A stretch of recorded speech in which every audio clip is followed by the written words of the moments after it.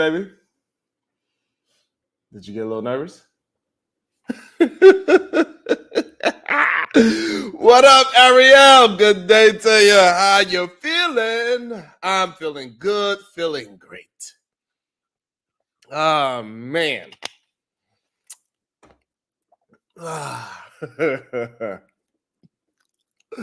Welcome to the show. I started a little late because I had to pour my own coffee, God damn it. Lord have mercy. What's going on?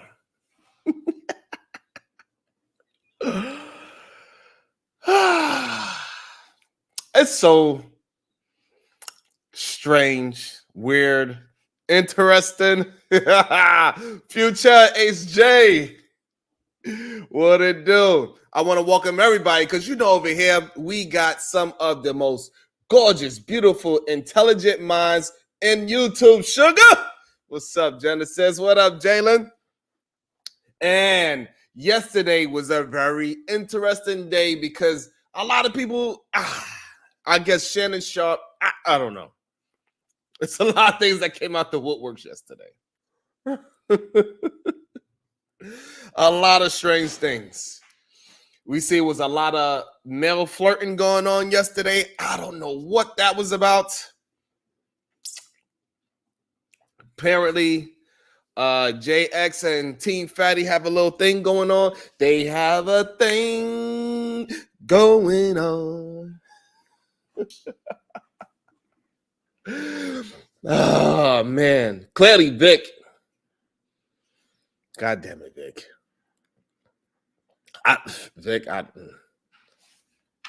It ain't me. I promise you. I have nothing to do with it. Vic, that is something interesting. It's no more day drinking for Vic because it makes him feel a little strange. That's all I got to say about that. There was a lot of closet coming out yesterday. A lot of people hopped out the closet yesterday. My name is Sharon Bracey, and every single day we here at the Solution-Based Groups, we get down to the nitty-gritty of things and we rebel against remedial rhetoric. Yep. And we don't waste nobody's time. Has y'all been reading your book? I need to know. Can I have a conversation about it with y'all? Can I ask y'all some questions about the book? I need to know. And the interesting part of yesterday, I believe some people just do not know how to they only know how to be rude, right? So they think they are the righteous one. There's a lot of people out there that believe that they are the righteous one and that they are doing all the right things, even though they have no history to back anything that they are saying up. They deal in mess all day, every day, and then they can't understand why they only get mess. And there's something a little off about these people. I don't get it. Maybe, I don't know. I have no idea what but that guy, Team Fatty, he believed that he is always on the right side of things and that he does no wrong and everybody else is the bad guy and he's the good guy. And it's very strange. Me personally, I don't think I'm bad or good. I got my point of view. You got your point of view. And that is it. I don't really care. I don't care who's the right or the wrong. I'm just telling you how I see the situation. And you can tell me how you see your part of the situation. That is fine. It is what it is.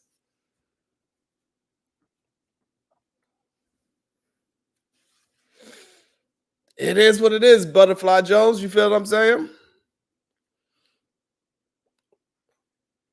And at the end of the day, what I notice is that right? It's other people. It's some people like you could go to his show right now. He been on live for about what? 30 to 40 minutes and didn't say anything yet. The only things he's been saying for the past 40 minutes was good morning. That's what he's been saying for the past 40 minutes.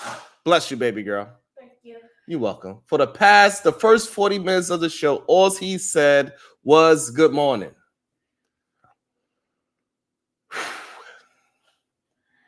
Hey, if you like that, you like that. It is what it is.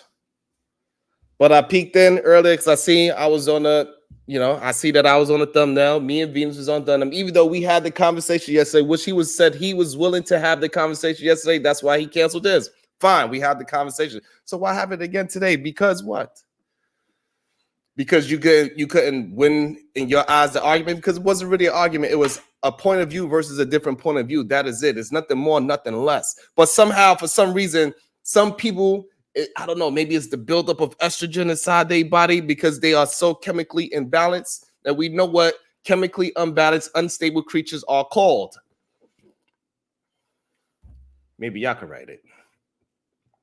What's up, Moxie? Good day to you, Dawn.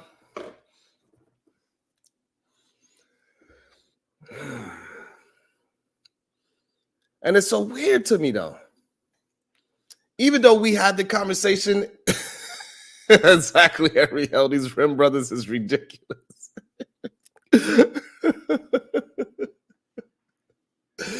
Man, I be just trying to have a good time to get people through their day. Voice of Venus, you know what I'm saying? That's what we attempt to do. We are just trying to we are attempting to give people our point of view on something. All right. Okay. All right. So you just want to talk about the book? Whatever, Diva. You don't want to talk about nobody whooping my ass and other panels. Fine. Forget you, Sharon. Just talk about the book.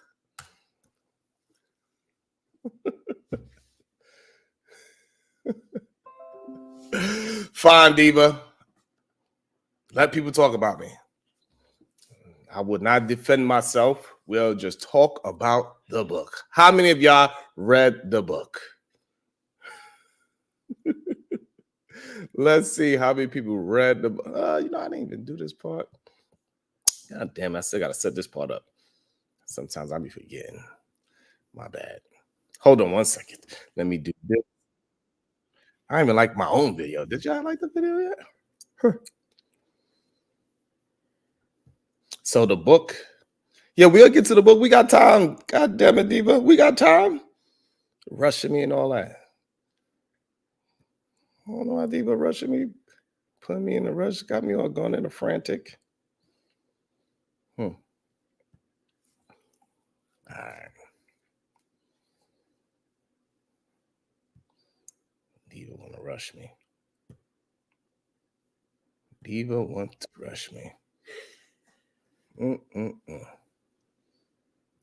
Let's see. So Diva want to be in a rush. Hold on. Welcome to the show.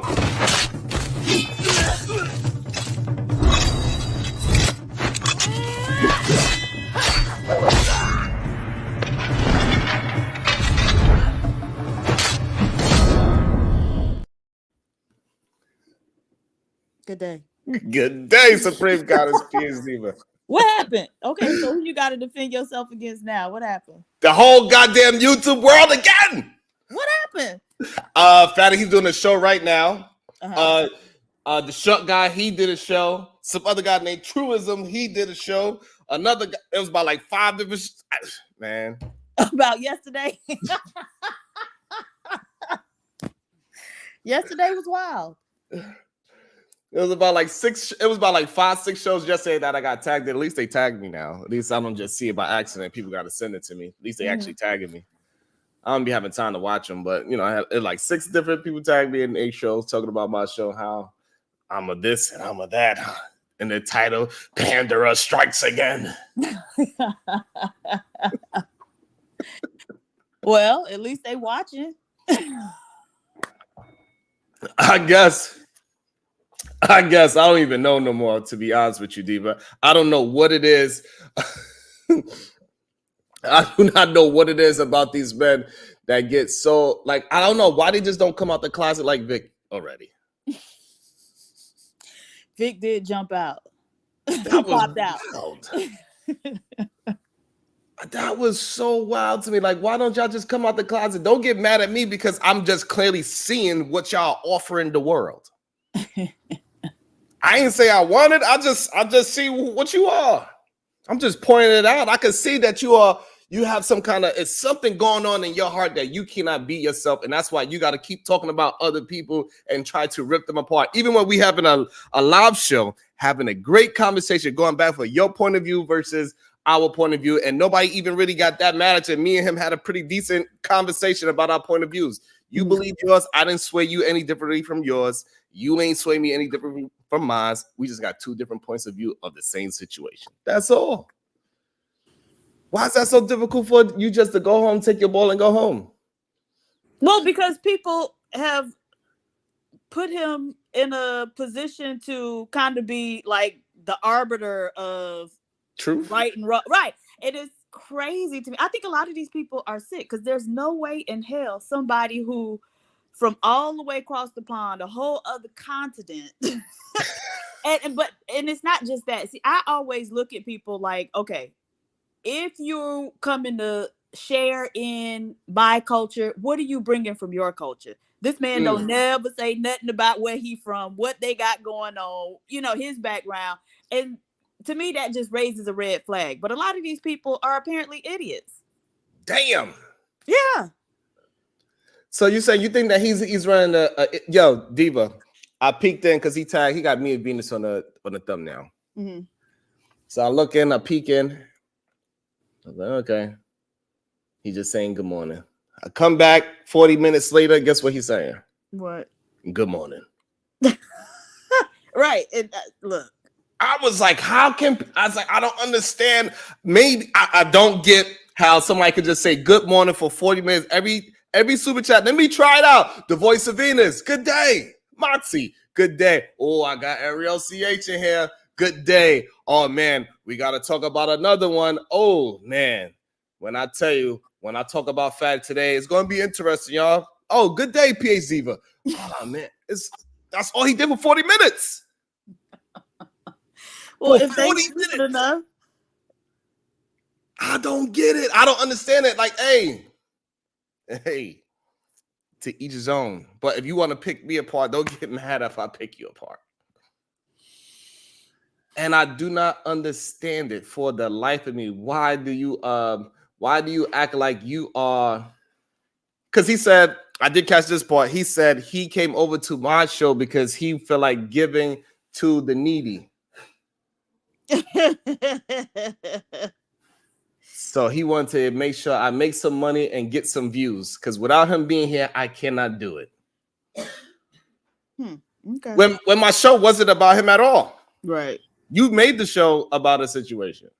Venus wanted to get her point across and keep it moving. She said, hey, listen, I want to let you have an opportunity to hold me accountable because I feel like you're the only person in the situation where that really counts because I did it to you. This situation, I did it to you.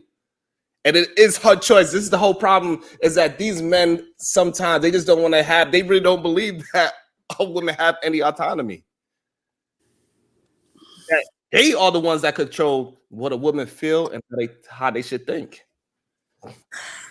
Look, again, who said it? I think it was Dr. Maya Angelou. When somebody show you who they are the first time, believe them. And so I'm baffled by the fact that everybody got to, get ran through the same meat grinder before they recognize. But, and then some people line up to go through it again.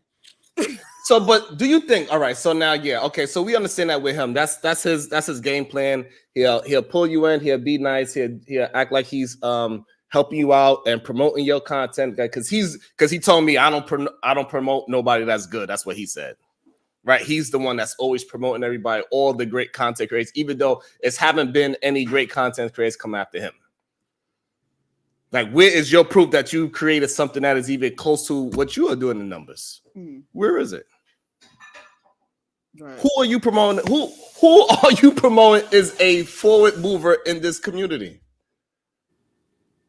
Who are you pushing out there that is moving any kind of needles of great content? Who have you chosen as the new select content creator that is great in this space? Where have you created some great content where, well, I can't say that. I was going to say, where are you creating great content where it ain't about drama? but he attempts. It's not an easy thing to do, so I understand that part. The messy shows are just going to get more numbers. That's just what it is. But you can even try to have a show about, a real topic, and people will come and just make it a messy show, right? Yeah, like yesterday. Right. Yeah, like yesterday. And I don't know, it be sounding like it's jealousy.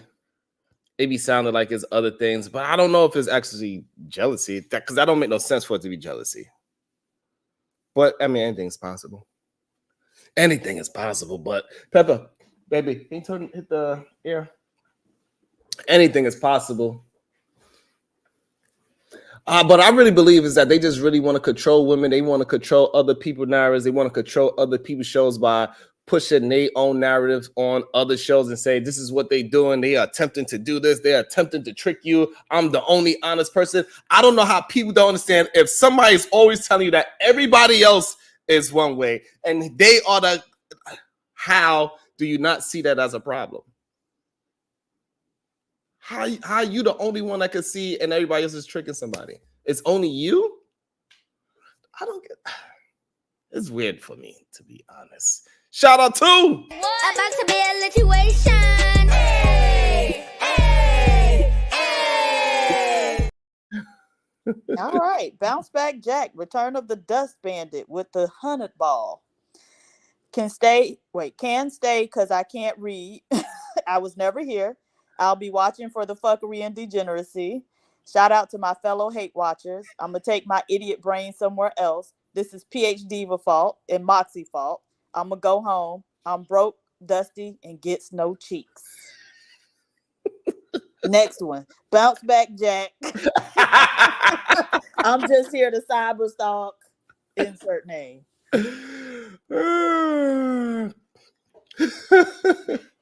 Jack is a nut. Jack is a nut. So what you want to get into first? Do you want to get into, should we even entertain this whole nonsense of these people coming to derail the show all the time? I think me and Dwight was talking about, maybe it's because of my patience why the special people be coming through, because I have patience for them and I don't just kick them out. Right. And that was the thing. Like you were planning to talk about one thing, but then the person from across the pond came up, and then it was like a totally different, show. Right. Mm-hmm. And so you do allow people to come and talk about whatever they want, whenever they want. Mm-hmm. And so people know that they can do that. As far as all the slow people, yes, you do have a whole lot of patience. And again, like I said before, you willing to give anybody an audience. And it's weird that, some people I believe that a lot of people, they just want to be heard. They're not used to being heard. Their opinions don't usually count anywhere else. Clearly. And for me, I have to control so many things outside of when I'm outside of YouTube. Mm-hmm. That I'm like, hey, I don't need to control this like that. I get it. It's not it's not a big deal to me of if this fat dude want to come up here and make himself look like a fool. Like to me, he look like an idiot to me. Like just a lot. Like I think the problem is that a lot of people do not want other people to show who they are, because when they other places, they play the role good. They act like something that they are not. Mm. But then when you just let them talk, you realize how much of a I think stuff like that is one thing, but when the people who clearly have some type of like mental or emotional issue, like I just don't feel like we should be forced to endure them. He said force. I be forcing y'all. Yes. Even said enough is enough. I am forced to deal with fun fuckery and special needs. Right. Let's have the Special Olympics on, like they do that separate, Sharon. Like, right.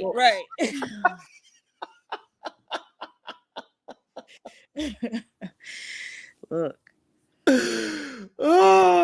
But sometimes people like Unk Man. They don't always want to see that, Not Unk Man. Really? He loved to derail a conversation. It's insane. He really be thinking that he be staying on topic, but he be completely off topic. It'd be hilarious to me personally. Man, it'd be fun to see people act the fool sometimes. For me, I'll be just it just be so. I guess maybe because I gotta be always structured outside of YouTube. When I see the dysfunction, and then so it makes me understand these dysfunctional people when I'm on different sites and have conversations with them. Because a lot of these characters, they be outside in the real world, and they be moving and they be juggling. I have plenty of conversations with men like Fatty all the time that feel like they are the arbiter of truth. This is what happened on the. So what happened with? Well. You know what I'm saying? So he helps me navigate throughout the day a little bit easier too, because he just so egregious and he doesn't realize how egregious he is. He really believes that you should talk to a woman sternly and you should talk to a man kindly.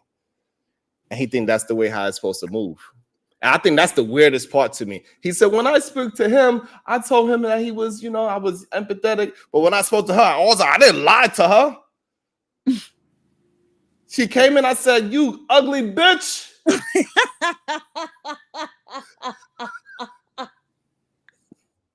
I don't understand why she mad at me because I called her what she is. Like, bro, like, not for real. He's like, what are you talking about? You don't know how to communicate, my brother. That's what it is. Why is that communicate? Why is it so hard or difficult? Let me use the proper word. Why is it so difficult for men to use discernment with women? I don't know that it's an inability to use discernment. I think it's a basic lack of respect for women. Ooh. Right. And so I've said many times, Black men have a culture of disrespect. And so they feel like they should be at their, will, able to communicate with people in general, but especially Black women in a very disrespectful way. And then that woman should still meet them with respect, right? So I've heard some idiots in this space say, oh, well, women should always, maintain respect for a man, even if the respect isn't there on his end. Bitch, in what world? That kind of makes sense about why Fatty feels the way that he got to talk to a woman so sternly and direct. And the only way a man could show you love if he's rude to you. Only the person that's rude to you and say, hey, dumb bitch, why you didn't clean up, you dirty whore? Why you didn't clean up the dishes yesterday? All I wanted the house to be is clean.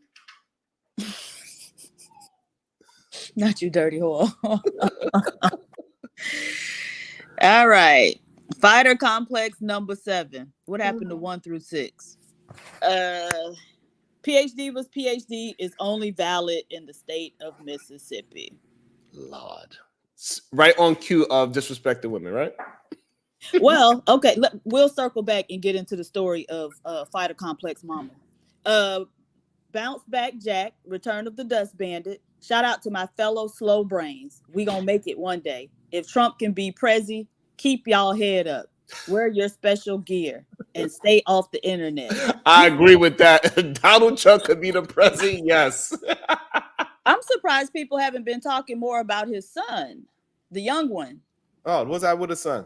Oh man, a former nanny for people in that circle. It wasn't his nanny, but it was people in that circle. He liked to touch boys. Yeah. Like Vic, or you mean like Vic was talking about? Yes. Or like little boys. Oh, no. Oh, okay. Well, it was young. Like he mentioned an instance where it was like a sleepover and one of the boys woke up in the middle of the night to him like fondling him or some shit like that. Right. Gotcha. He had some violence. Maybe he killed an animal. Damn. So like right. Wow. So if Donald Trump wasn't repressing all the things that he doing, he would have shot up his school. Right. But so I just thought people would spend more time talking about that, but it kind of came and went very quickly. But you could look at that boy and tell something wrong with him. Something a little off. Maybe I'm the only one who could look at people and be like, this bitch ain't right. I started to start believing that as well. Maybe it's me that I'm able to see these weird kinks out of people that other people just don't notice. I'm able to see that this man, clearly something happened in his country that he never shared with us, that he feel like he has to go at women so hard and make them bow down to all men in a platform, so to make sure everybody see that women are always wrong, men are always right, men are the good guys of the society. Men are only interested in making women better. They are not trying to beat down on women because they dislike women or they have hatred for women or because they have a disdain for women. No, none of that. They do it because they love. So he is one of those people that promotes that if a little boy slaps you in kindergarten, he likes you. Not my child. Right. You trying to get fucked up. You trying to get fucked up. You better not slap my daughter. Talk about, oh no, that's just him. He just likes her. Right. Let me show you how much I like him and you. Exactly. We gonna slap some folks up. There's gonna be a lot of liking motherfuckers in here. God damn it, because it's insane. And speaking of that, have you heard about this soccer player? No, I don't keep up with soccer at all. Unless, what's the dude name? Ronaldo. He kind of cute. I like him. Yeah, hopefully he get pulled over and arrested when his ass driving fast in Miami. They're not gonna do it. Because he played for the goddamn Miami too. I know. He came out here to play against the New Jersey Red Bulls or New York Red Bulls. Normally the Red Bulls tickets, PH Diva, they are around like $50, $100 for soccer. Yep, for the New York Red Bulls. He came into town. That same $100 seat is now $5,000. Oh wow! Well, the same exact seat. I was like, this is insane. That ain't a scandal, is it? That's insane. That just goes to show, like, hey, people be talking all that shit about LeBron and who else. Hey, when they come to town, them seat prices go up. Hey, it's different.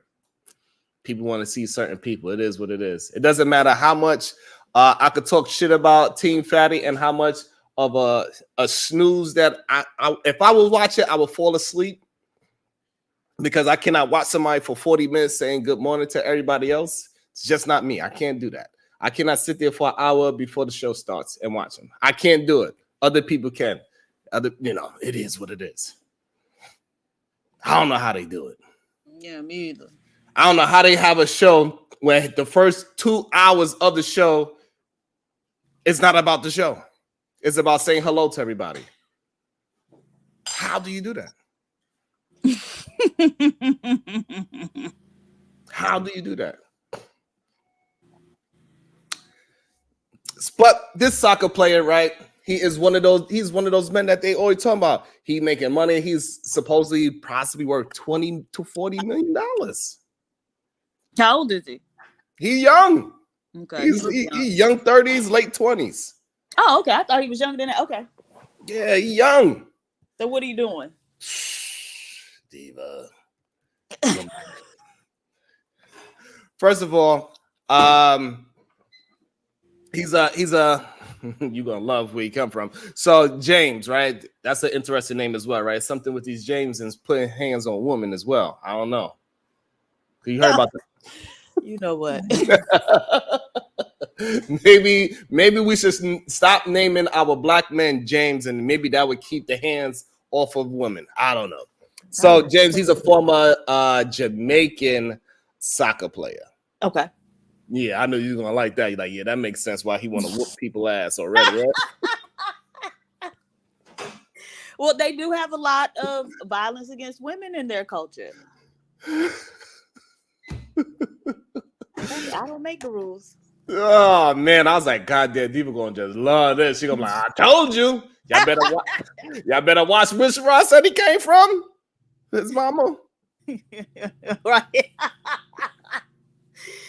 We gotta look into his background, y'all. You might get your ass whooped, God damn it.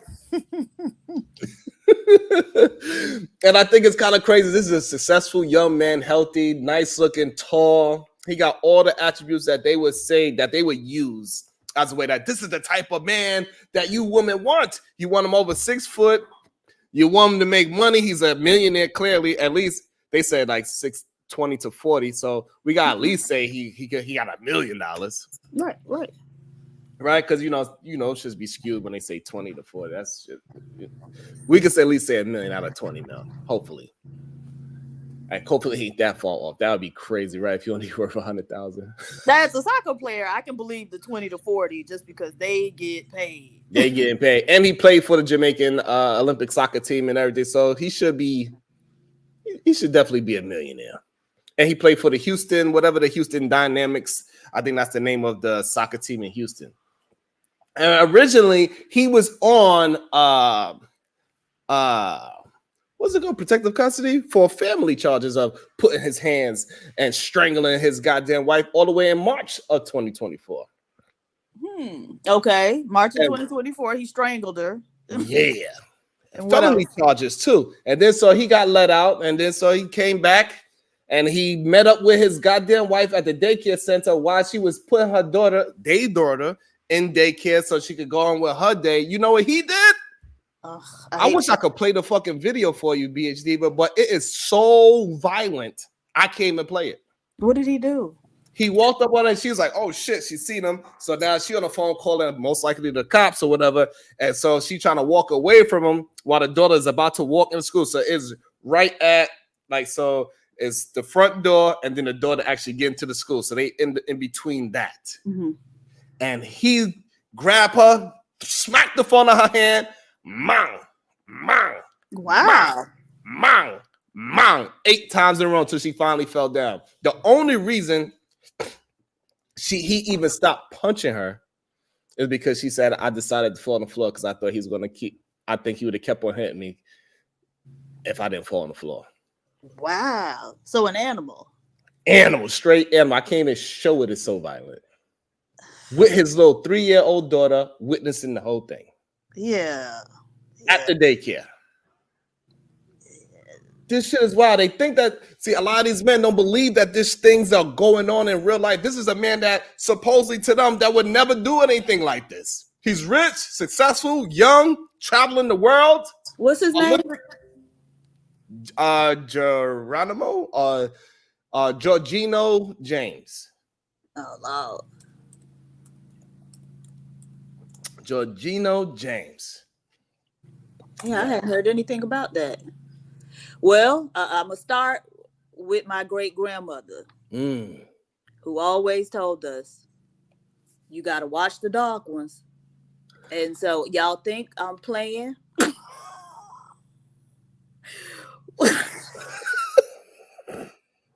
But, hey, ignore it at your own risk. You said the proof is in the pudding. Hey, they always doing something. You got to watch the dark ones.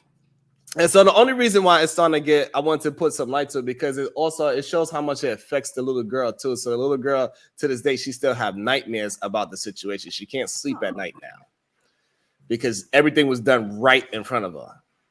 Literally right in front of her, in front of the whole daycare and everything. And I think men don't realize that the type of rhetoric like yesterday, when they saying that men are always correct, all I was trying to do was do this and do that. They don't understand that rude demeanor and that attitude that you have, it translates into other things for women. It doesn't sound like you are trying to be helpful towards women when you're talking down to women all day, every day. It seems like violence eventually.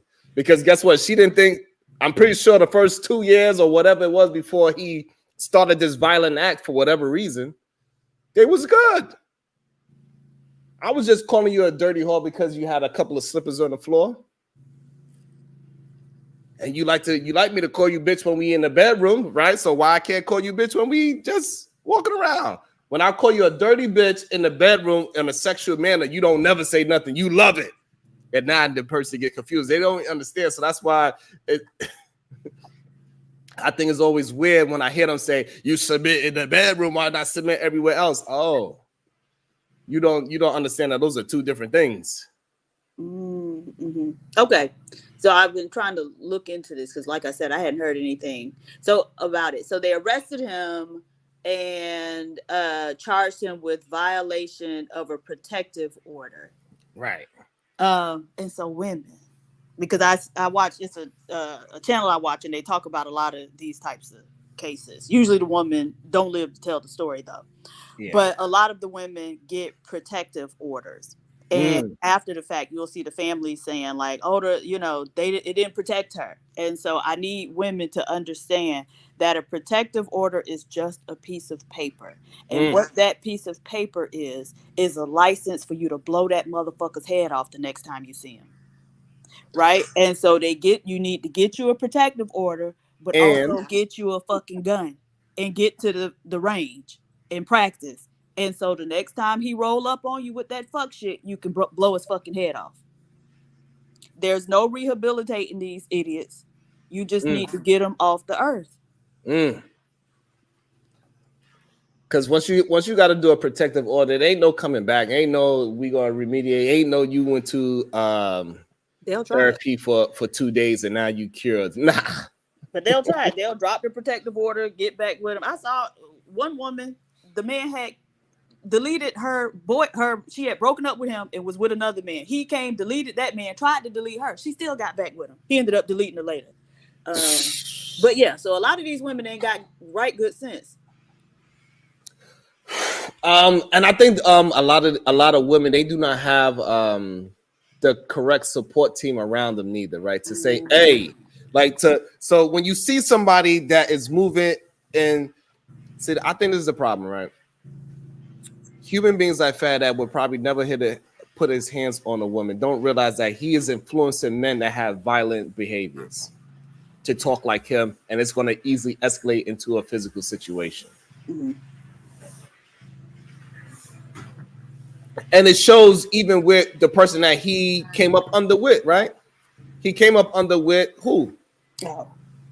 Who did he? You know what I'm saying? Like your rhetoric, you don't even realize that your rhetoric produced what happened in recent times. Because you built this man up into believing all the bullshit and believe that he is more powerful than a woman. His mind is smarter than a woman. A woman is less than a man. And 2 years later, guess what happens? Well, we all know what happened. Right. Another James. We got James getting arrested for the same situation and maybe possibly even have a protective order with his wife as well. So this is the second James in the past 2 months that have a protective order on a child. And most men don't realize that it starts with this little trickle-down effect. Maybe you yourself would never put your hands on a woman, but you don't understand that you are influencing men that are degenerates to do the wrong thing because they are very emotional, and an emotional man is a very dangerous man. Any man that's always screaming and yelling, and the way how he is talking with violence with his speech towards women is a very dangerous thing. We see more than one of them in this space. Yeah, absolutely.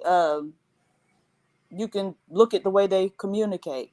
And so with men, or I guess with anybody, their true nature is revealed when you're not giving them what they want or when you're challenging them. And we see, especially with women, but even with the other men in this space, the slightest bit of challenge, and a lot of these motherfuckers go off the deep end. And I believe, and I think that's why, even though I know we let it derail yesterday, Diva, but I think yesterday was a good example of how men can handle the pushback of a conversation. Right? We got one person that got frustrated and just can't, no matter what, he was upset that I had an answer for every question that he had. And he couldn't understand how can I have an answer for every question that he had. First of all, because I dealt with children for a very long time. I'm used to children asking me 1,000,001 questions until they figure out that either I gotta force say, you know what, I don't know that answer, or they get tired of asking questions like, well, I guess dad, uncle, whatever I am to that kid, they're like, I guess he got it. You know what, Unc? I respect that because I thought I was going to stump you eventually because that's what kids do. And most people, they would try to shut a kid up. God damn it, kid, you ask so many damn questions. Just tell the kid you don't fucking know the answer. Now, they will ask you a bunch of questions, though. They would nonstop ask you questions. Like, I just answered your first 15. Why is there a 16th? Right. And then, so I understand, like, just keep, like, for me, it's easy. I would keep going. One of the reasons why I'm so attractive to women, when they see me interact with my children, they're like, God damn it. Ooh. How much you selling your sperm for? No, ma'am. It's not for sale. This is my genetic code. You can't have it. I mean, have to beat them off with a stick. Get off me, lady. Stop it. I'm telling you, PhD, but I went to the goddamn park the other day and I'm running around with my little 3-year-old. They like, oh, you in shape? How old are you? Lady. I had to clutch my pearls. Am I getting hit on right now? Are you married, sir? What, ma'am? It's very direct. Let me see. Turn around. Let me see if I am or not. To tell you, that 6-year-old lady was trying to holler at me. It was kind of crazy. Bounce back, Jack. Return of the Dust Bandit. Despite the rhetoric, men don't let women put their hands on you. Get out. Get away. Don't be physically abused by a woman. And keep your hands to yourself. Call the cops. File a report. I'm out. Absolutely. Nobody should be hitting anybody. I never understood, but maybe that's because some, at the same time, the men that do the abusing, they want to get abused too, which is kind of weird. Because we heard people say, like, I don't mind a woman put a little, act a little and do this a little bit. And it's like, man, y'all are crazy. You actually want a woman to give you that kind of vitriol pushback? Not just a regular back and forth pushback. You want to scream, yell, curse you out, call you below your name, call you a BAN and all this other stuff. That's wild. How does that turn you on? They like it. A lot of them do. They're serious. Just like the more I speak to women, the more I find out that these men are really, for real, not just the acronym, but they are really rim brothers. It's so many women that I spoke to that said men asked them to put their finger somewhere where they ain't supposed to go. Wow. I was like, no, they did not. You're a liar. They like, Sharon, you don't know. I'm talking about the toughest, strongest guy that you would think. They'd be like, doing the Luke song, face down, ass up. Put your finger in my what? Not for real. I'm dead serious. You know the girl Jada, Feminine Melanin University? Yes. She said she had to leave one of her boyfriends because of that reason. Oh, Jesus. I was like, what? I was like, you did it? She said, well, he asked. I was like, no. But see, how does this work, right? Because we know men have like skid marks in their drawers. So, like, do you go in with a gloved finger, or are you actually putting your finger into the stink hole, and then you just got to clean it later? With your nails and everything? They probably like that. You could probably get closer to the prostate. But it's like, what are you coming out with, right? I just think it's disgusting and unsanitary. Like, do you tell them, like, hey, make sure, did you eat any peanut butter or corn this week? Do they have finger condoms? If not, they do. They do have. They do. But it's designed for working on machines. But yes, you can put that industrial lube in there. Yeah, it's like when you do like watchmaking, because I tried to build a watch before. They have so you won't get no dust inside the. Yeah, so they definitely have them. Okay, ladies. Don't try it without one. Oh my goodness. That's crazy. But yeah, so I think that's the real problem that I have with all of these men that think that they are above freaking women is that they don't realize, especially the content creators, the ones that is promoting it the most. They don't realize that the way how they are speaking into the public, they are talking to degenerate men that's not as intelligent as them, and they would take that rhetoric that they say, that remedial rhetoric that they said, that this woman needs to just listen to me because I'm a man and she's a woman, and it goes into politics and everything. This is why so many men are even trying to go with Trump and being against Kamala. It's not because she's a incompetent human being. It's simply because she's a woman. You should not have the right of your own body. You have no autonomy of your own body. This is why the baby deletion thing is such a big topic, because they do not want women to have the ability to have baby deletions. Right. But, you know, it's odd to me that Black men would latch on to that issue so fervently. Not only because they'll run off, but they themselves will have conversations about how if a woman gets impregnated by a man and the man don't want the child, the woman should get rid of it.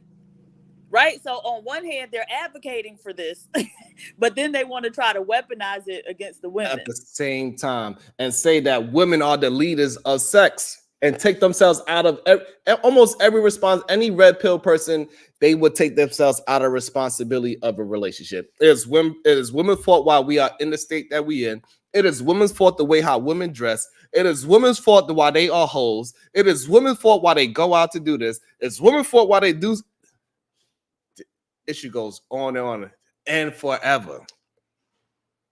And then it makes it very difficult to have an honest conversation to say that, yeah, some women that are like this and there's some that are like that. There's a percentage of women that move like this. And then we have a percentage of women that is moving in the righteous way. And those women get the least amount of support out of them all. Y'all all these goddamn Rim brothers is represent. You can turn it off. Is it making you? You can turn it off. It got all of these goddamn Rim brothers where they are. I mean, I'm talking about seemingly smart, intelligent, married men is out here promoting that no woman should be able to have a baby deletion. But yet they would not ever promote a version of, all right, soon as a man turned 18, he got to get snipped. Well, I support that. Bounce Back Jack, Return of the Dust Bandit. Some of them want to use you. Jack, you dating yourself. Some of them want to get used by you. Some of them want to abuse you. Some of them want to be abused. There we go.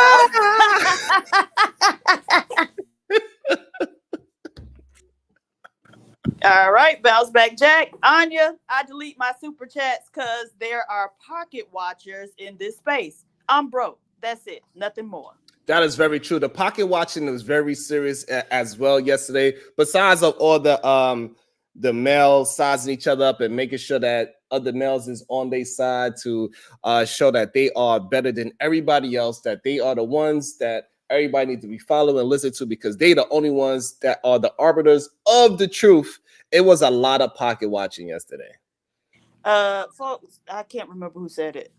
That's not Culture Club. That was Annie Lennox. What was her group called? Culture Club was with a bunch of men, right? I don't remember names. Okay. I just remember songs. It was Annie Lennox, though. So why do you think they pocket watch so hard? Because they think, like, apparently there are like allegiances and stuff like that. So they want to see who's given to who, you know, because if you give to somebody that I don't like, then you're going to be on the outs with us. And so it's all a form of control. Damn. And again, that shows is a reason why certain people do not have any woman by their side. And because we all tell the woman, if a man is over controlling, that is a red flag. You need to run away from that man. Any man that says he wants to be married, you have a baby, y'all break up for whatever reason, and then y'all get back together, and then you have another baby, even though he says he's about marriages and family, and he still don't marry you. Wait, now who we talking about now? I'm just giving out an example. Oh, like who did that? I don't know if anybody in this space did that. Well, I'm saying that plenty of men, they would have a baby with a woman, break up with her the first time, get back together, say, hey, I'm going to try to make it work with this person, impregnate that woman again, and still no ring, no family, no marriage, no nothing. The most they might possibly get is that they move in together. Right, but I want Black women to be more concerned or protective of their own interests, right, with regard to relationships. Because if marriage is what you want, then why are you having a baby before he's done that? Like, I don't. So I don't really have, because I understand people have different ideologies of what a family is, right? So some people just don't want to. It is what it is. Some people just don't want to trust the government for whatever reason. No. That's fine, and that's one thing. But that's the thing. If you have that type of ideology, you're not gonna be like crying for marriage after a while, right? So Cam Newton's baby mama, the first. Correct. One. Okay, I'm with you. 4 children, and then she wants to get married, right? It doesn't make sense, baby. If you wanted marriage and a family, then you should have put the marriage on the front end. Right. I agree 100% with that. Yeah, so that stuff like that just doesn't make sense to me. Ariel CH, member for 5 months. A banging, yes, banging, I'm old, show would be a simulcast with the public offender. Can we make that happen? Sharon, Anya, PH Diva. Yeah, present it to him and present it to that person, and we could definitely attempt to have a conversation with him. I have no problem with that. You know the public offender, PH Diva? I've seen, like, browse by a couple of his videos. You know Prince Hakeem? I don't know Prince Hakeem. Oh, okay. He on Governor Ron's show. But he made a short and the public offender roasted the shit out of his ass. Was it deserving? Yes. Prince Hakeem always talking crazy. So yes, he deserved it. So we gotta try to make that happen. I'm gonna tell the wife to email him or something. I don't know. We'll see how we can make that happen. We'll find him. I'm pretty sure he's not. PhD but know him, so I guess he ain't that difficult to find. But I just think that all these things just be so crazy to me, how they act like there's no examples of these men that are controlling, violent. They're like, well, these men do not be whipping women asses on the mass. No, it's just not reported on the mass because women are, for some reason, they are understanding and they be believing in these men's plight of their anger and that the world is beating these Black men down. Like, even though we see the arrest reports and the felony cases and how broke they are and how this they are and that they're in the third. It ain't my man, though. But at the same time, I understand it because guess what? I'm a dark skin. Tether, clearly.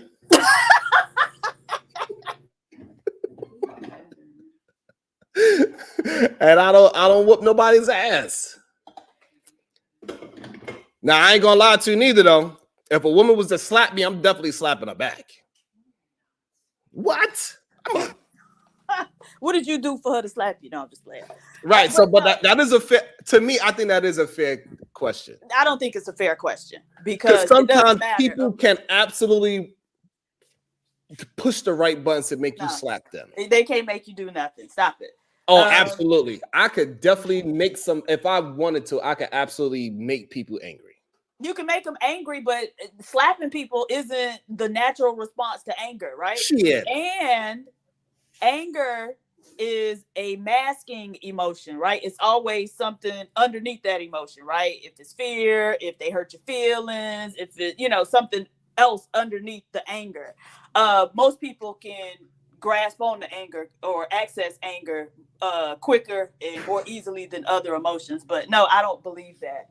The other thing I think is, look, a lot of women, I don't know what they be thinking in terms of these relationships. Like a lot of times, the man, you should have known that this motherfucker wasn't right from the time he walked up to you. You know what I mean? And but then you'll see in a lot of these stories, their family and friends are telling them, hey, not him. It's one woman who recently got deleted by a man she was dating.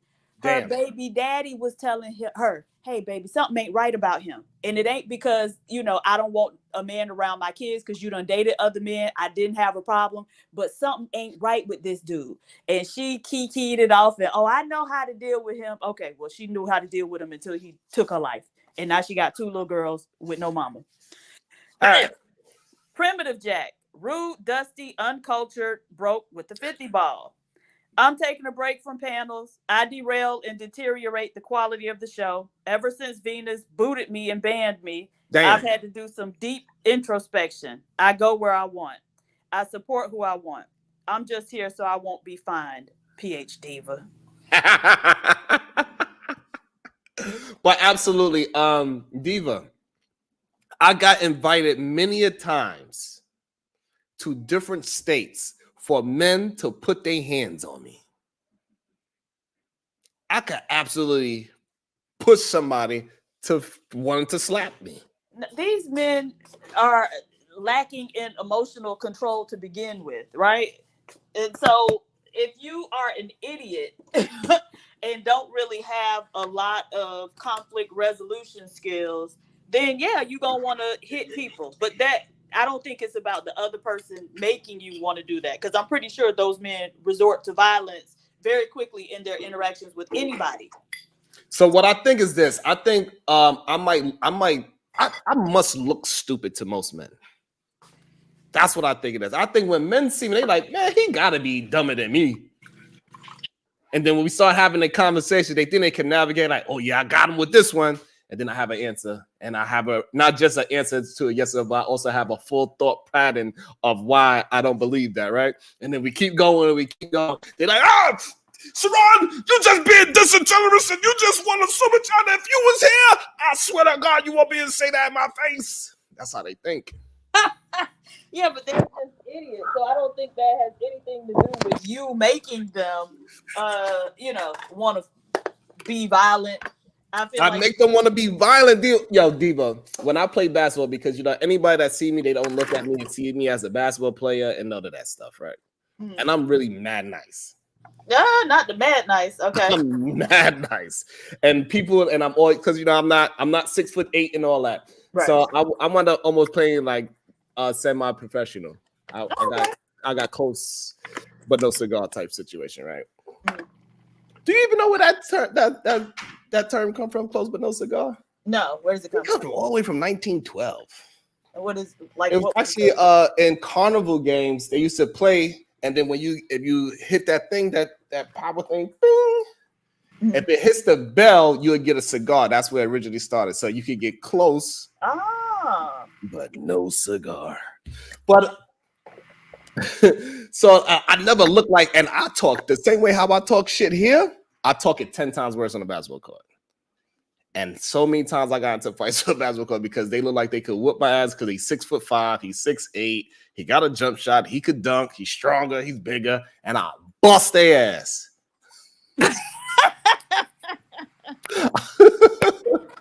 And they want to fight after every trip. I be making people want to fight me.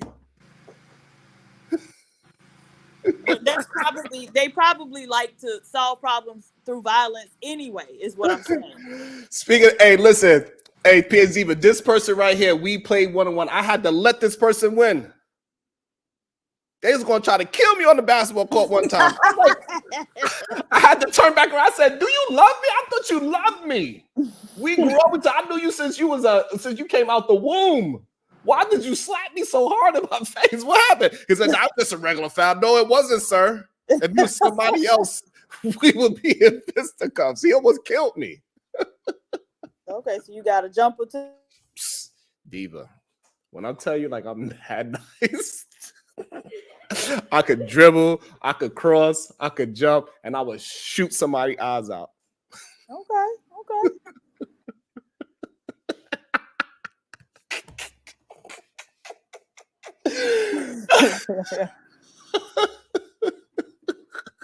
I was like, Diva, I was like, you know what? I love you too much. You win. I ain't gonna be going there because I'll be making people tight. Baby. Baby. Young lady. Yes.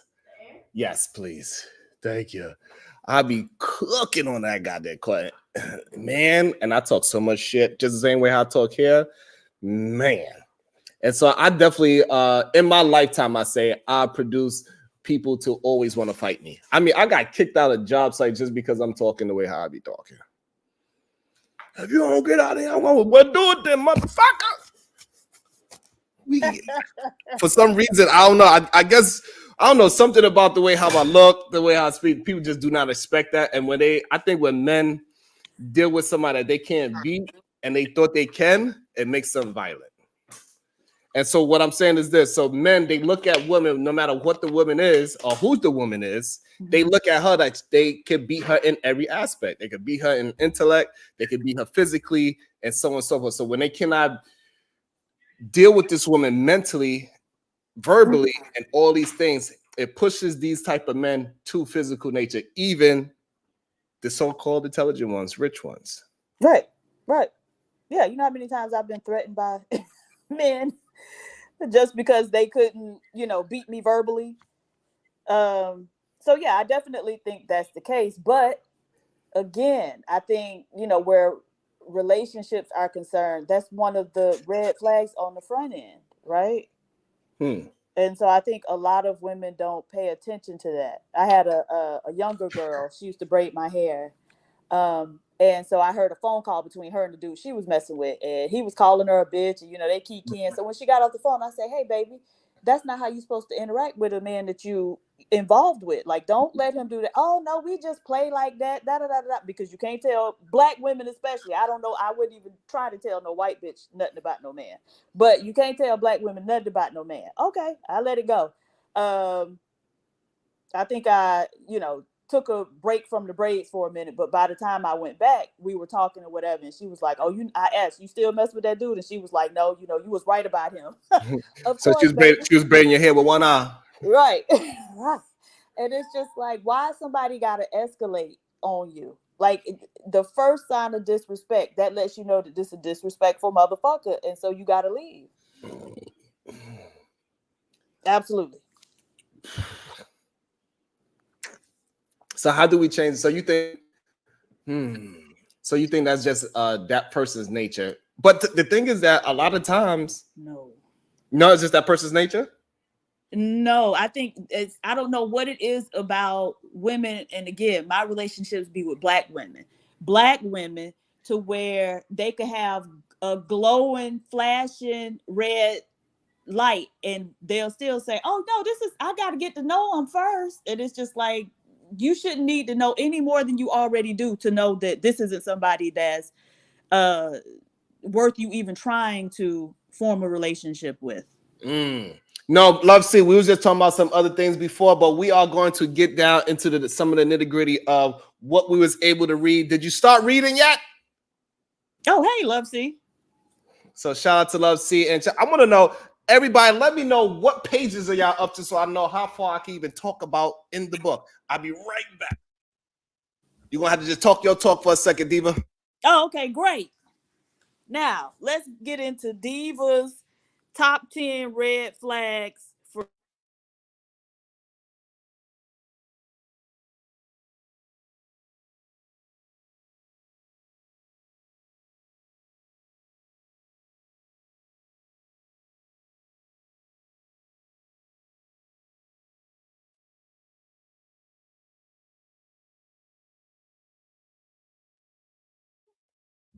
Who paused Diva on her red flags? Y'all can hear me. I had to pull them up, so I didn't know when I clicked out of StreamYard you couldn't hear me. Okay, so number one, if he got a crazy name, right? So if his name is Daquan Tavius or Walmart Tyrius, or any of those weird made up names, to stay far, far away from him. Why? Because if his parents ain't have no sense, the poor child ain't stand a chance, right? Absolutely. Absolutely. I'm sorry. I'm going to mute. Go ahead. Number 2, if he got crazy hair, right? And we don't see, the wigs or the look, if you don't care about your presentation, that's already letting you know he on the other side of society, right? So when they have these wild, crazy hairstyles, and you can have locks, right? But you can have the neat, nicely kept locks. I got locks, right? So yeah. But if he got that wild, crazy hair, stay your ass away from him. Diva, but what I Hold did mean on. this. Number 3, we got a 10-point list. Right? If he got excessive tattoos or a face tattoo, all you need is one face tattoo. Because again, that's showing that he is counter culture, right? And we all know what counterculture for black men mean. Stay your ass away from him. Right? So if he got any face tattoos or if he's excessively tattooed, because where you work at, right? He got any type of a criminal background, leave his ass where you found him. To me, that should be self-explanatory, but y'all like to try to pick and choose. If he strong arm robbery somebody, he'll go across your head with that same arm that he used to rob somebody. Right? So yes, if he got any type of a criminal background, if he got, I think there's 5. Number 5, if he got multiple baby mamas, leave his ass where you found him, because that show he just going off, dropping off dick and children. No, leave him there. You ain't gonna be different. You are not special, right? If he got multiple kids for multiple women, stay your ass away from him. This all should be self-explanatory, but women do it every day. All right, number 6. If the bitch ain't got no job, what the fuck is he doing all day, every day? Look, an idle mind is the devil's workshop. And so if he don't have nothing productive to do every day, then what you want with him? So get your self-esteem up and learn to avoid men who ain't got no damn job. All right, number 7. If he don't have his own place to live, all adults get the same number of hours in the day. And so if you as a woman who get paid less, what is it, 88 cents on the dollar? We black women, so it's probably 65 cents on the dollar. If you as a black woman grown enough to go out and get a job and put a roof over you, and a lot of times you and your children's head, and this big grown able-bodied ass man ain't got nowhere for himself to stay, that's a red flag that you need to stay the fuck away from that nigga. Right? Number 8, if the bitch ain't got no car, same logic, right? You got a car. Why the fuck he ain't got no car? What the hell is this nigga doing with all his time? That's showing you he unproductive, and it's only gonna be a problem and a burden to you ladies. All right, number 9, and I should have put this with the other look stuff. Look at these people's eyes. First off, if he got small eyes, that's an indication that it's something probably mentally wrong with his ass. So stay the fuck away from him. Right? But if he got them dead eyes, ain't no emotion in his eyes, stay your ass away from him. That nigga's a killer.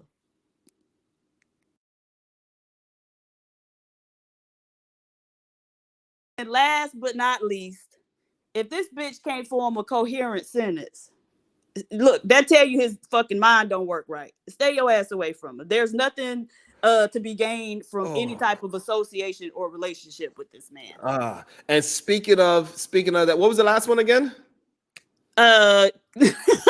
He can't form a coherent sentence.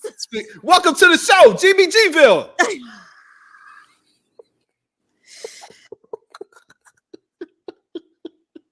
Yeah, so that's Diva's 10 points to saving your damn life.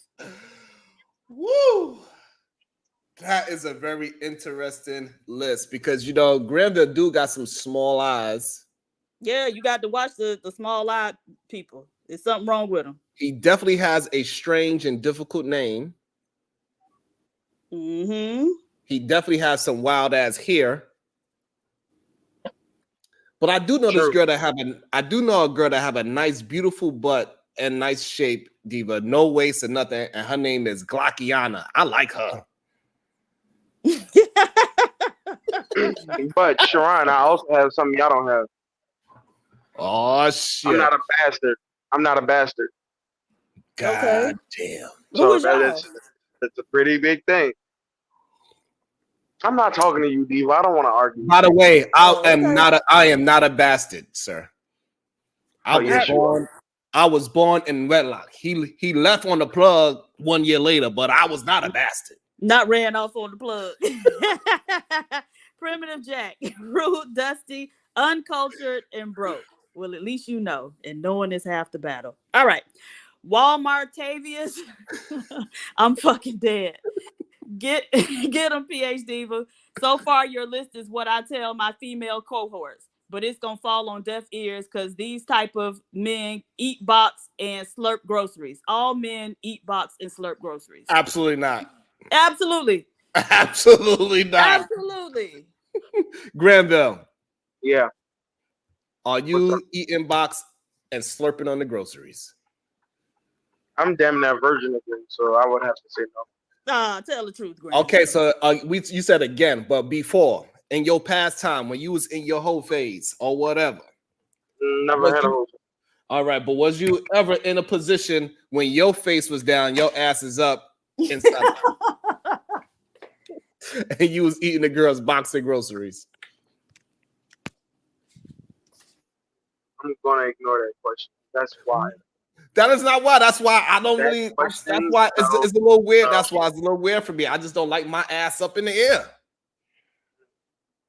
That's weird. That's stretched out. I'm uncomfortable with that question. That's wild. I thought this was a safe space.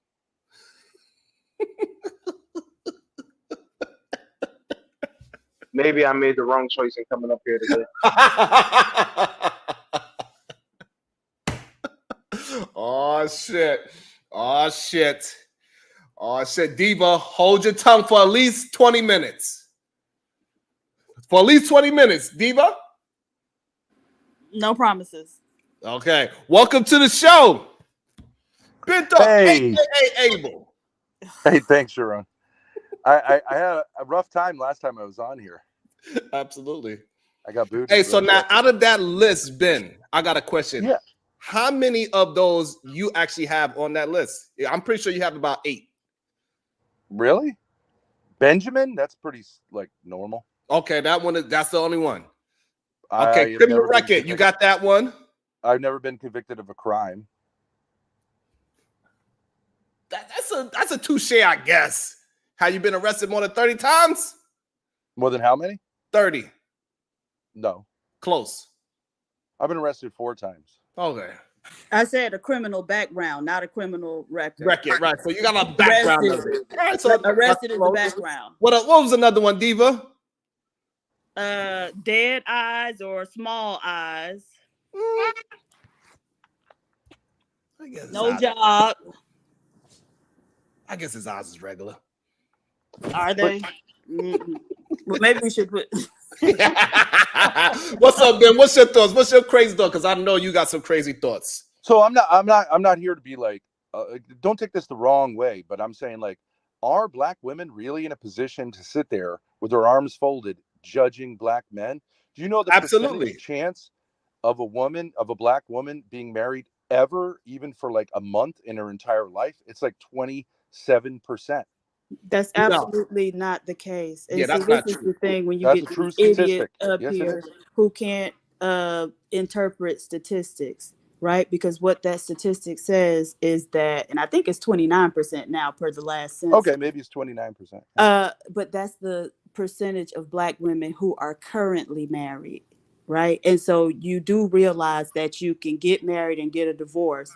And so you would have been married, but you are not currently married. So the percentage of black women who have ever been married in their lifetime is what, 53%? Okay, that could be. I could have had that number wrong. Right, you certainly have it wrong. And so yes, we in a position to sit there, fold our arms, and judge any of you motherfuckers. Okay, but what let me just put the chat real quick. Hold on. Primitive Jack, rude, dusty, uncultured, and broke. finger on the button, Ron. So you better be careful, Ben. Okay. Fingers on the trigger. Well, but what I'm saying is do you think it's gonna like make men feel attracted to you if you're sitting there judging them I before don't you give even... a fuck. So this is Okay, how right, I look, exactly. so That's this is my how I point. look at it, Ben. So like, even if you do not like, you have a disdain for white women, and you having a judgment on white women and how they move, do that make you undateable now? Yeah, I mean, I think if you look at all of Diva's 10 rules, okay, like about men, there are equal numbers of women who have the same problems. Maybe Okay. not exactly the same, but like women who've put black men, who've called the cops on black men and ruined their lives. Like there's going to be an equal number because you're brothers and sisters, right? I mean, any population to say like, well, not true. it's the male's fault here in the Right. same population is some bullshit, obviously. So now you got yourselves, and white folks have it too, but you got yourselves a problem you got to work out on both sides. So Sitting there now laughing at men and putting them down isn't going to help your problem at Ain't all. nobody's It just makes laughing it at them or worse. putting them down, but saying that, hey, you are not suitable to be in a relationship with anyone. You need to focus on getting your shit together. It's not Yeah. putting anybody down. Right. Okay, Number but one. aren't there an equal Number number two, of what you're women telling us is that One these at a time. stinking ass white bitches don't have no standards for men. And if you was able to get with somebody and have some children, then I believe you. Okay, but let's say, yeah, let's say for every Walmart area, so you've got like a Shaniqua, right? So like, okay, it's Okay. neither of their people, those people's faults, but probably both of them have parents who are kind of like idiots, right? Right. So, But we've well, seen why that wouldn't they want to get together? And like, it could go because south, but it could, like, you want to be with someone who's got like the same background as you. You no, can work it through. because Shanquanteria probably still went and finished high school and still went and became a LPN or something like that. I just saw a story about a black woman who became a judge, like the youngest judge wherever she is, and she had one of those Shanquanteria names. And so no, it's not the same relationship on both sides. Yes, we are raised in the same homes, but we see that black males and black females have different outcomes. Yeah, it's true. Especially what I know is true. So, and this is the thing, and why I get so irked, because as a white person, you have no basis for knowing any of what you're talking about. And so That's not true. it just frustrates me That's that not true. black people What you're- will even listen to your ass. so Well, why I mean, you? I don't have to be black. You're talking about men. You're not a man. I Like, said I'm talking about black men, and I'm talking about them with regard to relationships. And as a black woman, I enter into relationships with black men. So yes, I got a right and an understanding enough sure, to be you able have to some discuss understanding, it. but someone outside a situation can often like see things more clearly than someone Okay, well, all inside I'm a saying situation. is I don't give a fuck what somebody outside the situation thinks. So okay, now, well, you should if you so were a Ben, I reflective got a So you question. can't tell me what I should do, right? So Ben, I got a Yeah, question I for can you. tell you.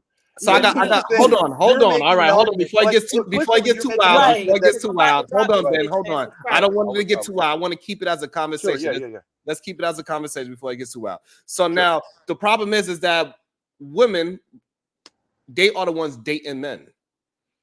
And the problem that we see often is that men see themselves as other men, and they put themselves within the diaspora of men, because now all men are going through the same thing. We all have our ups and downs, but no, that's not the case. Women date men. I don't Men know what you mean by that. Say that again. Don't men have to date women also? That is true. But however, so you could talk about your trials and tribulations on women, and women got to talk about the trials and tribulations of men. The problem is that nobody want to listen to each other. Most men feel like they are above women, and so therefore they don't listen to what women actually are looking for in men. That is the issue. Well, I think it's equal on both sides. You do have people who do that, and then you have people who don't do that, right? I mean, I think it's, if anything, black women think like, why do black women think that their black pussy is so fucking like valuable? Like it's just like, and that a black man's dick is like something to laugh at. I just don't get it. Like, that just seems because a lot of misandrist. I don't think it matters the race, right? To be honest, right? No, I'm saying, yeah, you could insert anything there, but you just have an exaggerated problem among insert. blacks of women who say like, I'm a queen, I'm a this, I'm Mhm. a that. And I just want to say, like, that's unproductive. You're just a woman. Right. So I understand that point of view, but that's also the point of view of men thinking that they are better than women. And that's the No, reason why they want to saying like shoot you're them not a down. queen and I'm not a king, we're just two people. That's like, that's not misogynistic. It Like, is. It's very much so. This is the reason why. This is the reason why. It's because so just because you don't consider yourself a queen, I mean a king, right? That doesn't have anything to do with that woman calling herself a queen or any of that nature. She could still call herself a queen. You could recognize her and say, "Hey, you goddamn right, queen," and you could just keep it fucking moving. You don't gotta say, "Well, I'm not a king, so therefore you can't be a queen, bitch." There's well, no I'm just need saying for there's it. a lot of this kind of talk, like I have two daughters, like, and I can refer to them as princess, but I don't want them acting like they're princesses. Like, daddy's gonna come, like, you know what I mean? There's a way in which like that's not really fair to I got a them, and it's question gonna for you. set them up for these unrealistic What is expectations. wrong on how a princess, what characteristics that a princess have that you do not want your daughter to have? Okay, I'll give you exactly this. So when she gets married, it's going to be 50 grand out of my pocket. And when she gets married, she's got to basically be worshipped by her husband and everybody else. And she's got to have a baby shower, an engagement shower, a huge wedding. And then like her life's going to be on easy. Like, no, no, no. It's So I think you really missed my hard to be a question. woman raising You missed my kids. question, Ben. So I said, what characteristic that a princess has that you don't want your daughter to have? Well, let me give you like an example. If her husband corrects her within her marriage and she comes running to me, I'm going to go, that's on you. If it rises to the level where the cops get involved, you do that. Don't come over to me and say like you got to defend your princess against the man that you So chose to be again, with.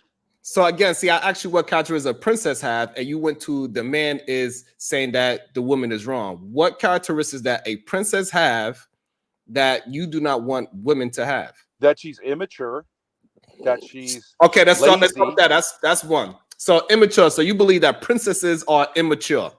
That's a characteristic of a princess. Actual real princesses have a rough life, but I'm saying this kind of princess mode, and that like if the slightest thing goes wrong, if she has difficulty, she's just going to cry and act the victim. Basically, I think that's what it is. Like, I'm a princess.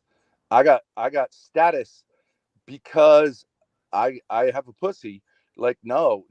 It's So rough. It's different. Like, you should be treated different, gentler. But like women, I'm a feminist. Women should be strong. Women, not weak. all right. So it depends on what you mean by strong-willed, strong-minded, right? So, but at the same time, you saying women should be strong, and then when women are out here producing that strength, and they say, "No, this is what I stand for. I want my man to move like this. I want a man to have a job like this," and they showing strength and saying, explaining what they want, and they want more men to act in a certain way. Guess what? Those strong women are called Misandrous. Now, right. So, yeah, so because now you understand where is the should, problem, where the problem lies with this whole princess. Even though we cannot give women a princess attribute that is wrong for them to have, what you are talking about is just immatureness, right? So immatureness that have nothing to do with being a princess. A woman being immature is a bad human being, period. Immaturity on both sides of the coin, whether it's a man or a female, is going to be horrible for a relationship. You cannot move forward because within a relationship, you got to have some maturity and understand the other person. They got to have a back and forth, right? So so these things that that's what I'm saying. It is okay to absolutely uplift your woman, call her queen, princess, or whatever terms of endearment that is, because this is your woman. She should feel the greatest when she's around you. She should feel like Michelle Obama and you Barack Obama. That's how y'all should be together, whether that's you battling it on the outside, whether you battling that to make everybody else believe it on the outside world, that's different. But within my relationship, right, whatever, I'm just giving them high, If you want to use Michelle Obama, Obama, king and queen, we just use king and queen. Don't get hung. Where's your spouse? Don't get hung up on the actual names. I'm just talking about the prestige of the human beings. What I'm talking about, the president, first lady type thing, king and queen type situation, not the actual person, right?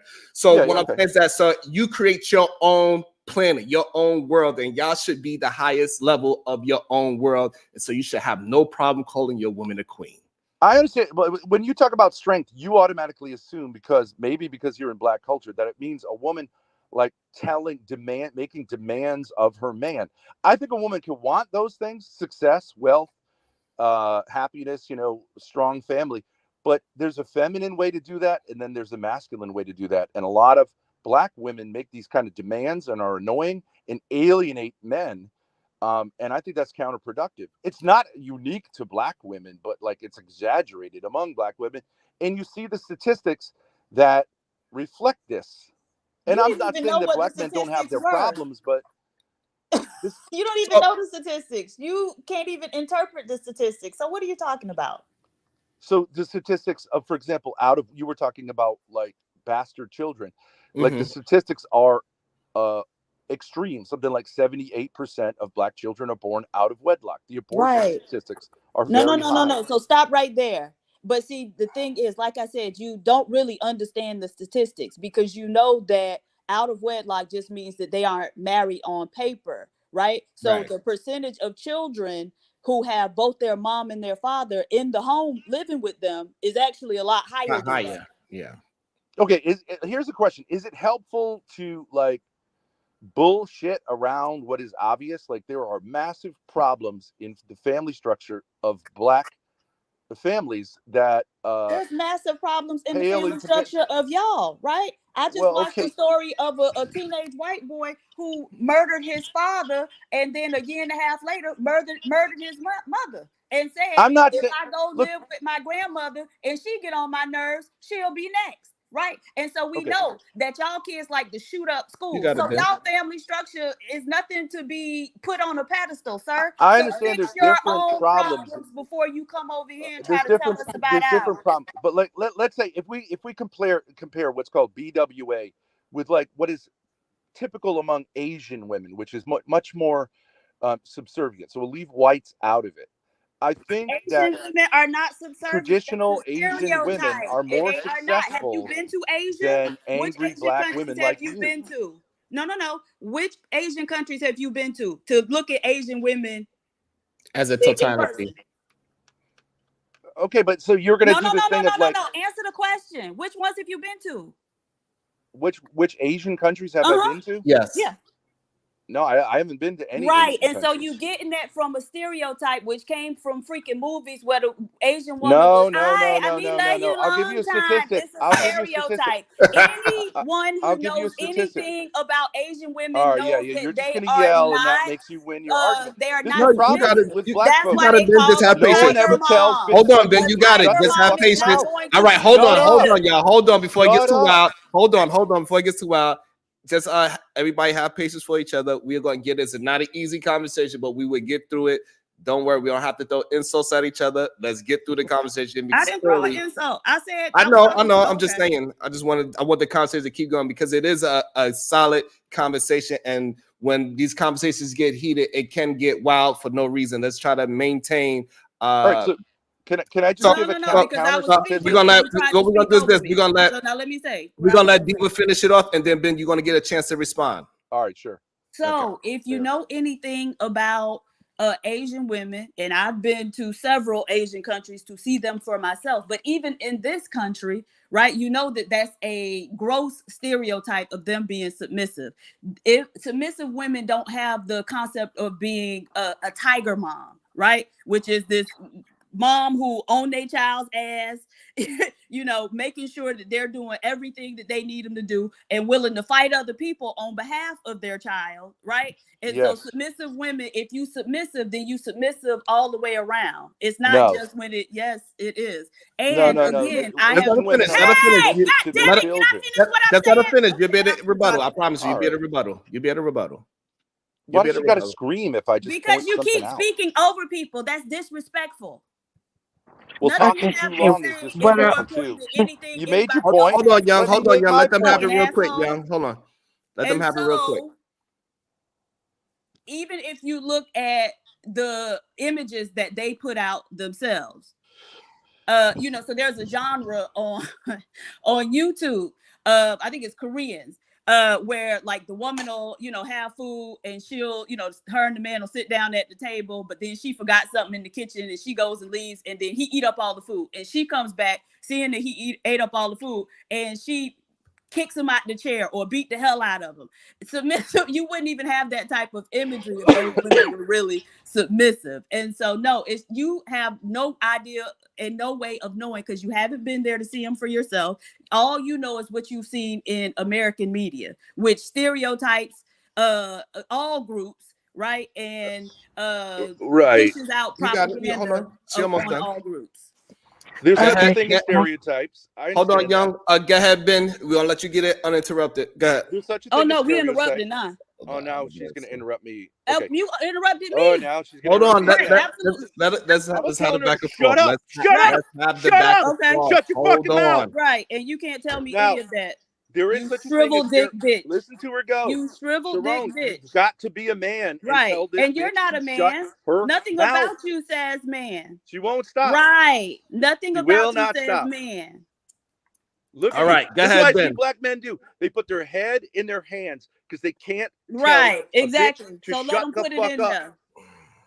Let them All put right. it in there. And when they whip You your can tell her women, to the shut up. women You that can you mute her create, if she they doesn't. put their hands in handcuffs because they go on their way to fucking jail. And now you threaten them, right? You threaten No, them. no, no. Your women do threaten them that, if they honey. try to say, Your like, shut up, women bitch. do that with That's all of enough their now. fake That's All and right. false You ain't All no right. goddess. You ain't no allegations. Stop queen. it. You ain't no Okay. Stop nothing it. but a Cut it shit out. talking bitch on the internet. Cut out. Oh, my Okay, you can God. call anybody a bitch, child. You more of a bitch than I am. I'm pretty Now, sure can you I get got my a lot point more across? estrogen Can I going get my through point your across? veins than I do. Right? You shrivel You're dick making my bastard. point.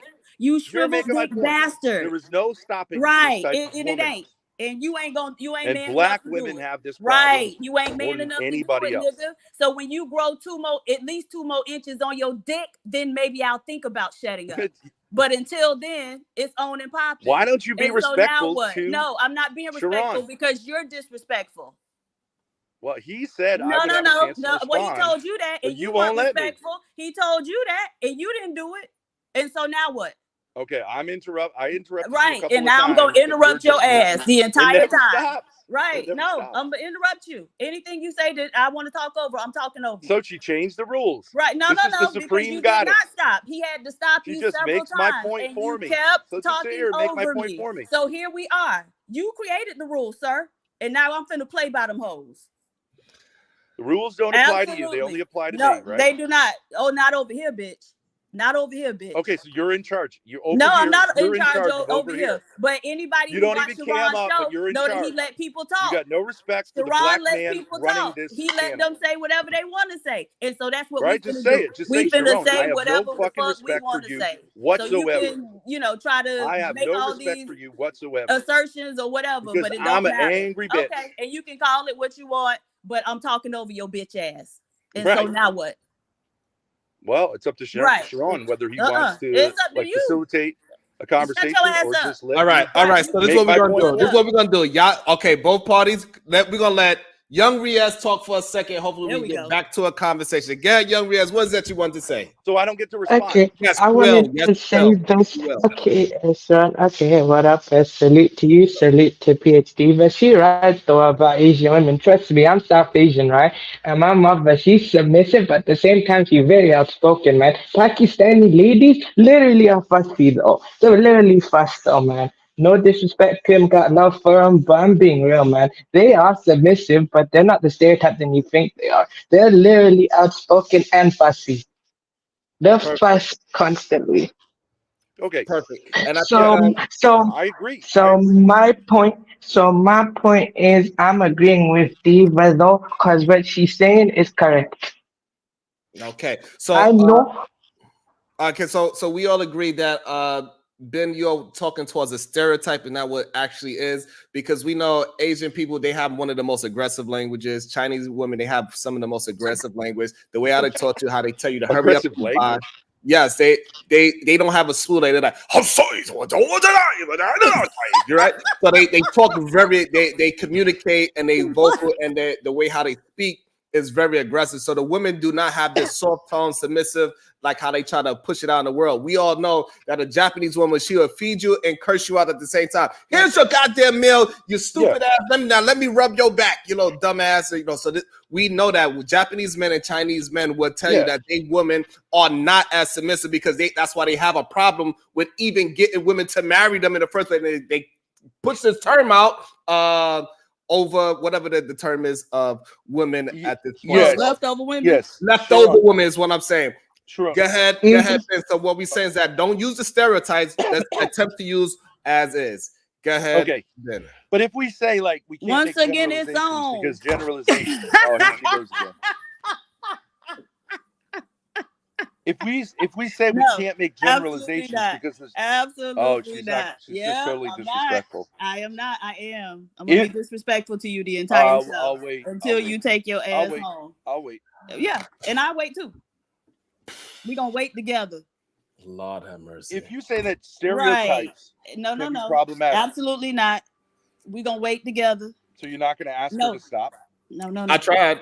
Right. Why don't you Sharon just tell let her people do stop, what they want to do? or you're over getting here. off this panel? Sharon let people do what they want to do. I do. That's the precedent, right? He don't stop nobody. But he's asking for respect. No. And you're not giving it. Right, and so he let people run wild over here. No, only that's why black you women. up here. Yeah. Black That's women. the only reason you up here. Only disrespectful So now we black finna women. run wild. No, we finna run wild. You ain't see the show yesterday? No. Oh, okay. It was crazy.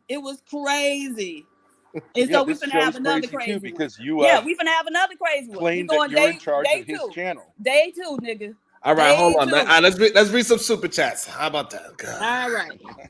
Primitive Jack, rude, dusty, uncultured, and broke. Who trying to help me crowdfund the $50 credit for Ben? Ariel CH, preach, Sharon. Primitive Jack, I want to come back early so that I can ask Ben for permission to court his daughter, Grace. She seems like a well-adjusted and clean woman. So Ben, not clean. Yeah, you don't need my permission. Primitive Jack, I do agree with Ben on the giving yourself a title as an adult without earning that title is a little bit cuckoo. Don't be Delulu, ladies. Only one queen. Well, her ass dead, right? Damn. Primitive Jack, I think you're confusing the word submissive with docile or subservient or passive. Tiger moms can still be submissive to their husbands. Just saying. Well, we got an Asian man up here saying that they're not. So, nevertheless. No, he actually said okay. Is it okay for me to speak right now? Not yet. Hold on. Oh, we got another one. Okay. Primitive Jack. This was always gonna go left. He here to troll and cause confusion. Of course. And so now I'm finna be the author of that shit. I rescind my offer to make Grace a single mom, Ben. Oh, God. You would be a sucky dad-in-law. Primitive Jack. This is the REM asylum after all, Ben. It's not a REM asylum. And I got Dan in the back. Hold on, let me bring up Dan for a second. Hold on. Let me see what Dan want to talk about. I think he is part of Ben's group. Oh yeah, I know Dan. Okay, you know Dan? Okay. We're acquaintances. I wouldn't really say I'm part of his group. I just wanted to quickly really say, Mr. Sharon, can you please get a little control on it? We can't hear either side's point. You know, the fact that she says she's going to talk over everybody's a little disrespectful and stuff, and it's not making anybody look good. Gotcha. Thank you. So, all right. So while we got some calmness, what is your thoughts on the conversation so far, Dan? I didn't even really get a point. Like, what point was made at all? You know, what was the conversation? She was yelling at him for being white, and that's all I really got from her. Oh, Dan, this is what I was saying. I was saying you and him should eat a dick. That's what I was saying, bitch. But you see, Sharon, how I came here with respect. This is how the Supreme Goddess talks. I'm not gonna lie. The headmistress talks like this. Dick eating Dan. That's ma'am, I never disrespected you. I never disrespected you, man. All right, hold on, dude. Let's try to. I I ain't want gonna lie. to attempt to have You a an angry conversation. black Hold on. bitch. You an Hold angry on. black culture bitch. is we Shut up, give bitch. Hold I ain't gonna on. lie to nicknames to you. people. Like, And what so the fuck? your That's Now true, I'm on Dan. Ben's nickname side. is Yeah. Now I'm Dick on Ben's Eating side. Shut Dan. up, bitch. I can You yab don't like too. that Hey, shut up, nickname? bitch. I can It's yab Dick too. I Eating can yab Dan. too. Right. You can't turn up. When's the You last can't time you turn had up. a boyfriend or You something? can't turn up. This You a can't turn single up. black bitch Right. And angry you at the still world living with because your they did fucking her mama, wrong. nigga. Close the door so she won't come upstairs and tell you to shut the I fuck ain't gonna up. lie. How about I ain't that? gonna lie. Suck Right. dick, bitch. Right, bitch. Aha. Aha. What you Uh-huh. mad? What you mad because you Mad at single? what? You don't have You shit that mad because you anybody single on would Section want. 8? You on Look at Section 8? you. I ain't gonna lie. Right. Welfare crazy. Yeah, Welfare right. I'm on crazy. Y'all welfare. are My Right. insane. taxes I don't pay know for what's in your the air. shit. We're supposed to be Right. talking about a My goddamn book taxes pay for today. your shit. That's what's crazy. It's like, you're welcome. I could get a thank you. Like, Right. what? I pay for y'all's shit. What are you talking Who is Oh about? my y'all? god. Who is y'all? I tried to show respect, Sharon. Who is Hey, I I, came up here y'all? respectful. I came up Right. here Eat a He respectful. dick, The did. bitch Dan. started throwing He did. Dick shots. He was eating respectful. Dan. The bitch Dick started eating throwing shots. Dan. Dick eating Dan. So Don't why do go you shoot hate? up a Cause I'm school. white? Is this cause Don't I'm go white? shoot Hey, up a wait. school. It's cause I'm Absolutely. white. It's cause Absolutely. I'm. If you're So white and you're racism is Absolutely. male, okay. you're not Racism gonna is Absolutely. stand. okay for black Right. people. That's not Racism, racism. right? Well, it's That's cause not I'm white. racism at I got all. treated like that cause I was white, off rip. No, because you came up here trying to No. I act said I'm crazy. acquaintances of Ben, Right, but I right. said I'd like to like just get back on track. What the fuck are you doing? What are you doing right now? Are you sitting on your couch yelling at your phone like this, Miss PH Absolutely. Diva? Bitch, Absolutely. you got a bachelor's degree. Stop it. Absolutely. And you don't even have that. You You're No, dick she right. has. eating It's white not boy. because it's not because You You're you're dick right. white. eating It's because you're motherfucker. male. You She has don't Why you even no say have right what? to be that. And mad. so Angry now black what? girl, angry black You're bitch. not you Hey, don't you an all even right. angry have black that. bitch And All though. so right. Hold now on. Hold What's what? on. good? Hey, Hold what's on. good, Hold I'm on. LL? about to be a situation. Hey, hey, hey. All right. Go ahead, Diva. Primitive Jack. Rude, dusty, uncultured, and broke. Finger on the button, Ron. This about to get racist and misogynistic as fuck real quick. I'm giving MJ this She's $50 racist. credit. All right. So go ahead, Unk So Man. MJ got a $50 credit? Okay. Hey, what's up, everybody? Hey, Sharon. Hey, Hey, PH Diva. Ben, I'm in So the hey. trenches with you. I was just listening. I just popped back up because I was minding my fucking business, and I just popped back up. But I'm hearing some crazy shit up here. But Dan and Mr. Ben, if you guys call PH Diva a black bitch again, I'm gonna pull my microphone out and cook both of y'all dumbasses. I ain't She's a gonna lie, black she's a bitch. black bitch. She's a black bitch. She She's a owe You me can a black roast bitch. her. She's soda. a black bitch. You She owe can me a roast her. soda. She's a black bitch. Come She's a on, You roll can black up, roast her. bitch. bro. Roll up. You Come can on, She's a roast roll up. her, Put black my but that whole bitch. microphone black down on the bitch shit, internet. that's unacceptable. That's Shut the fuck unacceptable, up, G. internet tough guy. No, What are you no, no. gonna eat? I don't have to be a Hey, tough guy to cook your I dumb tried to ass. show respect. Well, don't say stupid So shit like you're gonna she's put a. your microphone down. What are you gonna It roll was. up here? I'm in Connecticut. No. I'm in Maryland. I'm in No. Maryland. I mean, I would God, visit. Swiss cheese you. I wouldn't God, hesitate Swiss in the cheese you. slightest. But that just sounds stupid. I had a epiphany that I sound stupid saying I would drive You to you see and my beat your profile ass. picture? You see my profile picture? I'm trying to bridge the gap. You feel No, me? there's no problem. She's But trying to put a so if line you in the okay, sand. but if you want to bridge the gap, why call her a black bitch? You could just say Sir, you could can just like I'm bitch. all You could for just having say a polite bitch. conversation. You could just say bitch. You don't have to say That's black what it bitch. was. I was watching Ben try to have a conversation, regardless of his point of views or So anything, why and you she's. come all the way up here to was And then that Big Sharon, Rob? can you back me up on this? That I came up here with respect, and I wanted a conversation to be Okay, had, but That's it went true. and she straight. said I'm I a dick understand eating that. Dan. I understand that, but you're not about to team up and Dick try to eating call her a Dan. black bitch. It's a That's real decent corny. wordplay, but like It's just she's a black corny. bitch. No, Dick that's eating corny. Dan. Black bitch. Dick eating All Dan. right, Dan. All right, Dan. All right, You gonna do Dan. something about it? You gonna do something? So, I P, could easily drop both of y'all bitch ass niggas. It's nothing to me, but so I hear what? it, I'm Joe. just I'm Oh, just you're a saying. You tough think guy we on the fighting? internet. You think we Another fighting? tough guy on the internet. Here we go. So, by the way, for Ben and Dan, they want y'all to fuck up in 2024. So I was trying to have a conversation. So they say, drop the crackers for $40. So it's $20 a piece to bring them back. But you know what, Hold Diva, on, salute to Hold on, young. So Diva, Yes. why not have the conversation even though it's difficult? It's We feel like not they was undermining you and they was trying to undermine us as black folks. Why not have the difficult conversation and out trick them? No. Okay, so this is the thing. What do we gain from a conversation with them? It's not even a difficult conversation, but like, what's the point of it? So, because it will help other people to have to understand a different mindset. Because most people cannot even have a conversation. Most men think like Ben thought. They do not. They believe that they are higher than women. They use the princess and queen thing as a form of keeping women in a certain place, even though he wasn't able to communicate the princess mentality. And I wanted to really break that down so we can actually disprove this princess mentality or queen mentality is bad for women. Well, okay. The thing is, most women are going to date and mate within their own group, right?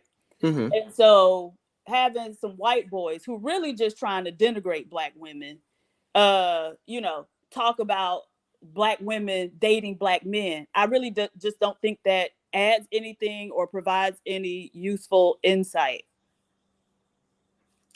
So, but the main problem is that it's a lot of men that have the same ideology as Ben, but they are not vocal with it, right? So they have the same thought patterns and the same thought analysis about women in general, but Ben is willing to express it out in the open and fight the conversation. However, it will be a certain set of men that's going like, oh, I've never seen me and your perspective on this princess notion and versus his notion.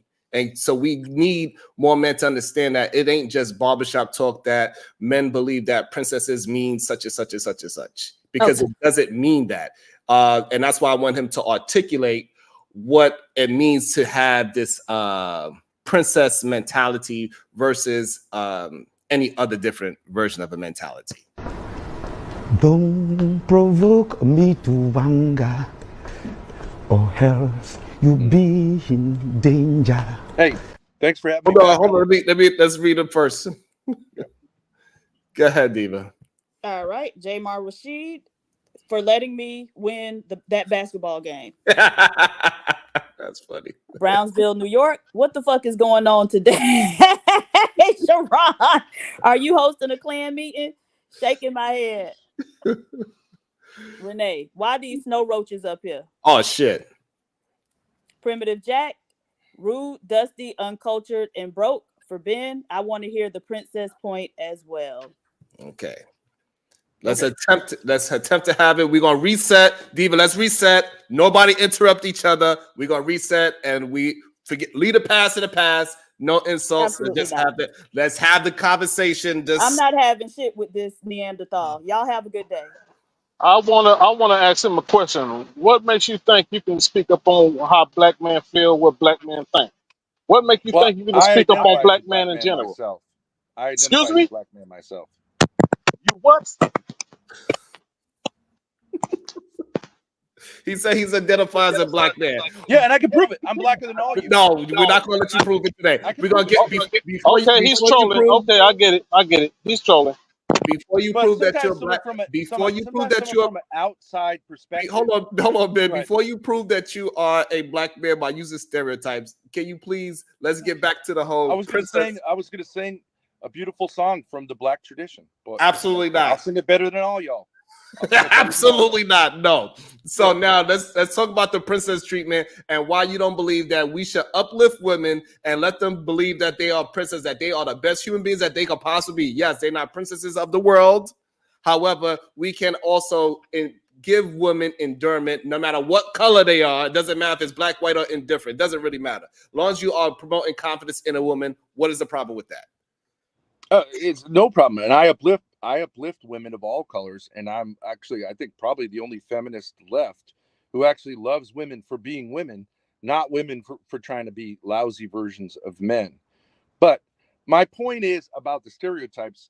Stereotypes come out of are a form of generalities. And if we're going to talk about black women, black men, women, Asians, all that stuff, you're going to use generalizations. There's always going to be exceptions to those generalizations.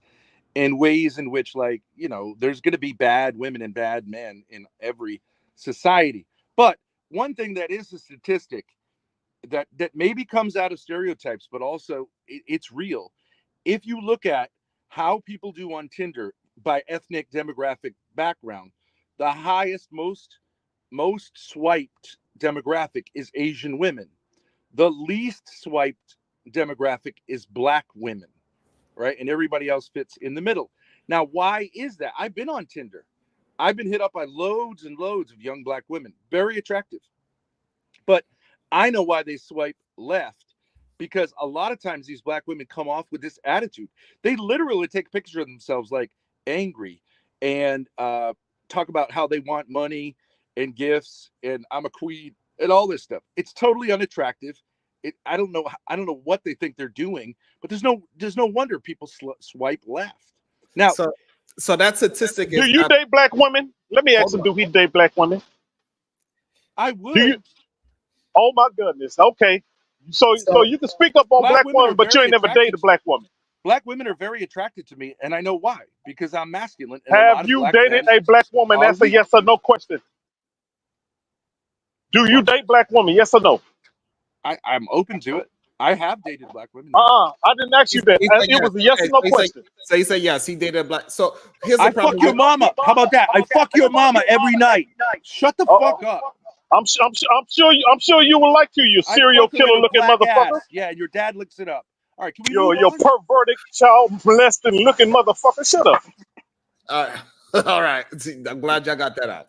So now the problem is that statistic is false. That statistic is based on men that are not attracted to Black women. So it's not a bunch of men on that app that are attracted to Black women in the first place. So that's why it is. It's just like straight general. It's a faulty statistic that people try to use. So if you go on the app, if it had a Black version of Tinder, white woman would be the least, or Asian woman would be the least. So it doesn't really matter. So what I'm trying to say is this: the reason why that statistic doesn't matter is because guess what? Asian men are the least swiped on that app. Correct? No, Black women. Right, and also on the other side, on the male version side, who is the least swiped on that side? Asian men. And who is the most married? Who is the most married? Out of the men. Black, white, Spanish, Chinese. It's Asian men. Asian men. Asians, yeah. Right. So therefore, that statistic doesn't mean anything. It's just it's just that app. It doesn't have actually. Something. No, it doesn't mean anything. No, it doesn't have anything to do with life.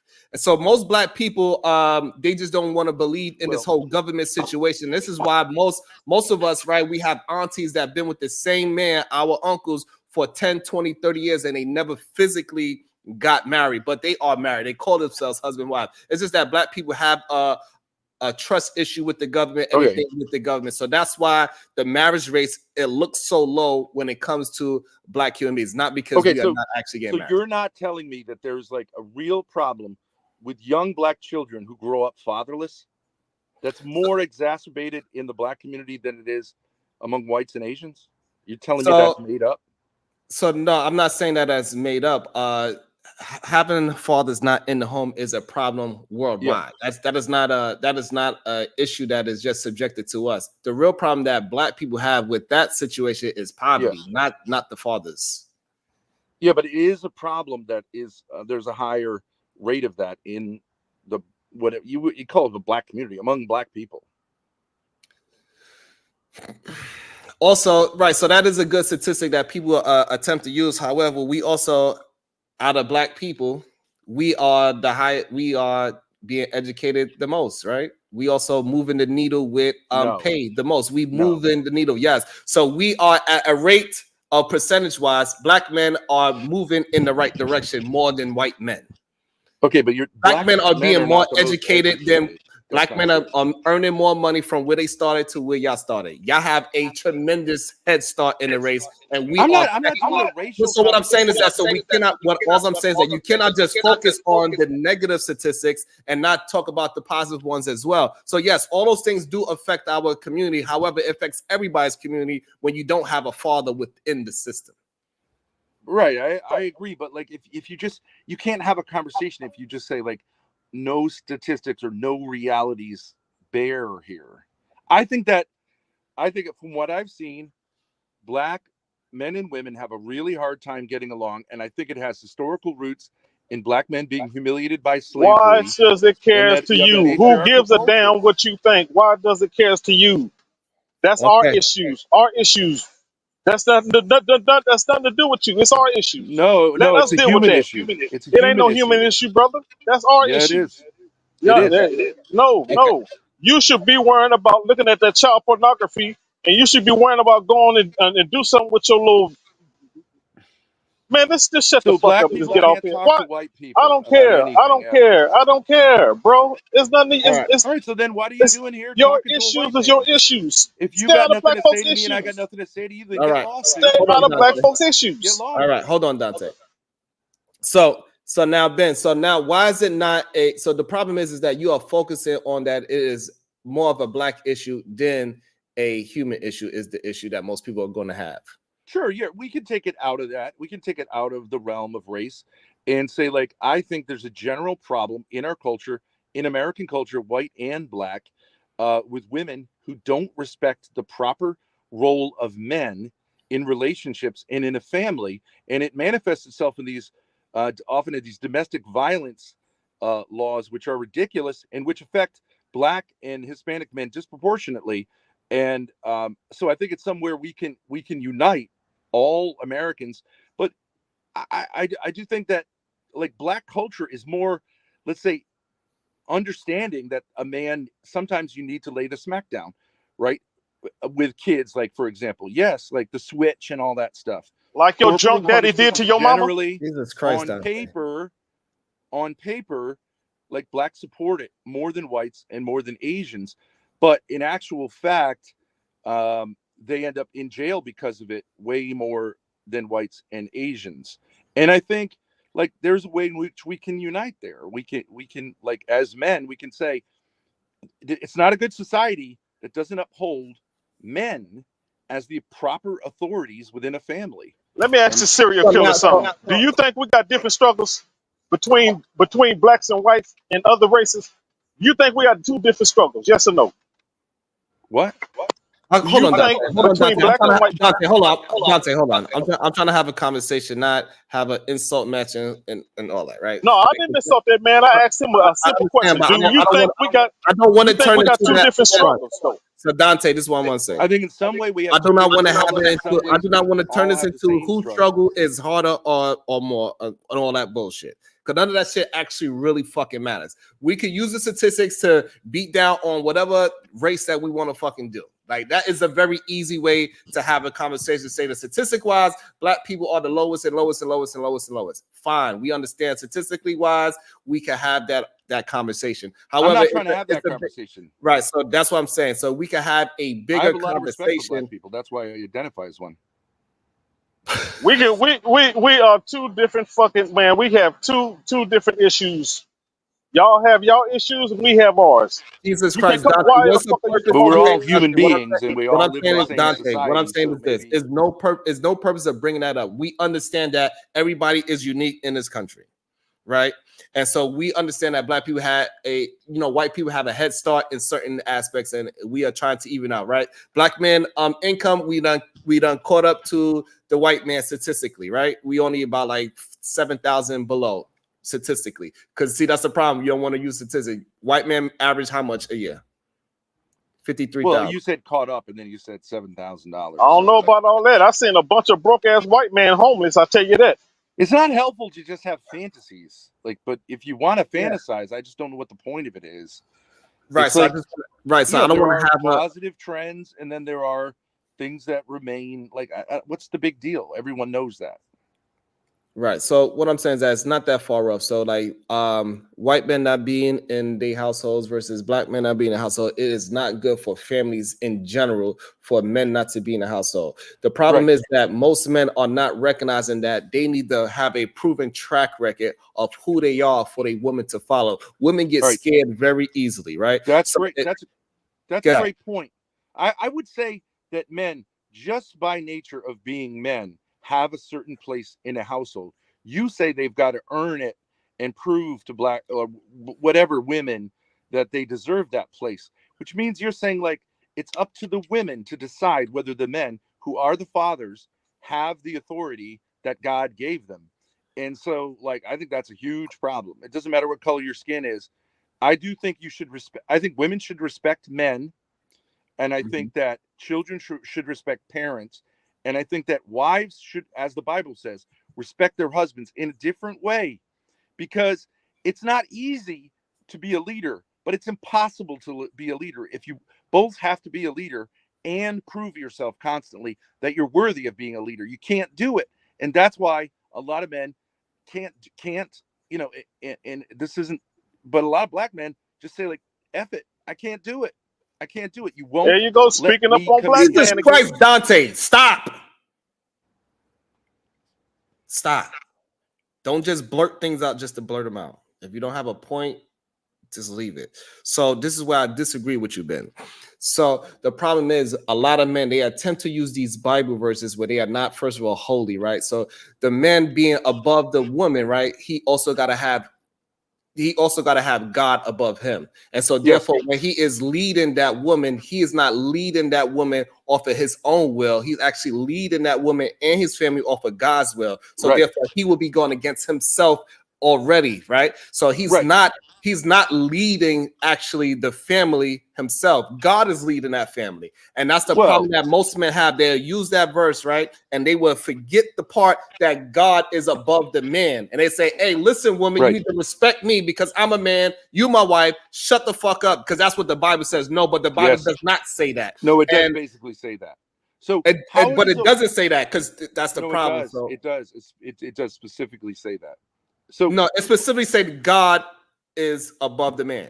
Okay, yes, that's true. But like, ain't no but. Are you saying women have access to God directly where they can judge the man? They don't. Yes, they can. The reason why they can, because they both could read from the same book and say, hey, he could say, hey, God said.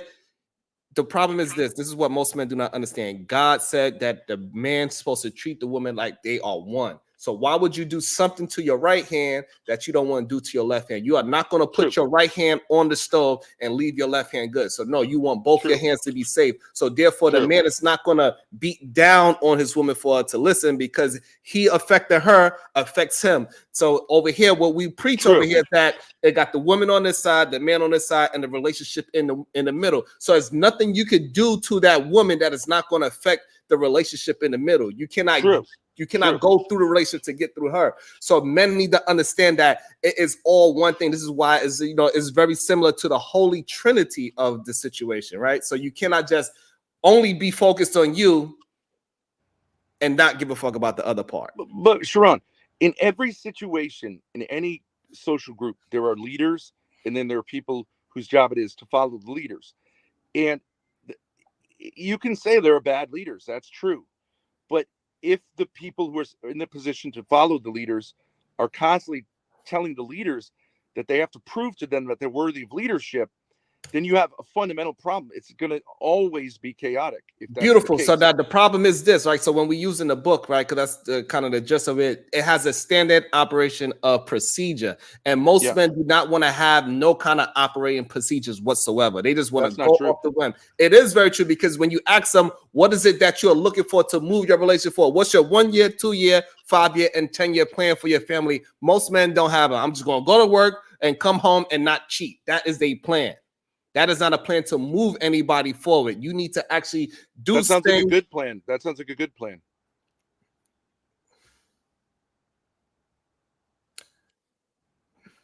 And the woman's plan should be, I'm going to let this man lead. I'm going to be submissive, and I'm going to create harmony in the household. That's a good plan. That's all the plan you need. So yeah, so that's a good plan, right? To create the harmony. However, so therefore, it has to have some levels of harmony, correct? Like it's like, all right, we do this, and then we do this, and then we do this, and now she could be proven that, oh, she is somebody that is rocking with me. For some reason, men no. You don't have. When you take marriage vows, you say, "This is what I'm going to do." Now you just got to do it. You don't got to sit there and test each other. That's a waste of time. Okay, so but the problem is, when you go and you do those vows, what guidelines do you have? Well, I mean, a woman says, I'm here to support you. I mean, it depends on what vows you're taking, but generally the idea is we're going to support each other, But usually there's an understanding that the man's going to provide what men provide, and the woman's going to provide what women provide. Perfect. So now, which is different. Perfect. So now, what is that guidebook for the men to follow? So now the woman can say, hey, it ain't my husband that I'm following. I'm following something that is greater than both of us. So my husband is following these guidelines. That is the problem. Men do not want to have their own guidelines. No. So I would say a man, when he has a family, should do three things. He should provide for that family. He should protect that family. And he should be the creative energy of that family. And a woman does the other three things. She nurtures. I mean, just look at the human body. Look at male and female bodies. They work together. They're complementary, but they're different. A woman receives, the man, puts the energy in. She receives it, turns it into a baby, and nurtures it. That's all that has to happen. This idea that it's much bigger than that. I want to also welcome into the show MJ. Good day, MJ. Welcome to the show. You there? I am here. Hello. Good day. What's your thoughts so far on the conversation? Very interesting. I didn't like all the disrespect that was going on. Me neither. Earlier, I think that was just like unnecessary and in poor taste. But nonetheless, we're over that. What I will definitely say is that what I don't think men understand is that in our situation, there's some men who are using the good book, the Bible, for selfish reasons, not something that's going to actually really benefit their family or their children, right?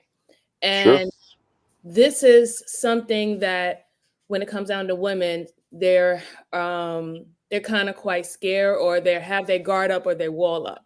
So there's a lot of situations that have happened where women will have their wall up and they can't necessarily trust individuals like there was before, because also in our situations too, when we do make a mistake, or if we do pick wrong or did not vet correctly, the victim is not considered a victim in the community. It's your fault, you're wrong, this is what you endure, and stuff like that. So if you're starting to see that, it is your fault if you choose incorrectly.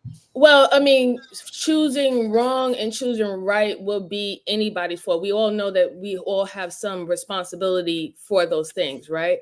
But if you freely choose to enter into marriage with someone, and then you later on decide you did wrong, well, that's on you. Well, yes, that is true. That is true. However, this is why we do have divorce. We do have other situation where you can get it annulled, right? And then but I'm not talking about, and when I'm stating this, I'm not talking about how every situation is a abusive situation. Like, I do understand that there is people who are using marriages and they're not taking it seriously, right? They're within 3 years, they're getting divorced over petty foolishness. I understand, but there is reasons why people are divorcing, like financial abuse, physical abuse, sexual abuse, things of that sort. These things do happen. So there's a reason why women are on guard. Now, when it comes down to the leadership thing, can I ask you, what leadership role outside of your household have you been in a profession for?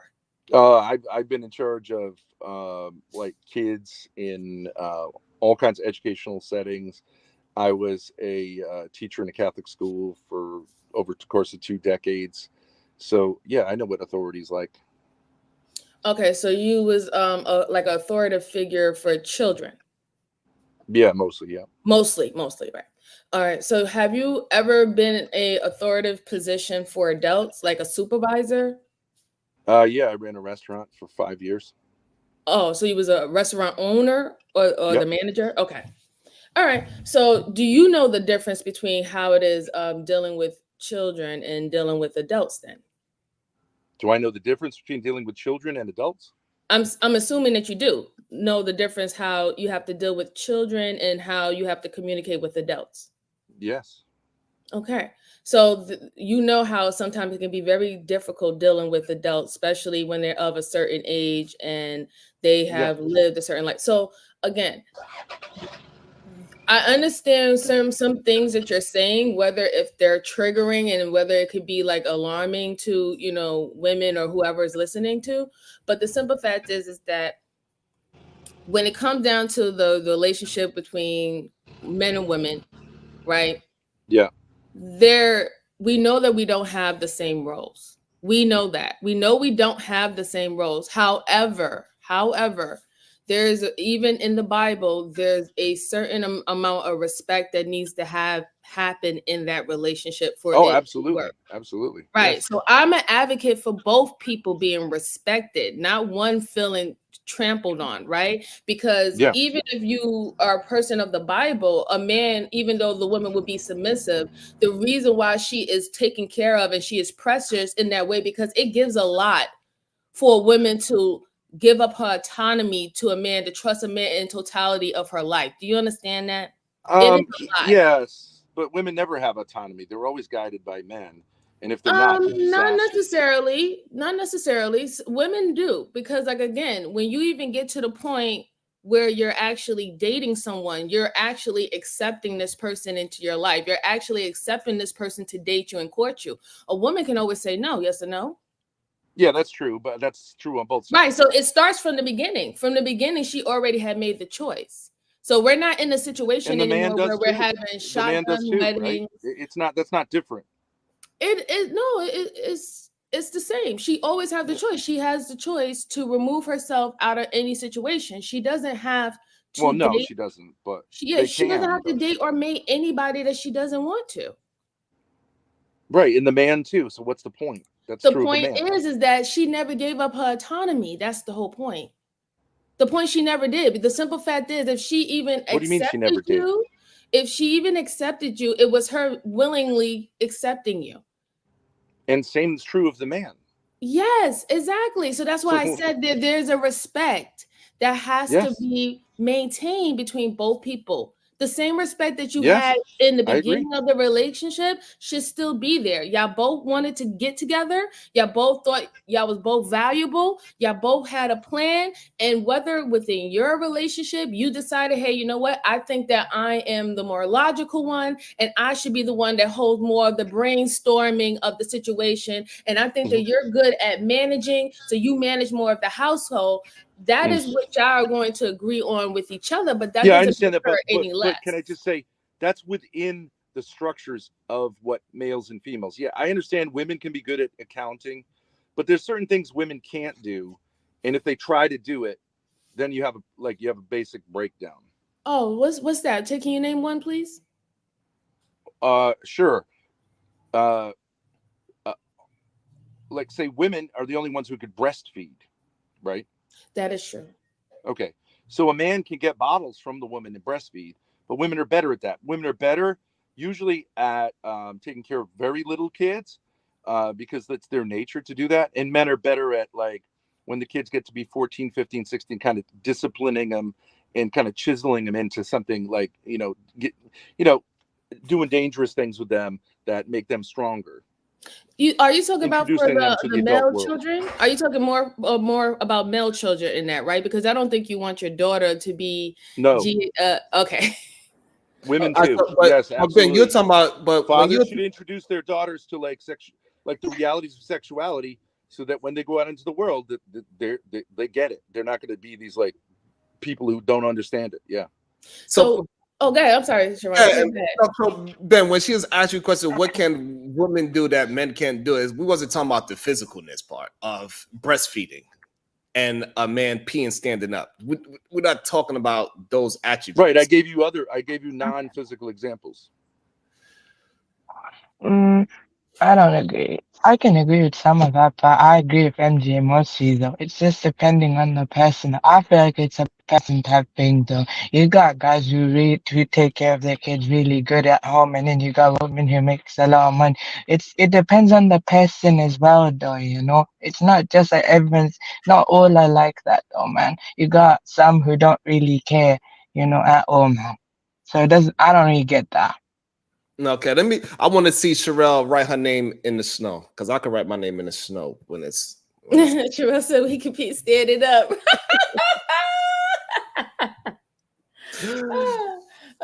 But I think a lot of men, MJ, they use this this rhetoric as well. There's plenty of men that attempt to use this rhetoric, but I don't think it works out in totality, because most of these men that attempt to use these scriptures and that men are supposed to be over the woman, them themselves do not have something over them which they are following in the first place. Because if these men put something above them and they started following something, then the woman is a lot easier for her to follow him, because she know that it ain't just him coming up with it on the whim. Oh, this is a good idea, and let's move like this. No, this is not what is attractive to women.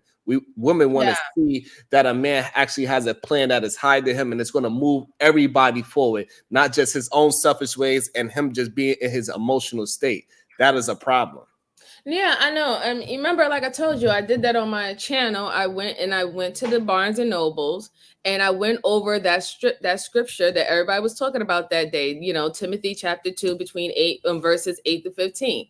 Yeah. And even in all the Bibles that I read that day, whether it was Catholic, King James Version, even the Jewish Bible, that at that time, for those particular verses of women being silenced and stuff like that, they literally said in every Bible that it was a time and place for women to speak, and that Timothy's letter, well, I would say Paul's letters to Timothy, was for that particular moment where Timothy was having trouble with the women propheters, where they were outshining him, and he wanted to make sure that his directive gets spoken to the place that they were at. So he wrote down in there that I don't think women should speak, but that was only from a time period at that time. That, mind you, 1 Corinthians chapter 11, Paul gave instructions to women propheters and praisers of how to instruct and guidelines. So again, he was also shown to have given women who was out there speaking. So this whole women must be silent and stuff like that is, they use it in a way to push misogynistic ideas, not really knowing the history behind it, right? And that's what you have to study the book for, because there's always a time and a place for everything. Absolutely. Let me get to some of these super chats, Ben. Primitive Jack, Sharon, can I give MJ 50 credit to world class? No. Tato 199. I thought she was riding. Now a nigga want to park. Lord. I'll be driven. Primitive Jack, there are more Asian men on dating apps. They have billions of people who are classified as Asians. I'm sure there aren't many black people on apps. Correct. That's why that stat is skewed heavily. This world's class for just throwing that out there. 199. Primitive Jack. I'm kidding, Ron.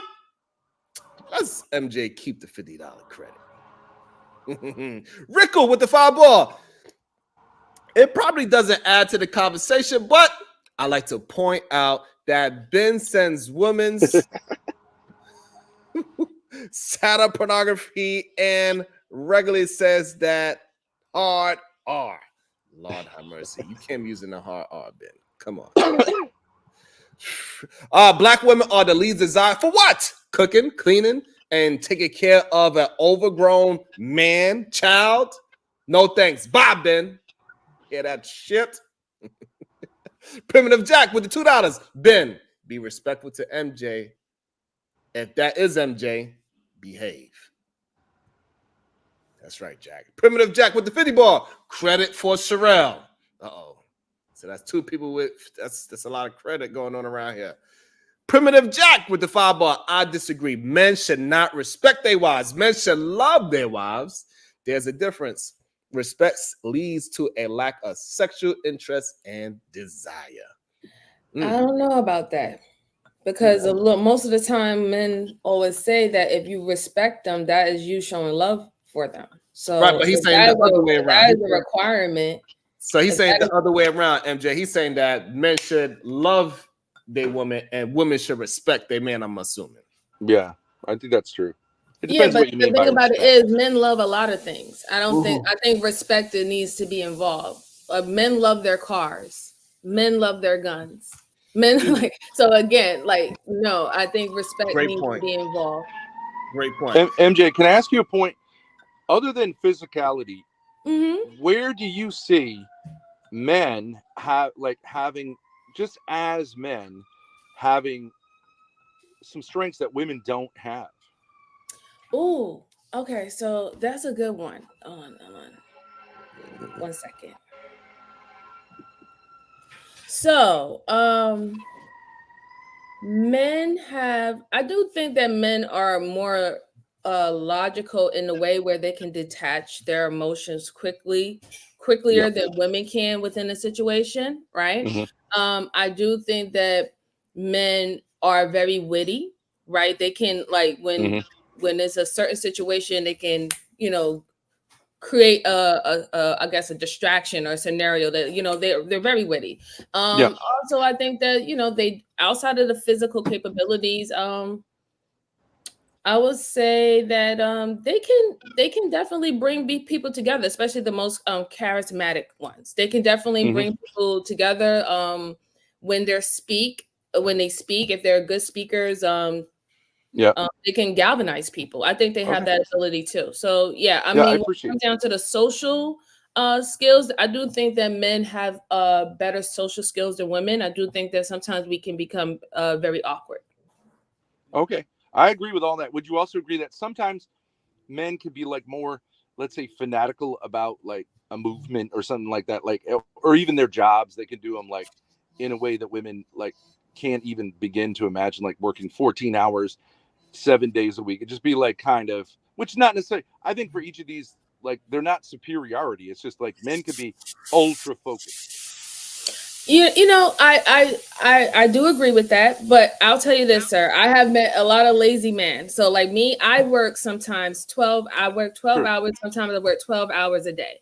Yeah. I'm in the armed forces. Mm. So, I have done things that will be considered a man's profession or highly a man's career field. So it really does depend on the individual, really, and Yeah. if you have that work ethic. And that's No, I just get to you. show that not all men have good work ethic. You know what And I'm I saying? also want to bring somebody Absolutely. in the show that definitely outwork any man any day. Welcome to the show, Bob Cherry Juice. Good day, beautiful. Good morning, everybody. Good Good morning. morning. Yeah, I came in because I like that question he asked MJ, and I don't like her answer because you notice she turned on that camera and then gave that answer, right? Because that's the game we women play. We know the games we play, but there is nothing that's so different about a man that's about a woman. Now, she might be giving an answer based on herself. There might be men who can control themselves better than she can in certain circumstances. But men are men, they're human, and women are women, and we're human. And different type of men, and there's different type of women. But other than that, besides our sexual organs and how we create humanity, that's the only difference. So what I think MJ was talking to, like with the wittiness, right? Is more witty comics that are men that are highly successful and that is regard high level more than women.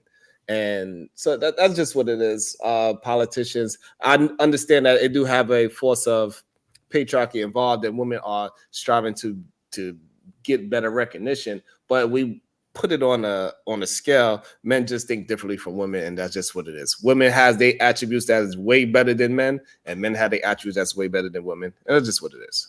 Yeah, right, but he asked me personally what do I think men can do better than women outside of the physical. So I gave my idea of what personally I think they do.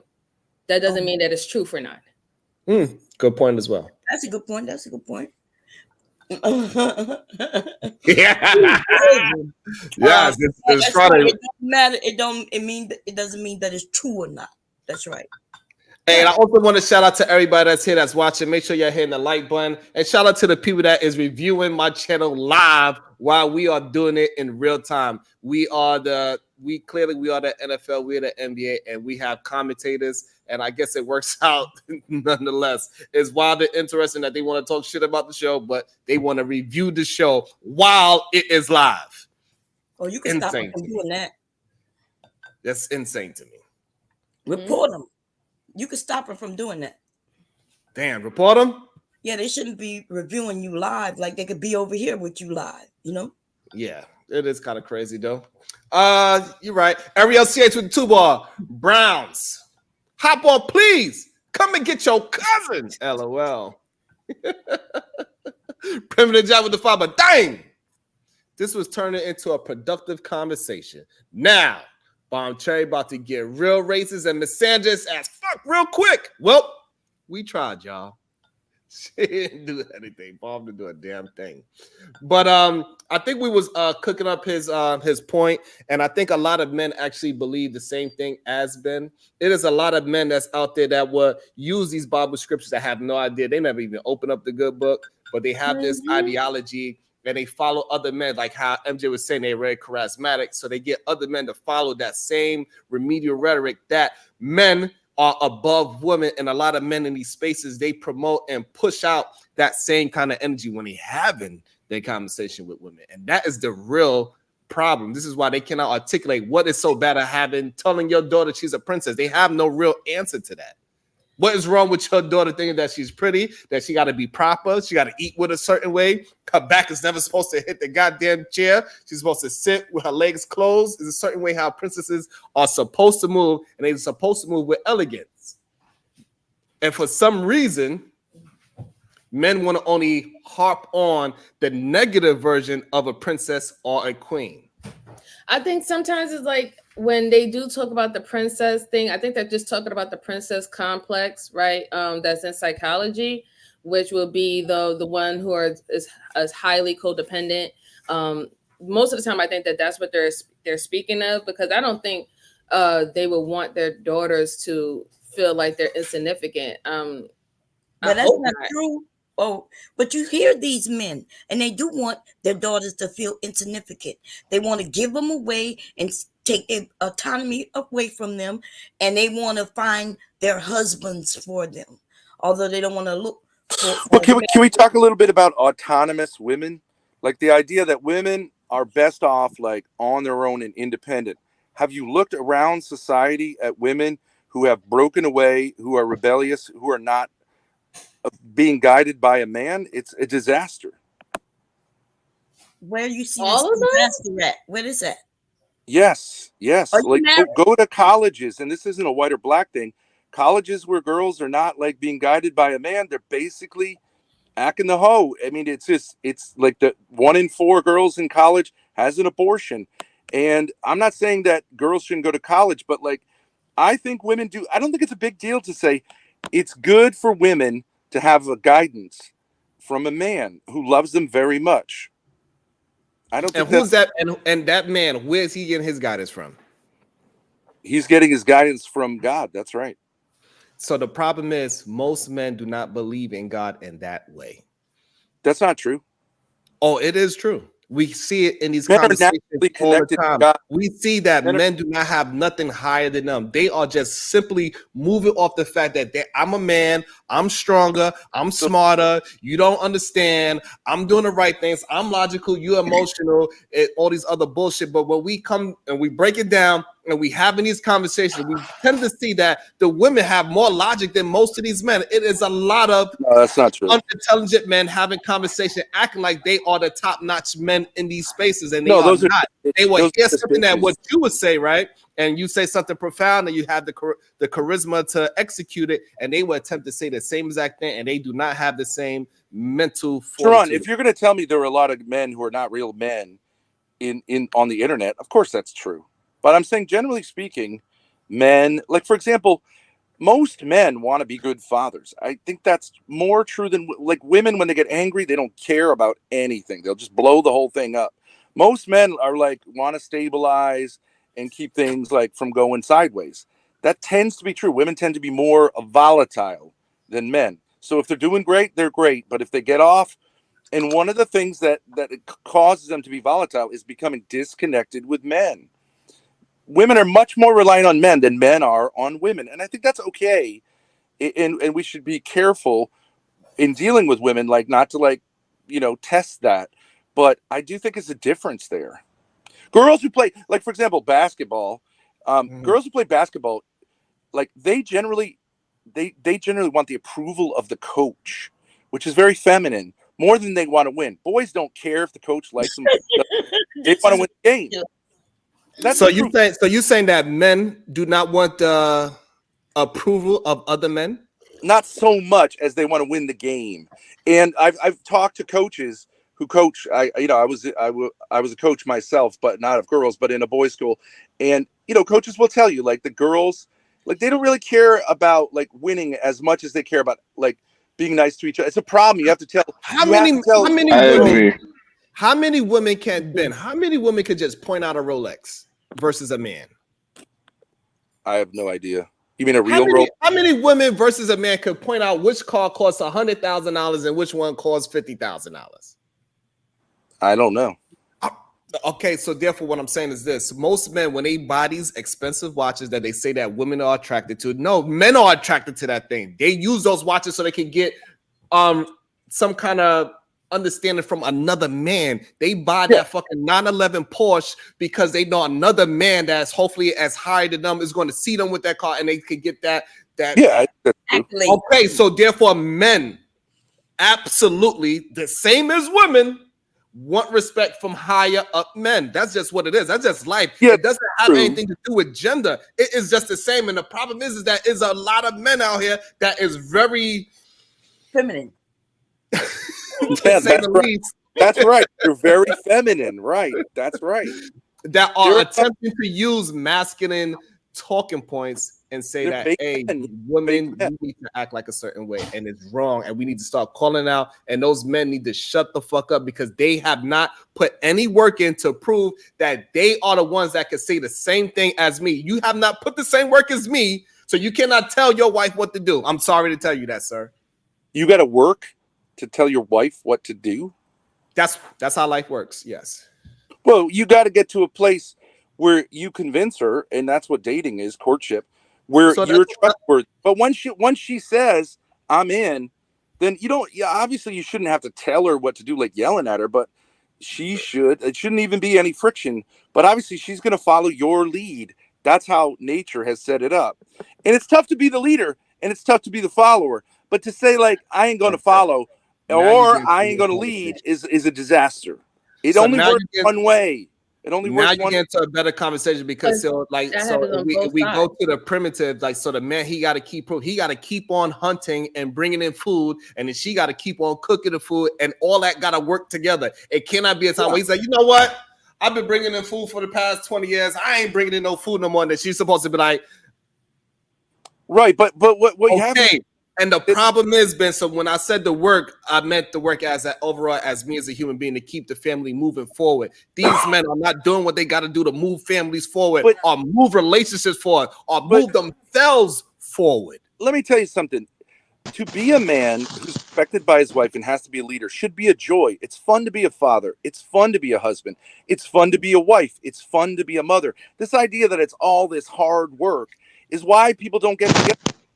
It's fun to have a woman and produce beautiful children. She should think it's fun too. And when we start, like, see the thing with MJ said, there's a difference. And she articulated nothing different really than I would say.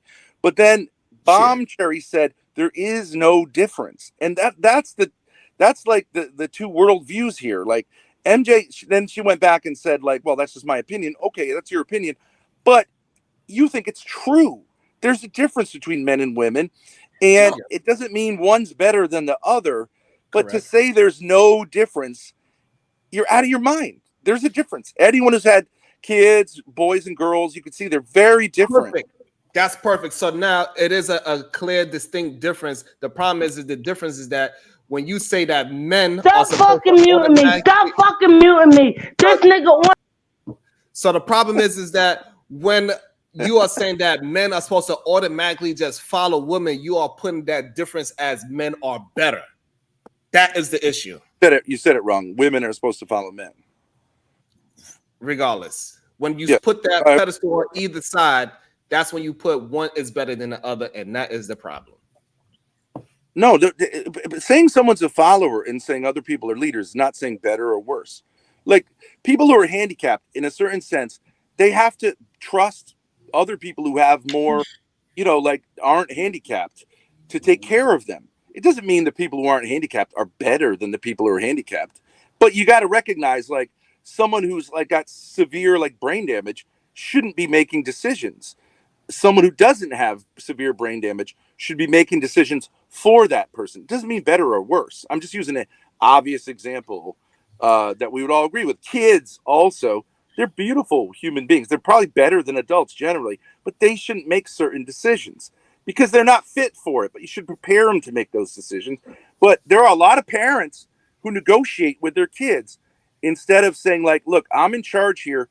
As you get older, you'll have more decision making, but right now you do what we say, right? And there's a similar thing with men and women. It's more subtle, but it's real. And when you try to flip it, Right. all I have a mayhem. question for you, Ben. So we'll go Bomb Cherry, then MJ. Go ahead. My question is, tell me, besides sports or something ridiculous like that, within a family, right?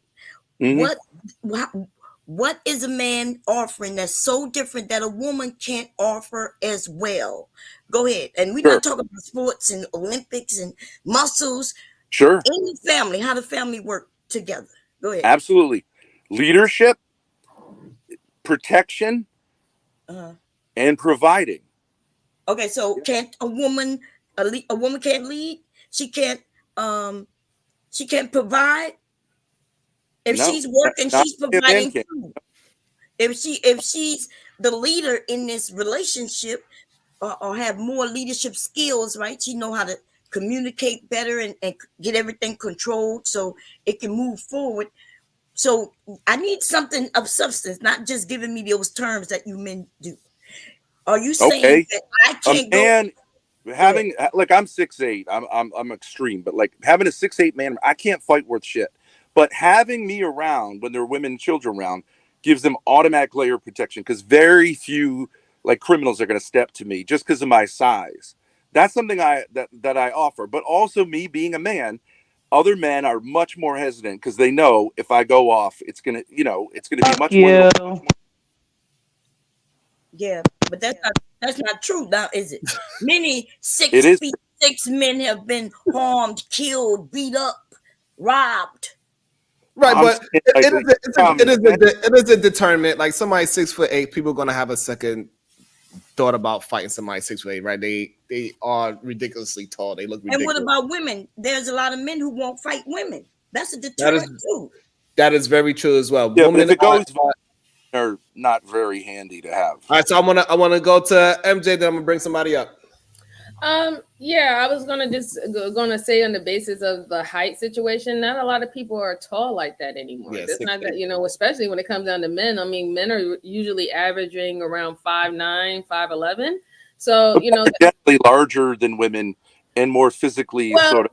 Physically, yeah. I mean, but then like I said, there is a very minuscule women who can actually handle themselves when it comes down to men. But you're right. It's not like it's definitely not going to be a majority or anything like that. But can you imagine take that out of it? You notice. Let her finish the whole. Let her get it full. Very good. Yeah, MJ. No. So I would just speaking on that really. I wanted the conversation to continue going, and I'll jump in.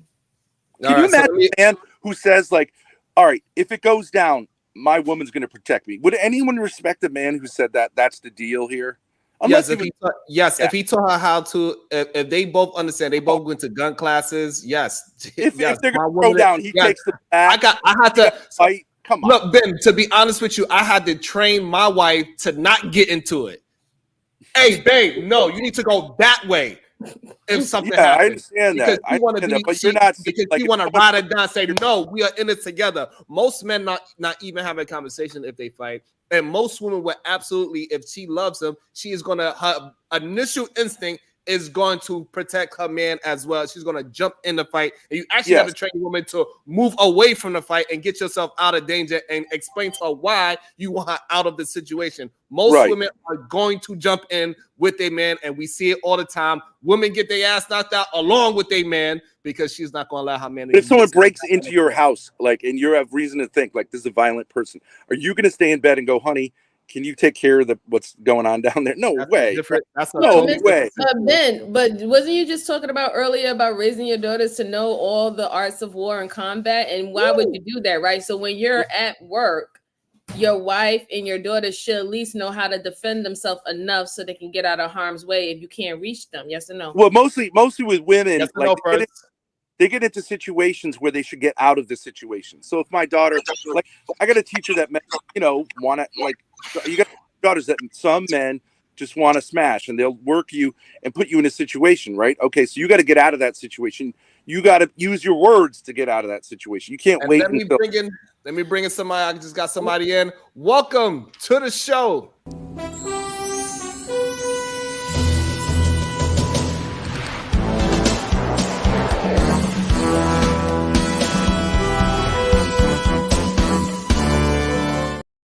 Good day, sir. Good day. Oh, this guy. Yo, peace and love, peace and love, peace and love, man. Hey, Brownsville. First of all, Cuzzo, let me take my shoes off before I walk into this room. Peace and love to the beautiful queen, Bomb Cherry Juice. Peace and love to you.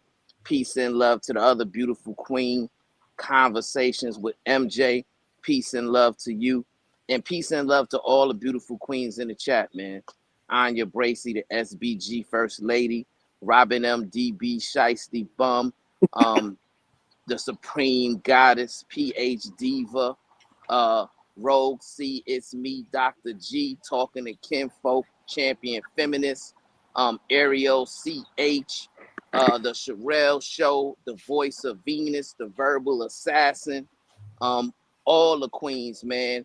Genesis, Jalen, all the queens. I don't want to forget about none of the queens. Every time I hit this platform, I'm going to make it my business to lift y'all up, give y'all flowers, and show these men, show these knuckleheads how they should be treating the ladies, the women, and the queens on this platform. And Cuzzo, since the brother Ben Thorpe is here, right?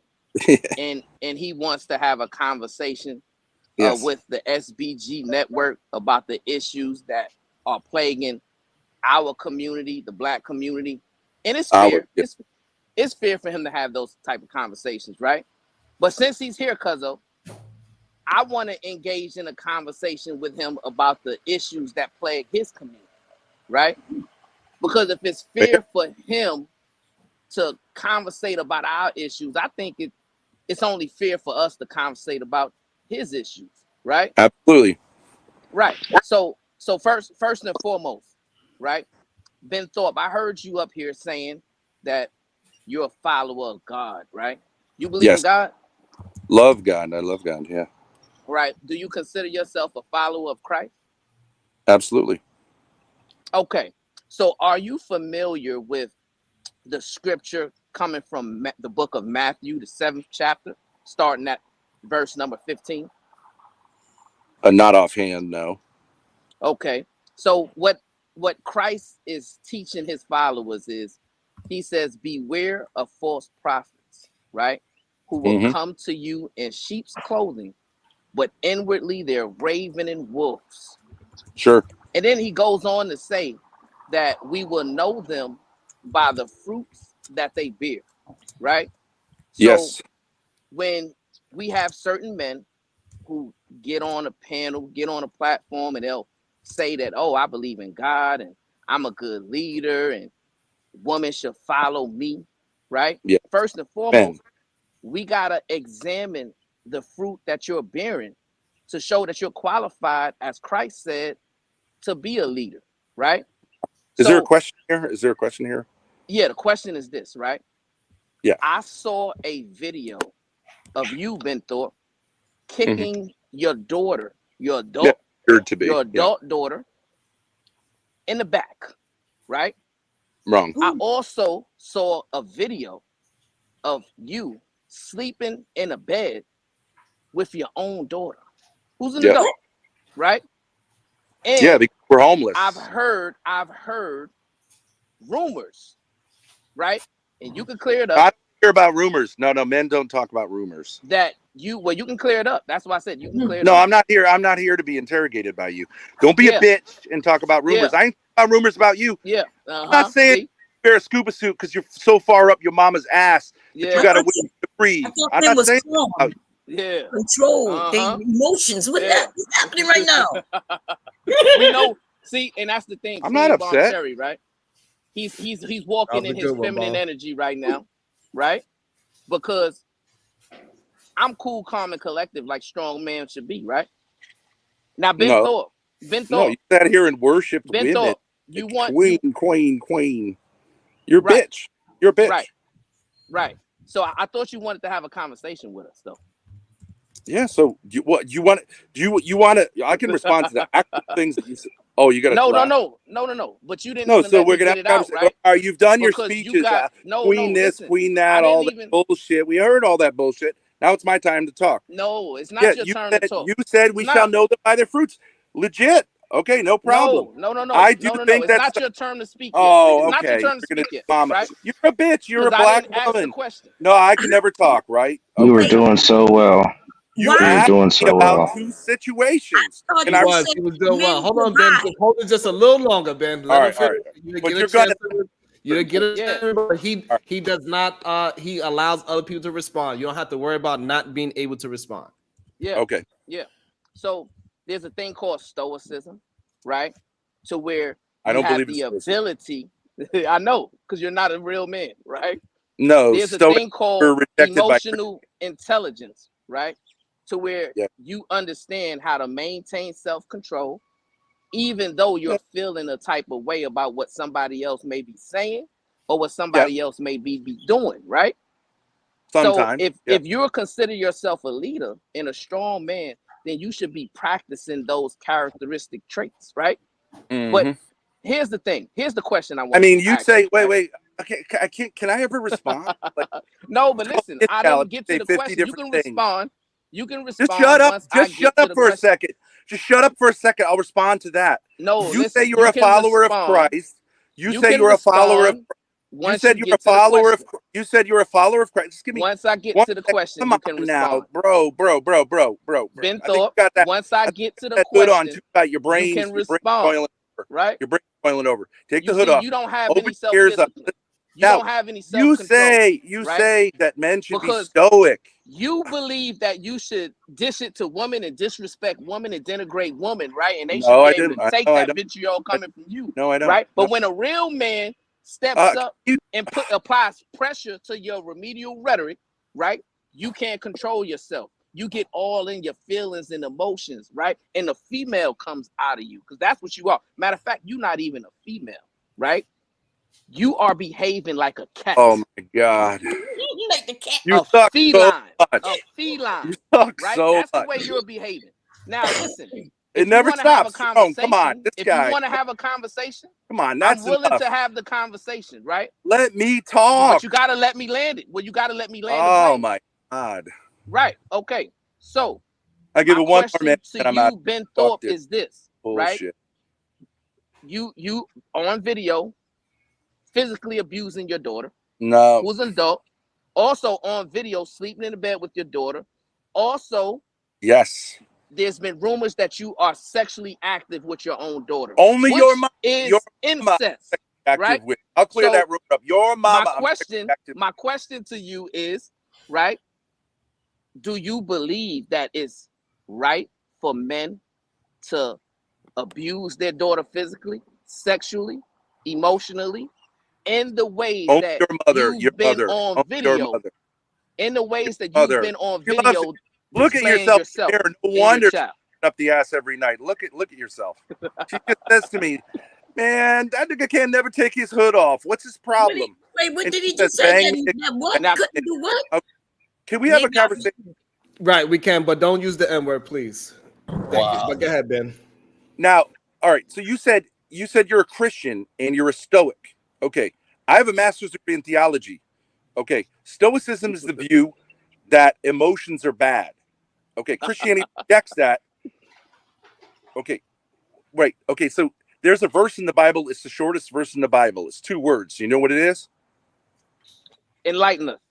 Jesus wept.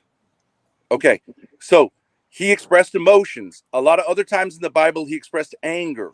So he wasn't a Stoic. Christians can't be Stoics. or else you're going to say Jesus is a bitch, right? Wow. That's not true. What's not true? That men can't be stoic and that Christ wasn't stoic. Christ absolutely was stoic. Matter of fact, he was the living, breathing No, he wasn't. embodiment of stoicism. Right? No, he was not. Because No, he was willing to go on a cross, right? See, you don't even know the definition of stoicism. Stoicism is just the ability to endure pain without complaining, right? Now, if you can find the No, it scripture isn't. to where No, Christ was not able I to mean, endure pain, you're going to sit here and right? tell me you know about stoicism. Let us know. Marcus Aurelius. Do you know anything about Marcus Aurelius? He's the founder of Stoicism. Stoicism was rejected by Christianity. I think you're talking about having like a masculine point of view. Yes, I agree. Men should generally be less volatile than women, but at times, if someone's going to attack my kids, I'm going to go all out. I'm going to lean into Society my attack your kids. That's how you homeless. So how you provide as a man but be homeless? That's my question. Well, you could ask the same question too, right? What? He was What? I got it. So, Brownsville. Yes, sir. Can we please? Femininity is such a beautiful thing, and we really disconnect. We really kind of discount femininity when we compare it to guys. Like Right. That's being why I to took that. it back, Eda, man. I said he's a feline. Right. Yes, I corrected myself in real time, Eda, man. You're right. I said he wasn't acting feminine. He's acting like a cat, like a feline. So, Ben, can we have a conversation? Because I actually want to. Because I don't know the whole situation. I just know what I heard. No, hold on, Eda, man. Hold on 1 second. Right? Because we don't want to let Ben escape from the back door. Right? Ben hasn't addressed the question that I asked him. Do I think abuse is a good idea? No. Do I think sometimes women need to be disciplined a little bit? Yes, I do. Wow. And what does that? How does that look? Usually it means something like Sharon was saying about his wife, where he's got to like kind of teach her something. But sometimes in an extreme situation, it might mean checking a bitch. And what does that look like? What does that mean? Checking? What does that like mean? Like if your woman's like, if you get into a situation, your woman's talking shit, which you said sometimes you kick her in the back, right? And she doesn't realize that who she's talking shit to is actually a really violent person. You're going to grab her and get her the F out of that situation ASAP. You're not going to argue with her. You're going to get her out of that situation. Okay, let's cut to the chase. Ben, do you believe in domestic discipline? Absolutely, yes. With very limited situations, yes. Yeah. So you're saying that I just gave you an example. We want him to elaborate on what that means, please. Right. No, listen. That's what I'm saying. Right. Right. So what I'm saying is, so the video of you kicking your daughter in the back, that was domestic discipline? That wasn't a video of me kicking my daughter in the back. No. So what was it? I was annoyed by her and I pushed her off the bed. My bed, Okay. that she was having a conversation with me. How that did was you push annoying, her and off I the told her bed? to leave a bunch of times, and then I got a little frustrated. And how did you push her off the bed? I actually didn't. Can I state this real quick? No. How did you I'm an push her off the independent bed? party. What did you use? All right, fine. Well, So okay, all right. Let's move past it. He put his hands on his daughter. He believes in putting his hands on women. All right, so let's get to the conversation. It doesn't matter. Everyone does. Everyone does. Everyone does not believe that. No, most people on Well, this in panel, self-defense, you always would. You would always believe that. self-defense is not the same thing as disciplining. Okay, but you said, putting your hands on a woman. Wait, everyone would agree. Do you disagree with discipline? Do you disagree with discipline? Physically I feel like discipline. we need to bring the belt. Physically disciplining another human being. Yes, I disagree with that.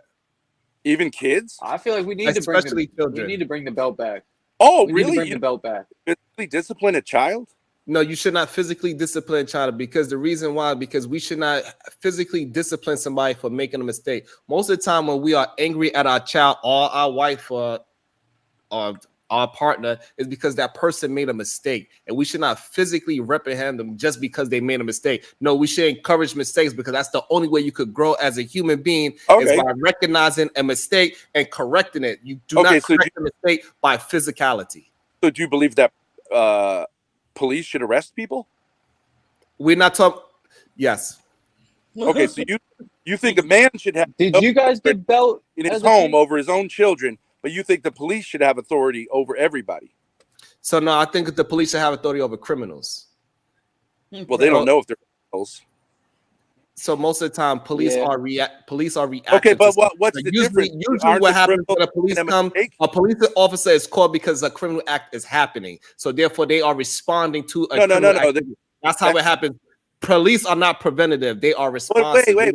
Why do you say? Why do? Okay, so the only people who have authority to use violence are police officers, not fathers.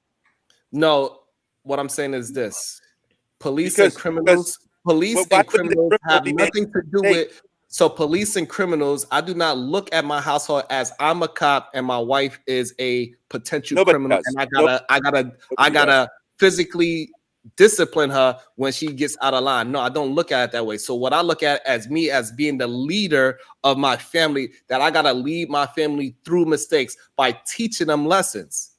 Okay, why wouldn't the police do the same thing? Because the police officers don't love you. That's number one.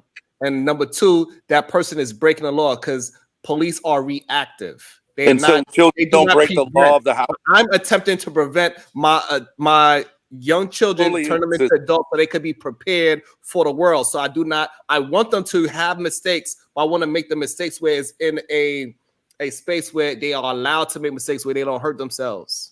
Yeah, generally speaking. Not all police are out there like just to discipline and this and the third. They're usually trying to calm the situation and not be the aggressor. But once it gets elevated to that point, you know, different. Right. So that's why you can't use police as in any kind of family situation. Well, you I asked you guys. Extreme point of view. You're saying the police use violence, but fathers cannot discipline their kids at all.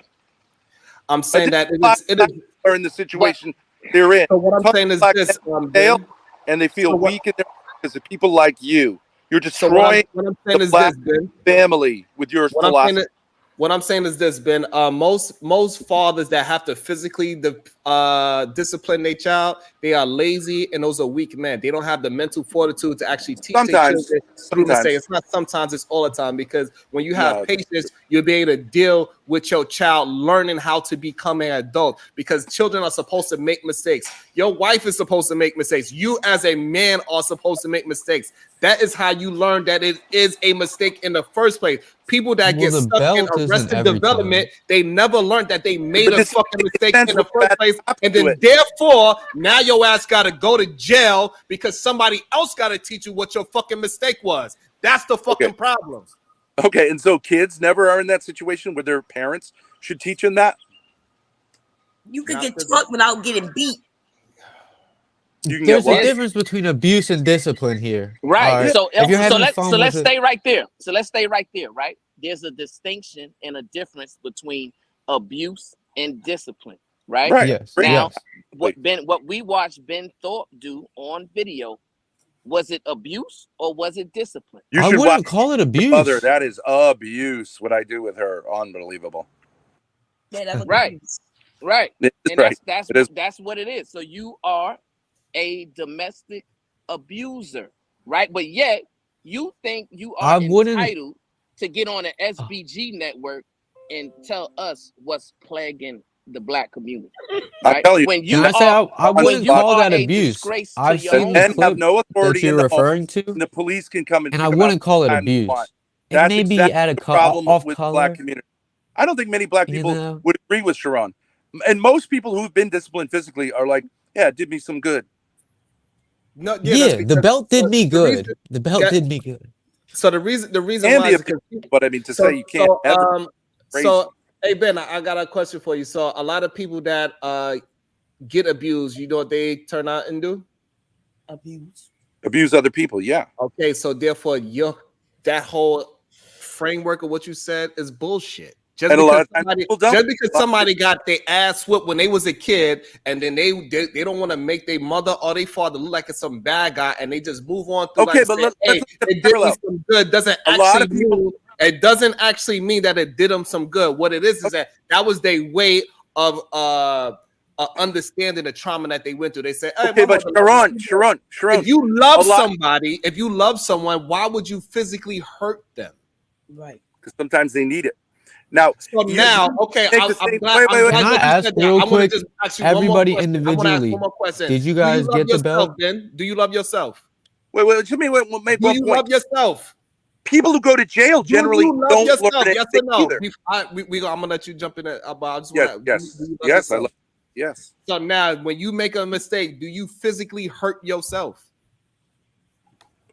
Sometimes, yeah.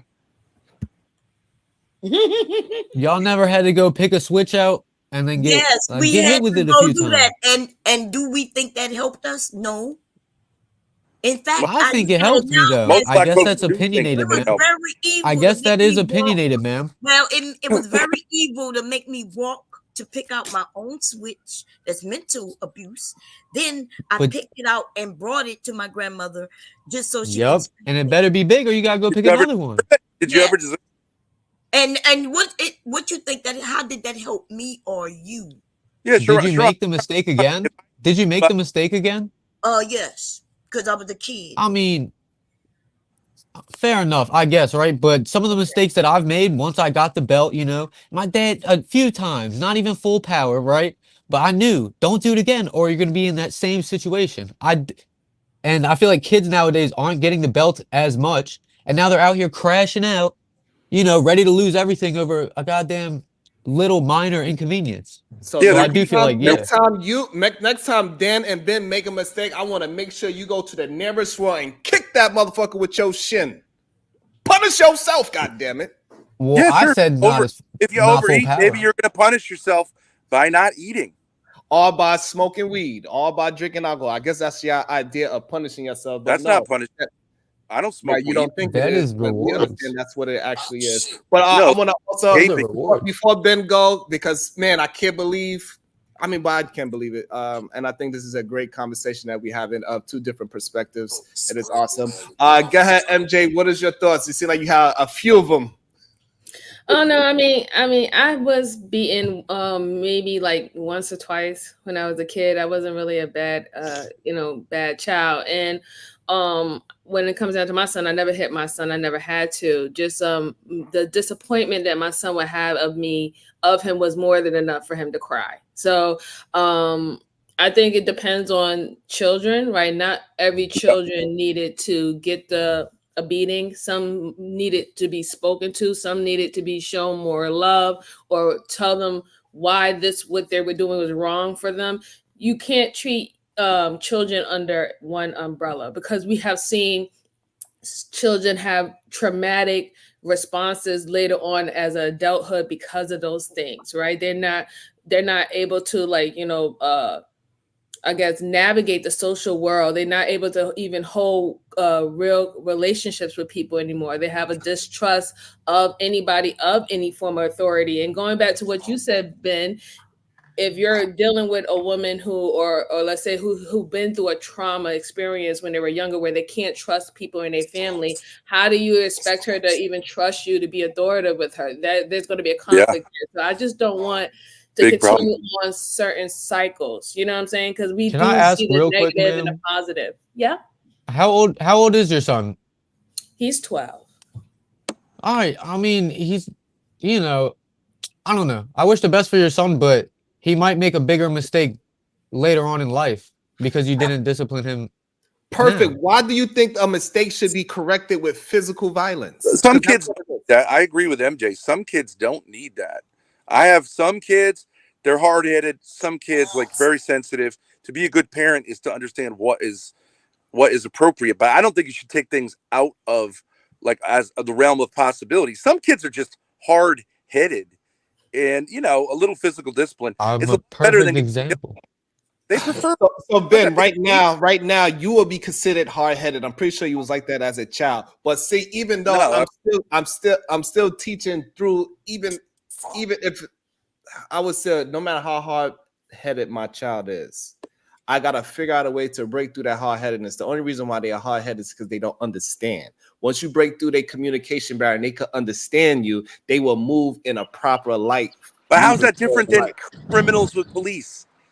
They're not understanding. Those are completely two different things. The problem is most people that go to jail got their ass whooped, so therefore ass whoopings don't work.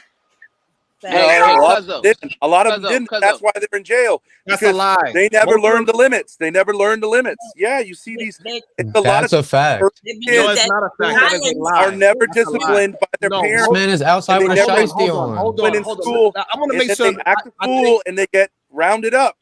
I think this is what most people do not Can I understand. say something? Yes, you can, Jack. I'm gonna let Jack go right after. Most people do not understand. Most people Let me that get are in in there, Jack. jail, they have mental issues. Those are not sane human beings. They usually got abused and they are not sane people. You do not walk into jail and then you find a whole bunch of geniuses in jail. The geniuses that are in jail are the very small minority. Most of them have some kind of mental problems. We're gonna go with Jack because Jack has been very patient. Go ahead, Jack. Well, you kind of just stole my whole talking point. I was going to say most of the dudes in jail, they're in jail because they were abused, not because they were disciplined. The disciplined ones usually are the ones who stay out of jail. The ones who land in jail is because they got their ass beat and now they want to take it out on the world. That's what I was going to say. But Sharon already took it and shit. There's two ways to abuse kids. One is to be way too harsh. The other is to neglect them. There are a ton of both of those groups in jail. Hey, sir, why are you outside with a shiesty on? Firm, consistent discipline is the best way to raise children. Firm, consistent discipline. Not whoop ass and not like you can get away with anything. We all know that. Yeah. So I don't think nobody else in the world thinks that violence is discipline. I think violence is abuse. I don't know where people. Then you for eliminating the criminal justice system because it's violent. You get thrown into jail. You get handcuffed. You get tackled. So. You have a utopian vision that there's never a time for violence. It's very strange. I think got to be consistent. I think the hard part about having this conversation, I believe MJ. I believe MJ is a peaceful person, so her kids are peaceful, and then I believe Ben is a very chaotic person, so he produced chaotic children. Oh yeah, did I? Have my 6 kids ever been in jail? Have they ever been in trouble? Hold on, sir. Well, no, they haven't. Sir, the reason I said that is I see you got offended by it, right? But you're making an assumption, yeah. So you saying that it's not chaotic that your daughter accepting you kicking her out of the bed? That is a chaotic situation, correct? No, well, it's a little bit, but she, all right. It was done. I promise you, I'm not trying to take a shot. I got 6 kids. They go to school and they don't ever get in trouble. How about that? Well, you would never whoop them if they never got in trouble. So I promise. I don't whoop my kids. Being annoyed by my daughter and expressing that annoyance with a slight physicality is not a big deal. No, so the point that I'm telling you is, if your kids never got in trouble, you would have never had to whoop them. So you'll be on a whole different side of this argument. That's the point that I'm telling you. So no, that's not how logic works. My kids aren't in trouble. That shows that they were properly disciplined. No, listen. Why would you discipline somebody who's never in trouble? I promise you, Ben, your logic don't make sense. They had to be in trouble. Your logic doesn't make sense. You got the cause before the effect. Good parenting. All right, so Ben, you got six kids. How many times you been married? I think 0 times, but on paper 1. Okay, so how you gonna say that you follow the Bible and all these different things, but yet your own book that you profess to be a follower of, you are not following it yourself? And how am I not following it? How am I not following it? Spare the rod, spoil the child. Yeah, but that you using that in the wrong context. That's not what that was for sheep. Oh, that's very convenient for you to say. No, that's how I read it. It was that scripture. Hold on. That scripture that you just used was for sheep, not for human beings. No, wrong. Child, not sheep. Oh my God. All societies throughout history have always understood that there's a proper role for physical discipline. It's extreme to say, and you're not even consistent because you say the government can do it, like cops can do it. Cops can be violent. Two criminals. So there's a problem. Well, you're conflating. You're acting like it's not a nuance between police activity and household family activities, and that's the issue that you are having. You are saying that is one. You think you could run it as you are a police officer or a correction officer in your house. Nope, my house do not run like a correction officer. But hold on. So it reads Proverbs 13:24. He who spares the rod hates his son, but he who loves him is careful to discipline him. Is that the one you're referring to? Yeah, yeah. So it is in the Bible, but the rod can be also. Never mind. I ain't gonna get into the Bible. The whole point that I'm trying to help people understand is I'm in the middle because I feel like everyone have different kids. I think MJ kids is different from my kids, right? True. I would be lying if I say I never popped my daughter or I popped her hand when she reaching for the stove and say, hey, no, that's not what you're supposed to do, right? And I get that some people might have the ability to communicate with their kids and their kids just do what they say without that type of discipline. I just think it's not a right or wrong. I know we always on these panels want to say a right or wrong, but once your daughter get past a certain age, it's unacceptable for you to put your hands on them, period. Now, if he said I popped my daughter who was 3 or 4 because she was about to put her hand on the stove, I understand that. But you talking about you kicked a 21-year-old? That's just unacceptable in my opinion. Can I address the elephant in the room? So what shocked me, right? When I hear wisdom, it hits me. So this is what like made me change my diet. Dr. Sebi said, you can tell me all this history that you know, but you can't tell me what your mama ate. So I'm gonna ask us, brown skin people, how do we discipline our children before colonization? How do we do that? You see what I'm saying? You see the thing? So that makes that puts all of us in a position to where we have to be in a place of discovery and learning and willing to hear.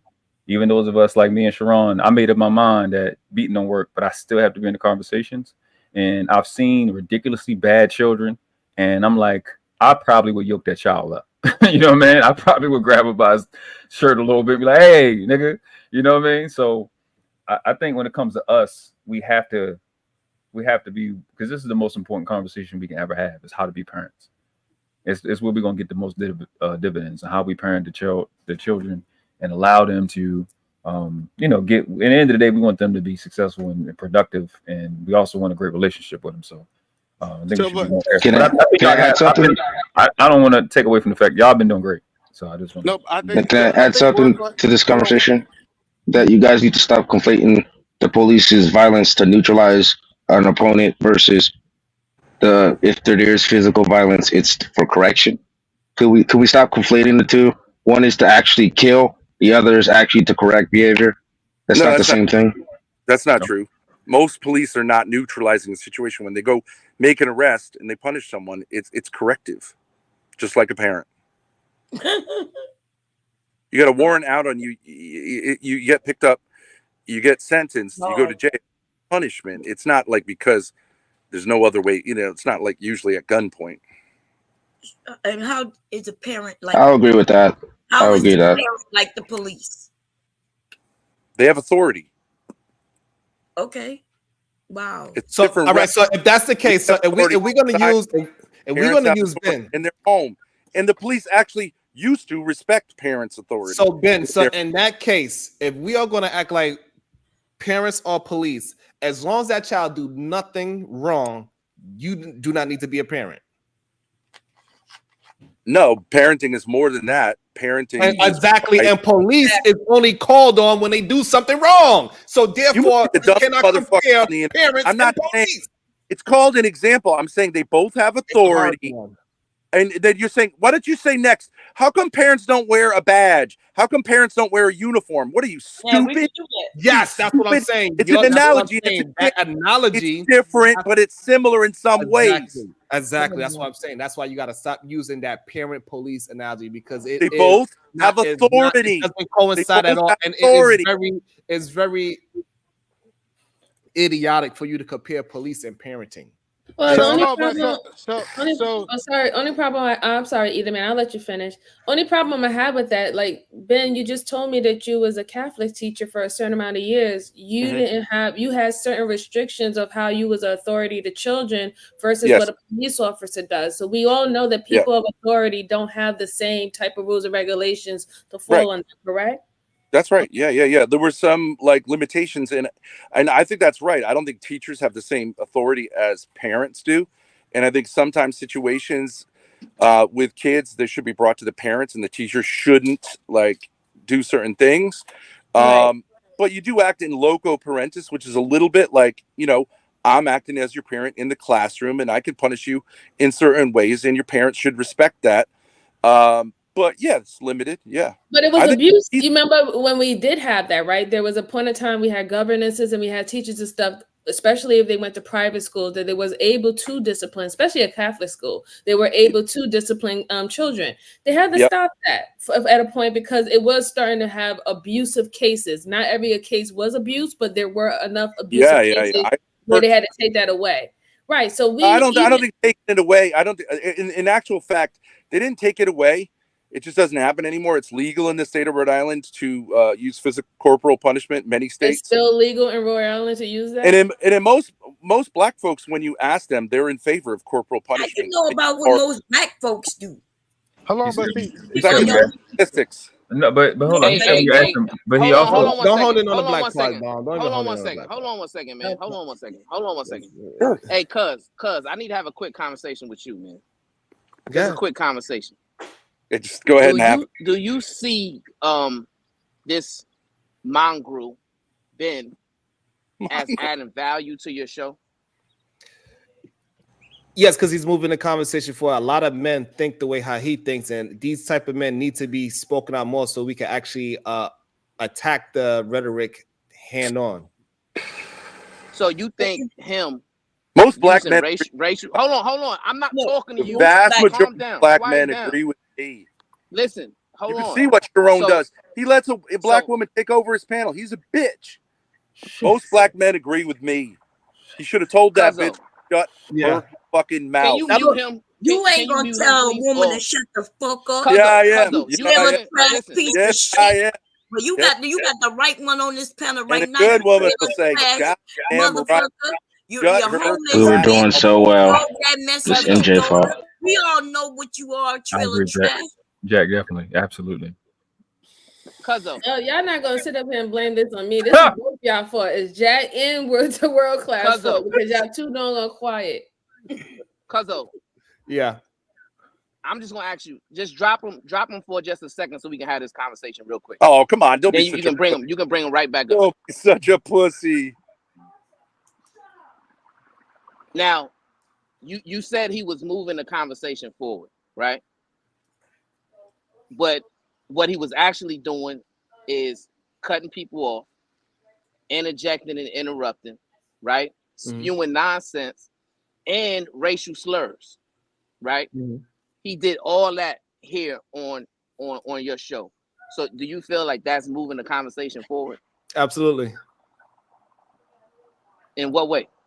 Because most people don't get an opportunity to have a back and forth conversation with somebody that is as free thinking as that. They only keep that amongst themselves. And so most people do not realize that this shit is happening on a day-to-day basis. So when I'm in these board meetings, I'm dealing with that every fucking day, but they cannot speak it the way how he speak it. So therefore they keep it covert. So now we can get more of them to be overt, then now maybe more people could be able to address the situation at hand properly instead of just going to blaming somebody and complaining, and remain stoic and understand who they are dealing with when they see them. Right. So do you believe that we are ignorant to what you just said, that we got to deal with these people in our everyday lives? I don't think most people deal with other races. Most people do not intermingle with other races. Most people only deal with themselves. I disagree with that. I think now in 2024, we're actually are intermingling, having conversations, doing business deals, et cetera, with different races. The difference is there's a certain level of decorum, right? So just like you, Cuzzo, when you have to go to the boardroom, you have to conduct yourself in a certain manner, right? You can't just exert yourself in there and attempt to take over the boardroom, right? When it's just you there. You see what I'm saying? That's the difference. Like, he is allowed to come over to your channel and just completely take it over and have carte blanche to use racial slurs, to disrespect our women, right? And disrespect you. Yeah. And I just don't understand like how that's productive in moving the conversation forward. Can I say this real quick, Brownsville? Teron, I'm 100% with what you're saying, right? But what your cousin just said to the point where he's being disrespectful to you, that's when he got to get his ass the fuck up out of it. That shit too much. So the problem is with that is that he's not the only one that come and be disrespectful. Hey, you should have, when Fatty said that dumb shit to you yesterday, you should have kicked this bitch ass off. But I understand. So what I'm saying is this: when other people being disrespectful, for some reason, y'all had tolerance towards that. For me, Ben attempted to be disrespectful with his words. Is not. He cannot say or do anything that's actually hurtful to me at all. But that's the key word, and more people need to learn how to not allow words to move them in a way where they feel disrespected because he called me a bitch. That doesn't mean anything. When I start moving in the fact that he calling me a bitch, then therefore he has power. He don't have no power over me. By him calling me a bitch doesn't mean anything at all. But listen, and more people need to understand that they cannot be moved by these words. They cannot be moved. You cannot put more power over him than somebody else. If a black person call me a bitch or Ben Thorpe, a white man call me a bitch, they do not hold extra value because he's a white man. It does not. It don't move the fucking needle. He's not over nobody that I fucking know and love. Simple as that. So don't put it because he got some fucking pale skin that I'm supposed to be more concerned with how he fucking talk. It doesn't matter if he's black, white, Spanish, or a fucking alien. It doesn't fucking matter to me. Ain't nobody over me. It's not about him. Really. Well, here's Go ahead. No, Brian. I agree with Sharon. Shut the fuck up, Jack. Here's the thing. Hold on. Here's the thing, right? The difference is the word that you use is tolerance, right? Because in real life, me and you walking down the street together, right? Mm-hmm. And let's say we get into a disagreement with people of our kind, right? Mm-hmm. Are we gonna be more tolerant in that situation? Or if me and you walking down the street and there's some random white dude come and say, hey, look at these niggas over here. It's gonna be a different level of turn up. A different level of aggression, right? So we can't pretend that that's not true, right? Because it certainly is true, right? This is our space, right? If we got, here's the difference in what you're trying to. You took it up. So the problem is, let me land it real quick. I want to jump into that point right there because you're wrong with that point. Hold on. You're wrong with that point. It's all about the intent of why somebody is trying to antagonize me. Because somebody could tell me what's good, and then somebody could say what's good, and those are two different terms, even though it's the same word. So it doesn't matter if he say nigga or brother. He could say, what's going on with you, brother? And I know that's a fighting stance. So it's really about the intent of how they're using the words. Well, so right. This is but go ahead, Francois. I'm sorry. I'm talking about there's a different level of tolerance when we deal with different levels of people. And you know this, cuzzo. You know this. You know what I'm saying? And he, right? He knows. And that's the thing. It's intent. Intent matters. Correct. Right? The Rim brothers, they come over here. Some of it is intentional and some of it is just reckless, right? But he is intentionally coming to a black audience, right? To dispute his hate, vitriol, and disrespect for our people. That is his intention. He's not here to have a good faith conversation at all, right? He wants to disrespect our women, right? He wants to control and dictate the conversation, right? And make us seem inferior to him, right? So that is his goal. So the problem is this. So me looking at how he moved and how Fatty moved, I see no difference. Right. Yeah. But I do not see no difference in those two men. I don't either. I have the same issue with both of them. And I always ask you so what irks me with you is the fact that you'll sit here and say, oh, well, let's have a conversation as if there's going to be any productive conversation had.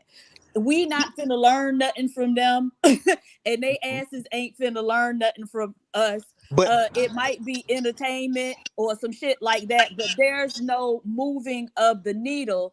And a lot of those people just come here because they want to center themselves. And I'm talking about Fatty. I'm talking about them crackers that was up here, right? And so now we were supposed to be having a conversation about a book.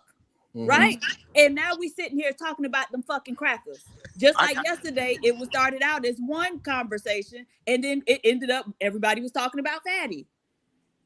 So can I just add one thing? Right? No I know. So thank you for being patient, everybody. Thank y'all. I want to thank everybody being patient. We're going to continue the conversation. Thank you, everybody. Appreciate y'all. So the one thing that I value about Sharon and his channel is that it doesn't become an echo chamber because he allowed voices from all communities, regardless if he agreed with it or not. Yeah. And I think what people don't understand, Yep. when you start filtering out everybody that you disagree with or offended by, That's you not it. create. Hold on, I got you. I get y'all don't like it. It creates an echo chamber. And over here, the one thing that I say I appreciate is that it makes Sharon not look like a liar. Because when he talked by himself, I was like, "There's no way this dude's out here doing this crazy stuff. Like he's really just talking."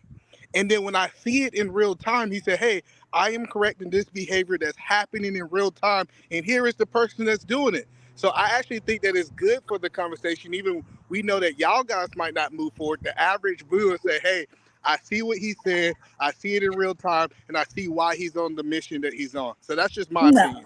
So the thing is, there are lots of different people with views like those white people, right? But there are people at different levels of it, right? So you got some scholars who can talk about it in a different way, right? So when you're having that type of conversation, it's a little bit different than just having your run-of-the-mill white trash cracker. Right, there's nothing to be gained from that. And like, I am just a fan of not giving certain people audiences. It's not about a conversation, right? Because the more intelligent people are, and the more intelligent even racists can have a different type of conversation where you might be able to get something out of that. But just your run-of-the-mill white trash cracker, you're not going to get anything out of it. So I agree with PhD. Shut up, Okay, Jack. I'm going to ask you this question. Do you believe in consequences? Who you asking? I'm asking Sherrod. Oh, okay. Yes, I believe if you eat too much, it's consequences for it. Yes. You see that smart ass remark. But okay, but let's talk about consequences. So they can make money off of your black ass, and they can go on Fox News. I mean, if I see Anton Daniels on Fox News one more time, I'm gonna say I blame niggas like you. If I see Tommy Sotomayor on Fox News again, I blame niggas like y'all because y'all give them niggas a whole lot of shine without telling them what time it is and tell them to be on their P's and Q's. Which you want to make money off of black dysfunction. That's what you do, Sherrod. So you are part of the fucking problem. Thank you very much. And what Brownsville said is correct. You see, everything's a fucking game to you, Sherrod. Everything's a fucking game. All the you got all the other niggas. What's so funny? I'm sorry. The funny thing is that you think that you are not disrespected, but I'm allowing you to do it. No. Hold on. The problem is, here's the problem. Let's not go there. Hold on, Longhorn. The problem is that you don't. In fact, hold on. And let's bring something else too on this. Let's bring some fatty disrespecting your. Hold on, yes, fatty disrespecting your daughter. You still giving him. You still giving him some fucking honest. Get the fuck out of here, dude. Jay, you want to get a chance to talk. So again, you are disrespecting me, right? No, you have been disrespecting me. Well, them punk ass brownies and shit, everything else. And I'm gonna say something to you right now. I'm gonna be an asshole on this shit. When I left this channel months ago, your view count went. Remember that shit? Damn, nigga. Remember that shit? Anybody know the last time I was up here full time? Guess what happened? Guess what happened to your channel? Take a guess. Not full time. When a nose dive.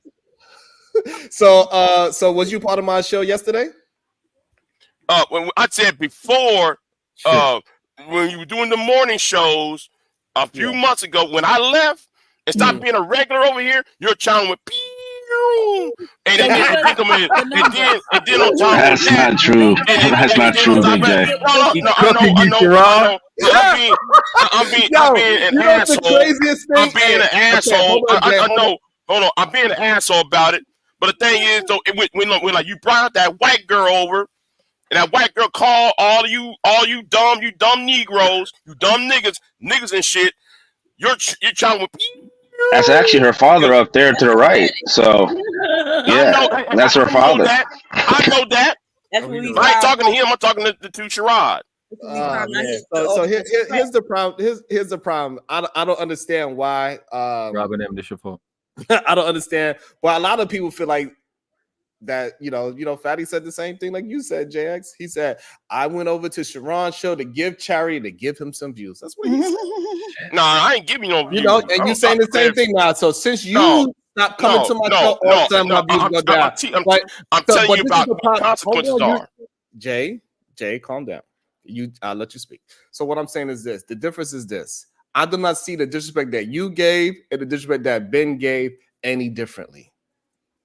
So Ben calling me a bitch, it ain't no difference between Jay calling me a bitch because I don't give him no extra authority that I need to check him because of his pale skin. Really? That doesn't move okay. Ask this question. He says, hold on before you ask your question. What I'm saying and what I'm trying to show other human beings as well, you shouldn't give authority over no other man because no other man is supreme over me. So therefore, I'm not treating it any different. And we can have a disagreement and just how you are being disrespectful, he being disrespectful, I can still have the conversation because that disrespect, those words does not move me in real life. It's not going to stop my children from eating because he called me a bitch. Two things here. Let's bring two things here. And first of all, hold on, Jay. God damn, you talking like speaking of bitches. Welcome to the show. Damn. I'm kidding, bro. No. Nah.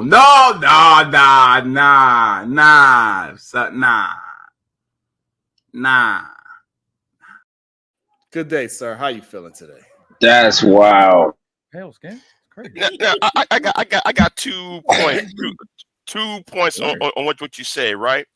Well, if we can go back to logic though, you talking about Rim Brothers and all that, right? Well, explain something then. Explain something. How come with all these Rim Brothers, these no good suckers, but then you say these guys are no good and all that, but then red carpet treatment for Tommy Sotomayor, red carpet treatment for Anger Man, and you ain't saying no disrespectful shit to them, Sherrod. Why is that? And second point, I gotta raise. Big J. I'm gonna make my second point here. Right. How many bounties have been dealt with on Big J? There's been none. How many verses than those on this white boy right here and his daughter? He got dropped earlier. He literally got dropped earlier. I'm tired of other people getting in the way. I'm talking to Sherrod. How many times? Say again. How many times I got bounced and that white boy got bounced? Right. So how many times? Let's count thy ways, nigga. It says in the Bible, let's count thy ways. Then let's count thy ways, nigga. How many times? Let me count. He got dropped just as many times as you. So no. It's just that he's at least willing to have a conversation. You just came on the show. He didn't. Hold on. You came on the show and you did exactly what he did, right? You took over the show. Now the conversation is strictly on you, and you putting the focus on No. I'm making it about your integrity. I can't even give a couple of words in. Jay, I am a patient man, but they got to have some kind of at least a back for even if you're being disrespectful, we still gotta have some kind of understanding. And I'm pretty sure you got probably a little bit excited because Fatty came up with his colorful eyes and his chest out again. So you probably was a little excited. You chased him away. I don't know. I guess you chased Fatty away because he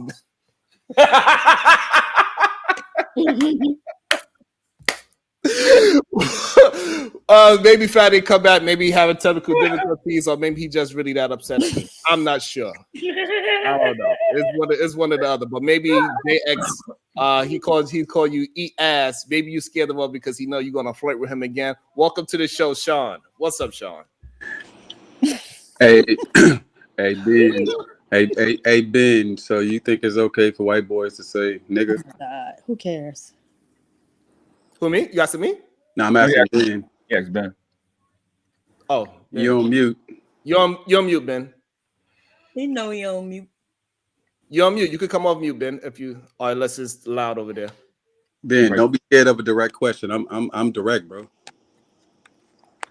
You're on mute, Ben. He know he on mute. Yeah, in that redneck mansion. I can't unmute you. Okay, well let's move on. Yeah, try. Okay, All there right, you go. I can't talk shit to the daughter fucker. I'm Yeah, sorry. I do think Shout that out. at times it's fine to use that word. I think kids use it all the time.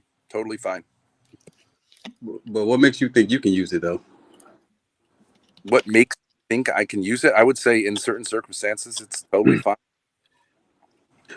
How would you describe your ethnic group? Great of a word. Why Are you so afraid of a Jewish? word? Are you I've like been what? called What a are you? cracker up here several times. No, that's cool. I'm just I asking don't you a question. I'm care. trying to get a Saying baseline pussy. understanding. I'm pussy. That's why. I'm You call me trying to get a cracker. baseline Okay, understanding. you call Don't me be crazy. cracker, ofe, honky, whatever you want. It doesn't affect me because I ain't pussy like you. Well, that couldn't be further from the truth.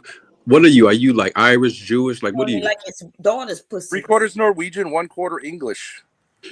That Do- doesn't make me better than So anybody else. look, do you have a But I identify as a black man. do you have a derogatory term that you can use towards Jews? He is black. No, we're not going to use that word. Hold Whatever on, Sharon, that hold on, word Sharon. is. No, Hold on. No, Sharon, hold on. Whatever that hold word on. is. I'm asking him a question. Hold I'm on. asking him a Whatever question. that No, word is. hold Hold on. on. Hold on. I Niggas can say understand you whatever they asking want the to say, question. but we can't say nothing about Hold on. Jews. Yeah, because certain things. Sharon, come on now. Come on. Ain't no Come on. come You my on. nigga though, but come Hold on. on. This is what you Hold black on. I'm just I didn't ask that nigga to say it. I asked him a question. Okay, fine. Yeah. We can't be more sensitive about shit about other people than we are about ourselves. Ben, you call Jews derogatory terms too? Yes. Damn, you call gay people derogatory terms too? What's that? Do you call gay people derogatory terms too? Yeah, I use the F slur. I don't call them that, but like I use the F slur. Yeah, sure. So why are you saying the F slur and you won't say the word? Because I respect Sharon, unlike you. Because you're not allowed to say that on YouTube. What? I'll call you that. But you okay with 10,000 saying nigga and shit like that? If you are You're an okay F with slur. saying nigga, but you ain't okay with saying the F word, quote Yeah, unquote. because YouTube allows it in one case, not the other. What? And I'm respectful of the platform. Ben, that's pussy. Look, let me ask you a question. That's called logic. That's why you sat there silently. Oh, pussy. Hey, Ben, do you be fucking your daughter for real, bro? Shit. Your mama is my only hole. I fuck her in the ass and your dad licks it up. Okay? I'm going to clear up the rumors right now. Hey, look, one thing you're right about, I don't know my dad. That's one thing you probably Well, right you about. said I was right about it. So Hey, one thing you're that's right fair. about. But look, you think your daughter like BBCs? Oh shit. I don't have any Thinking about it? daughter. She's welcome to might date wanna black watch. men. I'm not racist. She's welcome to date black men, but I would ask her not Oh to no, I don't want to like date her. I just black men to want to have sex with her. I just want to pump and dump her. I don't want to have sex with her, bro. I mean, I don't want to date her. I just want to pump and dump her. I want to give her a pearl necklace. I want to give her a pearl necklace. All right, Sharon. It was a good show. I'm gonna head out. Y'all taking this into a whole different direction. Look, this is I'm the a thing, bounce. though, right? If niggas could come around being offensive, shit, why can't we be offensive? Right. What's the difference? It's Not crazy. offensive to me to say you want to have sex with my daughter. How's that Why can't I offensive? pump semen Very from the attractive. big black cock in your daughter's mouth? Why can't I do that? Can I do that? Can I do it in this trailer? Can you do that? Oh no. Yeah, in your redneck mansion. Can I do it there? That's a trailer? I'm gonna use one of your t-shirts to wipe the cum up. That's crazy. I'm gonna use one of your socks and shit and throw that shit back in the drawer. You think this makes me look bad and you look good? You're having I really don't give a fuck. The white girl. I really don't give a fuck. All I know is that it's okay to say shit like this. So let's say some shit like this. I'm just saying. Why you don't talk shit about Jews on your platform though? I think make you a should do point? it. I don't know what you're talking about. I think you should do it. I'm saying, Yeah. like, it's okay for you to say, nigga, why you don't say shit about the Jews on your platform? Can I make a point to Sharon? These people, what they want to do is keep you in the ghetto and keep you from interacting with bigger platforms. I see this over and over and over again. And look at the topic of your discussion today. Trashing a young black man who's been successful. I see this over and over again. P. Diddy, all these guys. I'm not saying perfect. Why is it that black folks want to trash successful young black men who have succeeded? How's that helpful? Because did you just say P. Diddy? Why not? The reason why it's simple because why don't you try to because defend this man, black I don't know about you, but we over here we talk about degenerate behavior. So it doesn't matter if he's black, white, or indifferent. If he is whooping a woman's ass, that's degenerate behavior, and it needs to be spoken about. So this way, men that think like you don't go around whooping's ass because they believe in domestic discipline. Domestic discipline it starts off small, of it just maybe be a stern talking to, and then it turns into just a hand slap and an ass, and then it turns into what this man did: punched his woman in the face 8 times in a row in front of his daughter, which is now having nightmares over her father whipping her mother ass, all because of the thought of how you think of domestic discipline. This is why it needs to be spoken about, and this is why I gotta have men on both sides of the coin having a conversation. We have 2 different point of views. I'm not trying to stray you away from your point of view. You already a grown-ass man, old man with 6 kids and 1 marriage, right? So you don't even follow the own rhetoric of your own good book that you said that you follow in how not following the good book? I don't understand what you're talking about. And you not following your own having 6 kids, 1 marriage. What he talking about is kicking your daughter in the back of her head on live and shit. You kicked the shit out your daughter.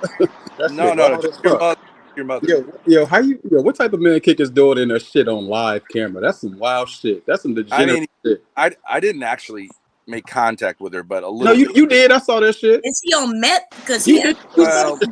Like that. That's some degenerate shit, my nigga. Well, hey, you more niggerish than all us up here, my nigga. That's right. Yes, that's right. That's his point. That's what he says. That's right. The problem. Right. Almost all black men in America and all black men in Africa would say absolutely that a father has a right. Hey Ben. Hey, the way that you and Dan was calling PhD Diva a bitch like that, what you think would happen in real life if you did that around us? Wait, niggas to bust your shit wide open, pussy. Oh, now tough guys on the internet. All that tough shit y'all was talking and shit. Why do y'all think the internet? I saw that video of you and that other white boy talking shit. Why do y'all think the internet stops somebody from being tough? I don't understand that. Exactly. You got it because every single word I say. Look, you motherfuckers get on this internet and y'all start talking hot and shit. You motherfuckers get on the internet and y'all start talking hot. Look, but this is what you never see. You never see the unseen motherfuckers go to the nearest nigga that they can find and say rats on the internet. It's illegal. But look, nigga, don't care about none of that. Look, why y'all never go up to the top a lot of black men in person and call a nigga? Why don't you do it in person? You do it at a Trump rally, but you don't do it in person. Why you don't say that to niggas in person though? I do. And something about pussy, nigga, you pussy. And I know you ain't done it in person, nigga, because you still breathing. My nigga. You do that at? Where you did? Nigga, you ain't never in your life, nigga. That's cap. It's so much cap in your rap, my nigga. My redneck nigga. It's this city called Baltimore. It's so much cap in your rap, my nigga. Nigga, that's called pussy. You doing that from your motherfucking trailer, my nigga. Come in and do that, and we'll see what happens. Because it's these people that's in this county called Underdog. They don't come to our city because we'll kill them. You pussy niggas march where it's safe, nigga. You go to these Trump rallies and talk shit where it's safe, nigga. But we out here in the streets. We any smoke you want, nigga, we got that for you. This ain't no internet shit, my nigga. That internet shit is talking shit. The vast majority on the internet, black people don't care about the N-word. It's old people shit. Get your good ass here, boy. I will say nigga to the vast majority. Smack your nose off your face saying that shit, man. Fuck you talking about. All right, people use it all the time as a way of saying like, bro. Yo, what's up, my nigga? Chicago Rilla. Like white kids say that, Hispanic kids say that. Chicago Rilla, can we talk black about kids don't book beat on up your the white kid channel? who says that. Like it's you're living in a different generation. All right. Okay, so hopefully we can move past that now. So I think it is important to have different points of views, and clearly it ain't just one type of or one race of men that think like Ben. It's a bunch of them. It's plenty of them. Blacks think more like me than you. You're a white boy. You're a Scandinavian white boy. The place on this planet where it's illegal to spank your kids is Norway.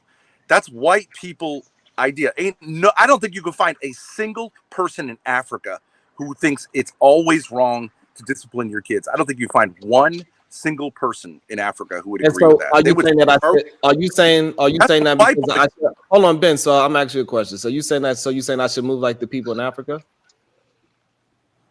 I think Africans have much healthier societies, in terms of their families, in terms of understanding authority. What part of Africa you talking about? What country in Africa you are talking about? Tanzania, I think, is a great country. Okay, we're going with Tanzania. So Tanzania, you saying that most black people should move like how every black person in Tanzania moving?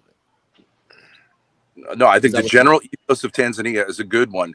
They didn't do the vax. They didn't do the COVID. They didn't do any of that stuff. They trust God. Right, They're beautiful again, people. this is what I'm saying. So like, this is how easy it is to break down that remedial rhetoric, right? Because you don't really actually believe that. You was trying to use it to bait me into a racial conversation that it just not going to work with me. I don't really care about all those little stereotypes that you throw out, right? Me and you can actually have a conversation once we get past the bullshit, right? And we can have a conversation, right? I'll let you get your bullshit out, and then we start having a real conversation, because that shit doesn't move. The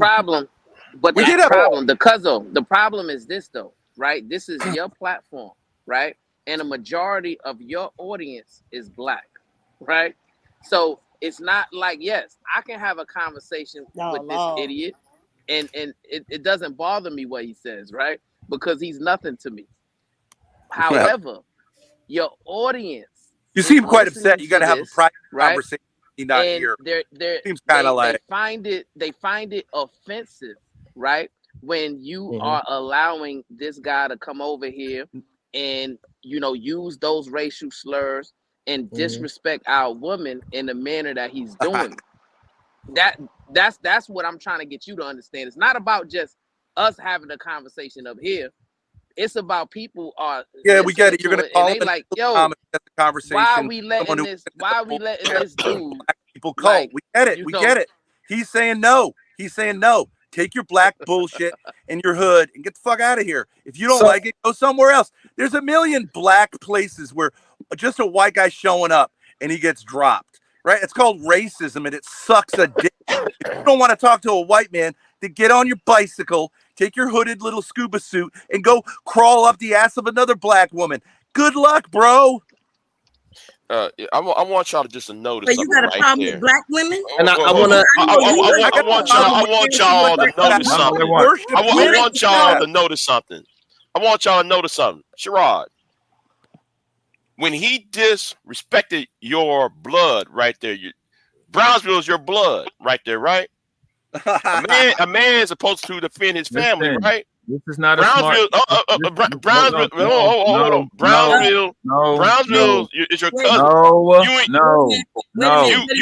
You not sitting up there and bounce his ass off. Can we move this conversation past? I just want to correct this white man, right? He said that in Tanzania they didn't take the COVID shot, but I'm reading here that 70% of their population took that COVID shot. I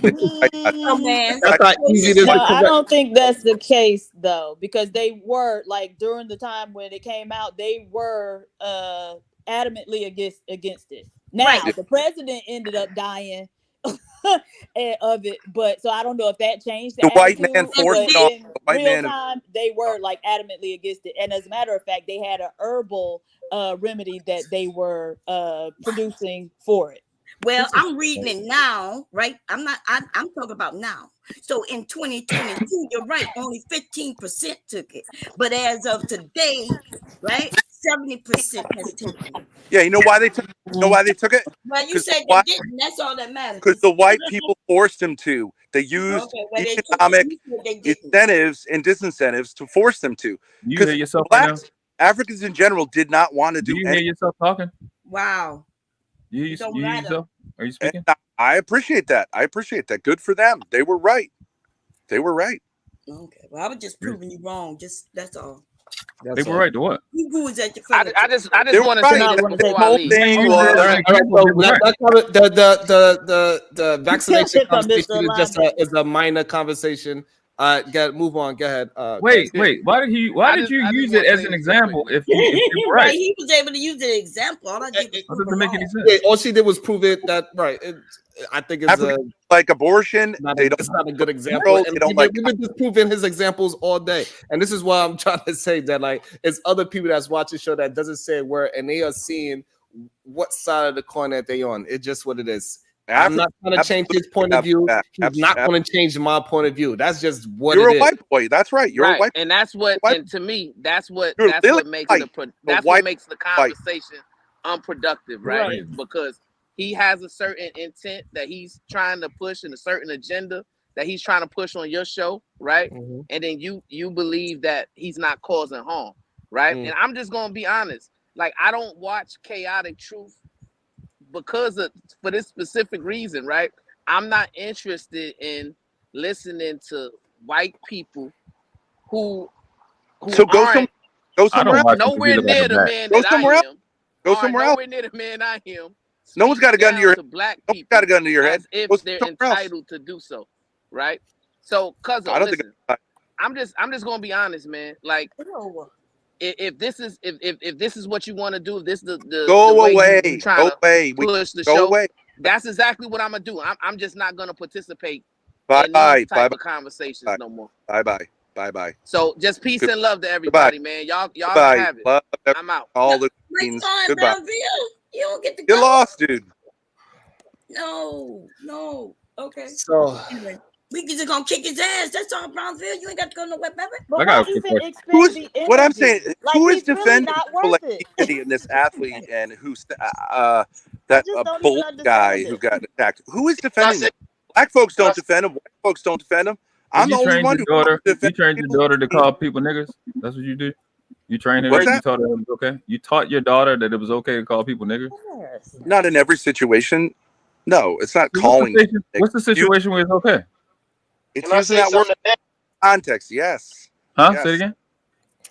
In let me certain, read some super chats because y'all just starting to be all over the place. Yeah, y'all just want to fucking I'm asking complain. direct questions. Hold on, not because it's starting to annoy me a lot that all y'all want to do is fucking complain. It's kind of questions from what he said. The nigga said it. All right, okay, go ahead, Ben. You want to answer the question? Go ahead, Ben. What was the question? I already answered. What's the circumstances that it was okay for her to call people niggers? Like if kids are playing Yeah, that worked. Christ. Good teamwork. All right, Tato Mills, get white boy out. I don't want to hear Brownsville cry. Laugh out loud.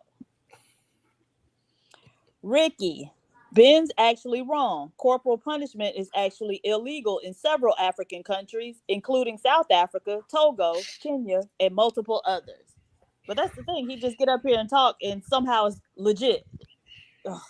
Terry, Sharon, you're having the conversation with known racists, allowing them to give their view, and as soon as their BS is called out, they unleash their disrespect and racism. At that point, the conversation is over. Philly, what is that? Philly old head. Mm-hmm. You're their puppet, and they laugh at you. Conversations with MJ. Thought we was going to do the book club today. Maybe later. Right. That's what I thought. I showed up for it too.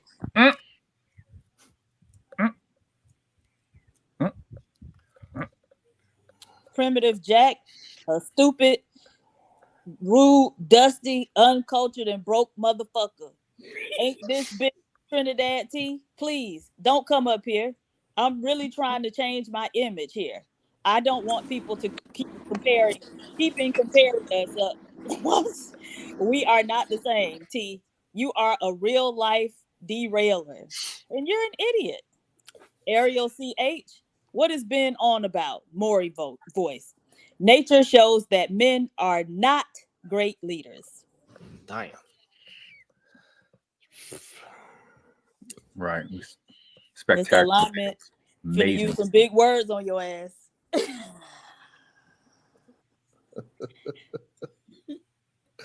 Go ahead, Mr. Alignment. What's going on with you? What's your thoughts? Y'all can hear me, man. I ain't come up here to bring out my dictionary. I just got one simple question though. Y'all know I'm not as verbose as everybody else, but what's the problem with Ben using the word nigga?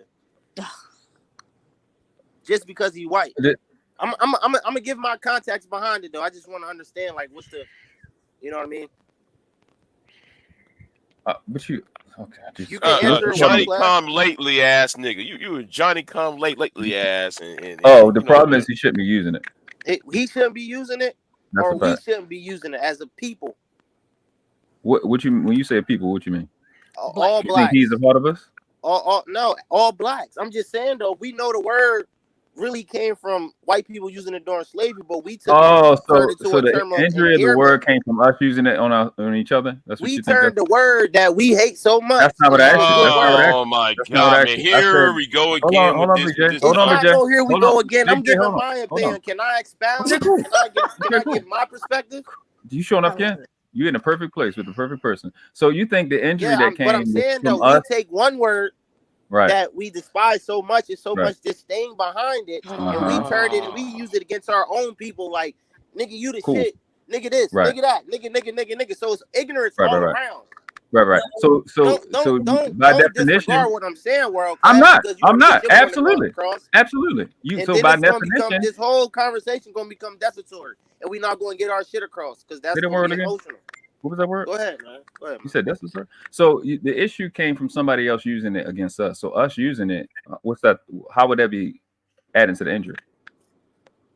I just said, like, I was very clear on why I said, if the word brings this much feedback and pushback upon us and so many Right. emotions, but we continue to use it every day amongst each other, what is the difference just because he's white? He's saying it. Yeah, the problem is when they use it. It's not when we use it. That's not. I don't understand why that's hard.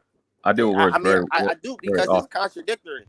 Yeah, it's not It's contradictory hypocritical. if we're not the white people that use it against us while we were being whipped by them. That Brother. doesn't make any sense. Brother, at all. world class, you too smart for this, bro. Well, Yeah, I know. That's why you should just take it as yeah, he's right. I understand Mr. Alignment's question, and he's a young man, so I'm gonna take it serious.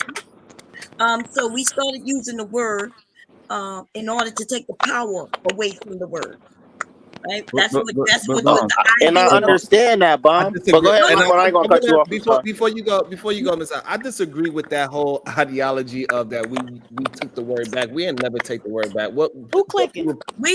Yes, Wrong. that's what happened. Oh, no, that's no, why that's we wrong. use it. We use it more than they do. That's proof that we took the word. Yeah, but here's the that does not prove that we used it the way how people are trying to portray it to be. That we put the word and just we try because to y'all turn put into a different definition on it. We didn't put a different Make it definition sound, y'all of it. watered it up. We put a whole We did different. not put a different buttered the word definition. up. What happened? What really happened was that it's a bunch of black men following white men. No, that's what it y'all is. embrace That the is not word? How do you true. embrace It the word is. that you got so Listen, much disdain for? first of all, I remember when the movement started. I was old enough to know the movement. In fact, Oprah had a whole conversation because my grandparents and everybody was against it. Right? So I was here when we was having this serious conversation within our society. And if you don't believe me, there's an Oprah show where Jay-Z was up there and he had to explain it to her. Why are they using this word in the music? Because that's where they started to make that change. It's not this complicated. It's a racist term. Yes, it is complicated. Oh my God! Y'all Jesus made it a fucking Christ. conundrum. Y'all Okay. made it this You know. I gotta ask this Okay, question. before it I gets gotta too say wild, this. hold on. We're gonna put a line on it. We're gonna go world class alignment, right. Big J. Jesus Christ. So yes, for it to be racist, you need two races. So if the same racist is using it, that doesn't apply to the situation. I get what you're saying. If you're gonna throw away the word, throw away the whole language. Then the whole language is racist. Like y'all want to half-ass and compartmentalize, then you don't even fucking know what words mean. So at the end of the day, it's racist when a certain race, a specific race, is using against another race. That's what makes it a racist term. That's what makes it a problem. You know, I'm not saying that us saying it is good. He asked a simple question: what's wrong with him using it? Okay, you using it against us is the problem. So only reason we got a problem with the word. Literally, the only reason is because you use it against us violently. It's just that simple. Explanation. Mr. Alignment ran away, or maybe he got a phone call. One of the two. Go ahead, Jay. You know, I wish Mr. Lyman had not left, because see, the thing is, he more focused on the word, the N word itself, but he ain't worried about the rest of the racist things he said that never had a racial racial pejorative though. So is he trying to talk about the word? See when niggas do this bullshit and make these arguments, you're deflecting from the real issue. That's Ben's racism, right? You try to make the issue about the word nigger rather than about the other shit that's surrounding of the word, that's outside of the word. It just a fucking distraction. Put a period on it, goddammit. A period. Well, yeah, don't just keep like talking. Sharon. I'm just saying, Sharon, like, let us engage in it. Well, I Sherrod, understand though. that you bring me more numbers, but I'm just saying, let us. Well, Sherrod, Let's the all way, communicate with you. Sherrod, the way though your ass talking, it sounds like you got a period because you've been pegged up your ass. Hey, Sean's point right there. Members of the community can call each other whatever they want. But that's the problem, right? But there, that's not though. true, Like, though. That is not true. a true statement. They say that F word all day. Listen, though. No, each it's other. not a true statement because guess what? It's a bunch of people that tried to use their own slurs against themselves. They shows got canceled as well. Yeah, but and it's so I'm talking ignorant about that because community. we don't I'm say talking it on the about radio. You motherfuckers don't go out in public saying it around all those white people. Facts. Don't say that. Don't say that word. They do Yeah, say they that. don't even I've say heard it white in real people life call around each white other people, bro. redneck, honky. I watched them. They say the same. They do the Come on, same man. shit. Y'all World never say class. that shit. Come on, man. So what I'm saying is this: that Don't be disingenuous. if a Jew person start using, if a J person start using all those slurs, they get canceled as well. They are not allowed to use it as well. So the problem is this: that the word is negative. It ain't no way we could flip it and try to act like it's something good about the word. It is not so possible. negative. Look, No, I'm it's not so arguing negative that. that we don't Yeah, I even know say it you around not. our I know you not. grandparents. We don't even say it around our grandparents. Let's be Right, real. no, we don't go around right. grandmom saying that shit, grandpop saying that shit. Come on, You man. say a lot of stuff. That is come on now, Mr. Alignment. Let's stop doing that. It's a lot of shit you can't do around you. You can't even snap your neck or have your. It's a lot of stuff we can't do around our grandparents. A lot. Not that including that. It's I want to regular shit focus that- on the word. I want to focus on the word. I don't want to go into other variants. I just want to focus on the word. brought that up. Okay, so okay, let's just move the conversation forward. The word is a horrible word. Nobody should be fucking using it. Good, bad, or indifferent. You cannot flip the word in real life. The word is a negative word. The same way how we could find plenty of positive ways that people so-called use it, we could find more instances where people use it in a negative way. Can I give you context? The funny part is Nigger is a word that comes before that. It's troglodyte. A troglodyte, Nigger, is a scientific name for a chimpanzee who has pale fur. I'm sorry, pale skin under his fur. It actually applies to them. It don't apply to us. Just like he was up here saying he's black. He is black because the word black means pale. So the flip is they calling us them. So we should be using it. But on them. Right, in a racist way. Right. Exactly. The word I think it's I just think it's highly interesting how much more, to me personally, it doesn't matter the skin color. That shit don't really, it doesn't bother me at all. I do not give it extra reverence because he says something egregious to me versus Jay saying something egregious to me. It was like you and your cousin was talking about the Rim Brothers, right? It's the intent. When you say as a pale skinned person in North America that I'm a nigga, that means you want to fight. That's all it means to me. You want to fight. It's up. And I thank you for being honest because I want to fight. So cool, nigga, it's up. I don't understand why people have such a difficult time with that. That shit doesn't bother me. Right, but I don't think for everyone it's about, you know, have given them greater reverence. It's actually, like, I know for me, I see them in a diminished capacity, right? So for me, like, you aren't even worth my time. So to have to give an audience to these people is what is annoying to me, because they shouldn't even be worthy of the audience. So when does that line stop? What do you mean? So like, there's plenty of men that not only in that ideology, in other ideologies as well, they are stupid in those ideologies as well. Oh, well, I'm talking about white people, just period. I don't understand that part, right? So white people in general, right? Not right. Are you saying right? You saying the ones that act like Ben? Are you saying all white people? No, a majority of white people. All of them. If I'm out in public, okay, right. So now you're saying that a white person tries to say something to me, 9 times out of 10, I ignore them.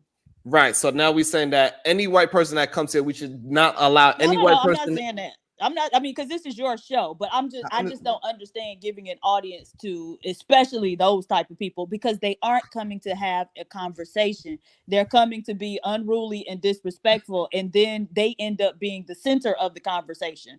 Because again, we were supposed to be talking about a book.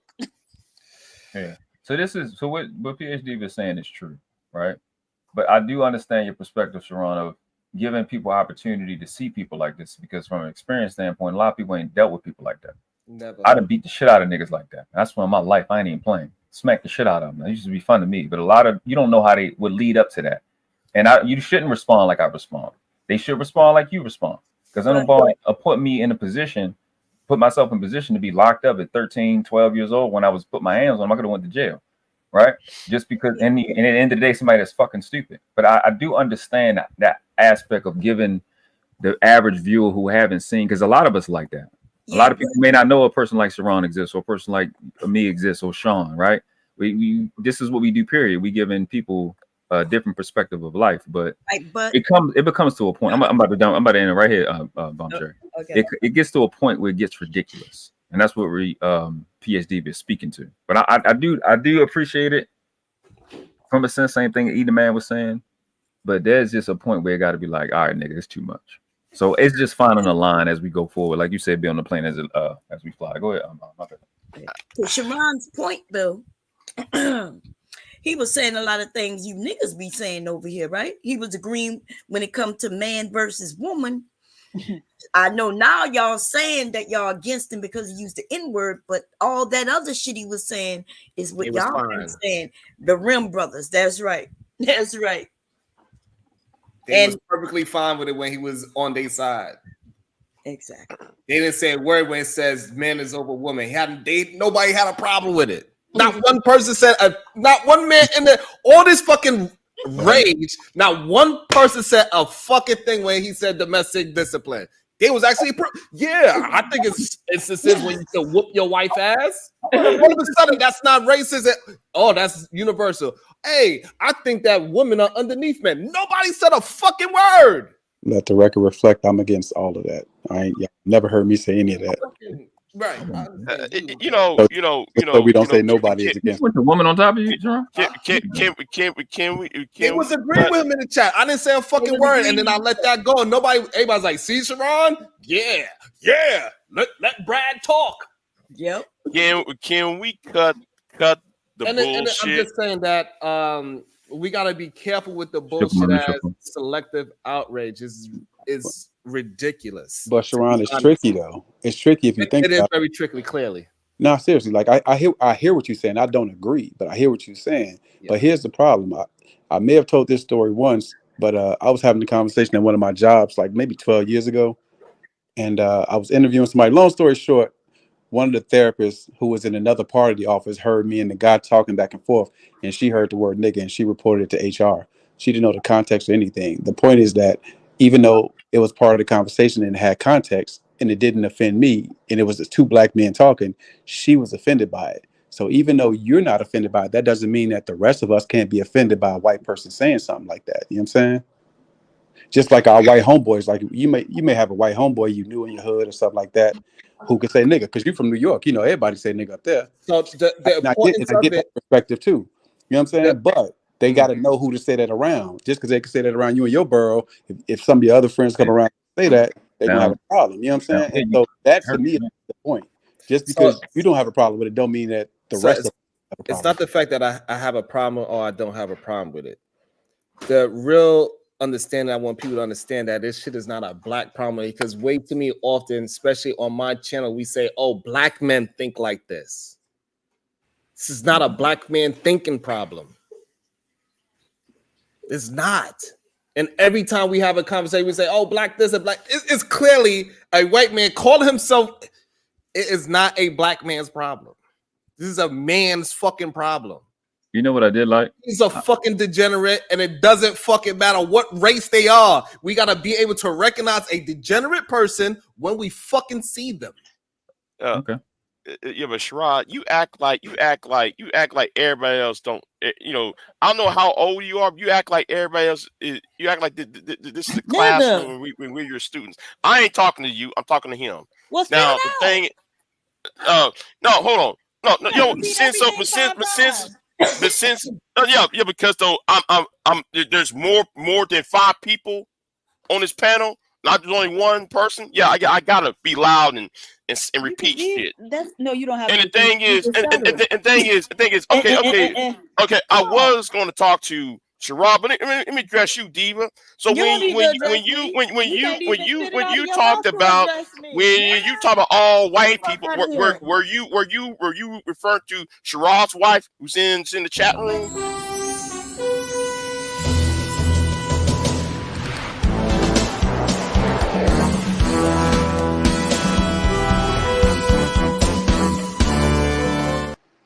Now you're in trouble, Jay. Now, and back to you. And then back to you.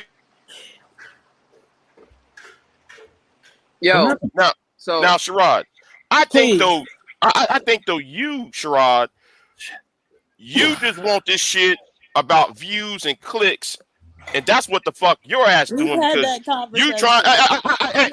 Hey, I'm talking to Sherrod. Is your name Sherrod? Then shut the fuck up. Now back to you, Sherrod. Like, I don't understand. When is that bullshit? All Hold of on, this is about clicks and views because just like the person said earlier, this shit wouldn't be continuing. The only reason why you do on this shit because you want clicks and views. And after you, PhD, shut the fuck up and sit your ass down somewhere because you. Now, while you try to go after my friend a couple weeks ago, you hung around with Jay Prince, and Jay Prince is a no good ass nigga. Now, what you need to do, PhD? No, I'm gonna address your ass now, PhD. Yeah, but who I went over? No. You used to be around Jay Prince, right?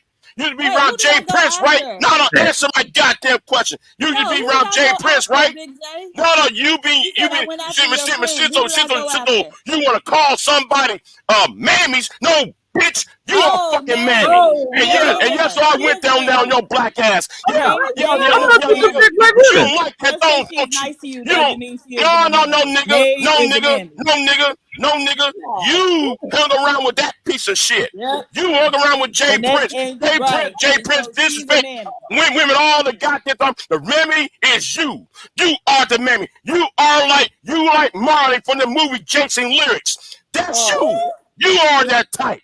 You are that type. All right. No, and you run around on YouTube with your nose up there, think, oh man, you better than every goddamn body. You fucking boule. Jay, see the problem is you don't stop. You don't have no. I ain't gonna stop until I'm dead.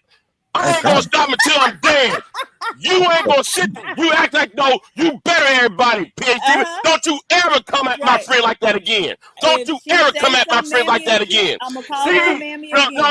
No. You wanna talk all that bullshit. No, I'm here to defend my friend. That's what you ain't gonna do. Why you over there? Why you over there trying to play both sides and shit? No.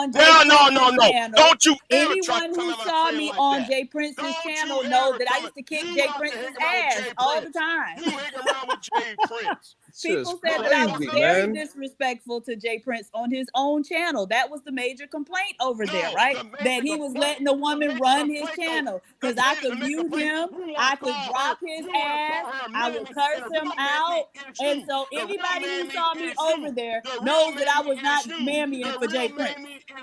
So yeah. I'd like to be a situation.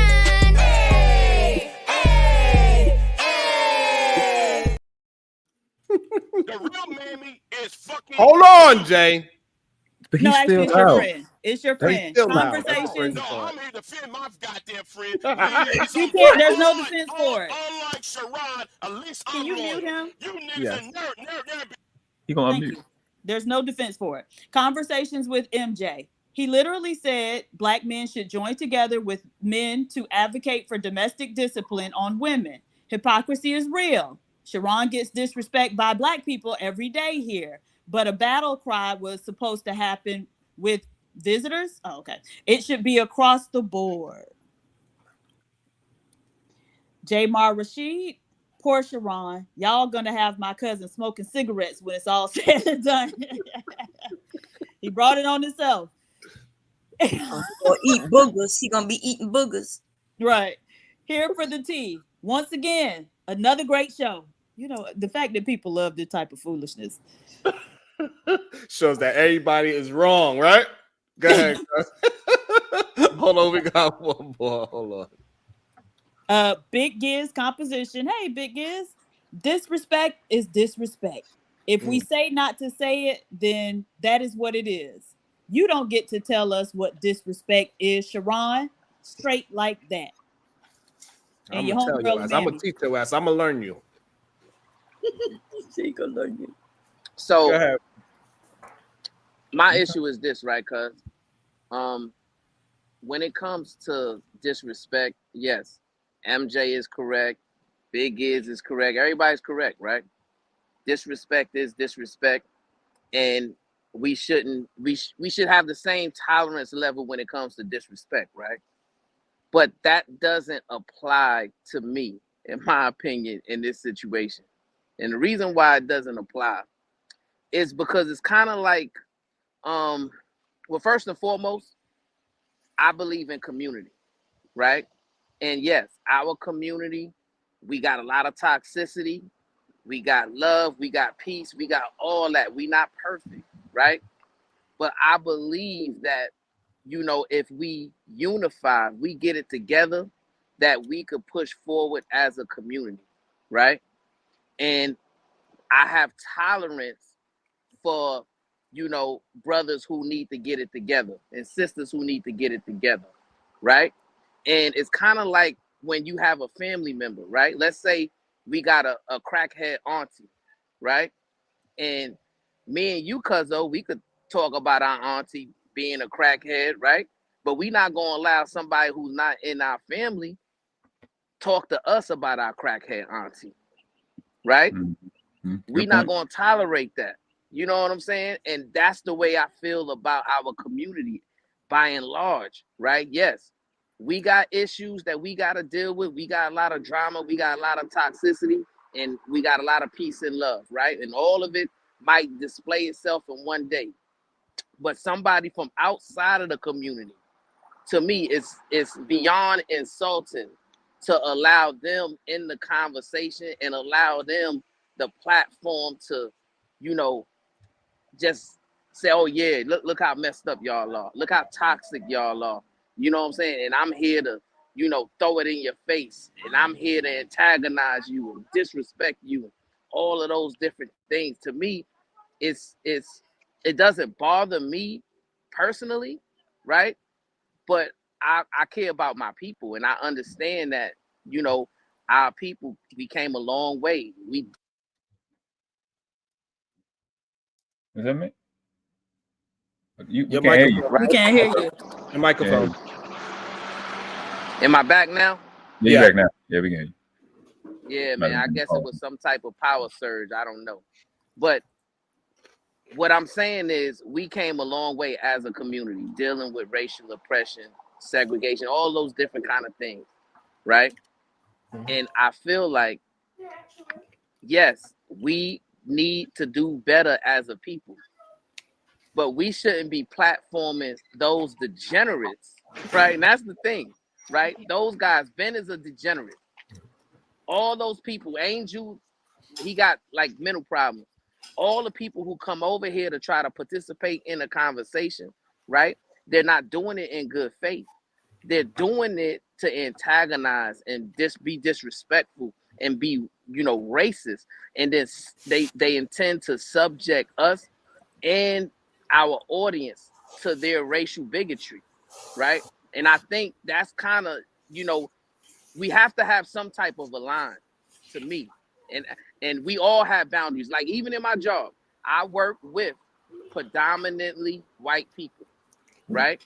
And even in my job, I have to set boundaries. Like, so if I'm dealing with a suspect, like I did yesterday, I'm dealing with a brother who got issues, and me and my white partner, we taking care of that, right? He not gonna come. We get back when we get back. He ain't gonna be like, well, hey man, you know these black people, they doing this. No way. Whoa. Nah, you ain't saying that to me.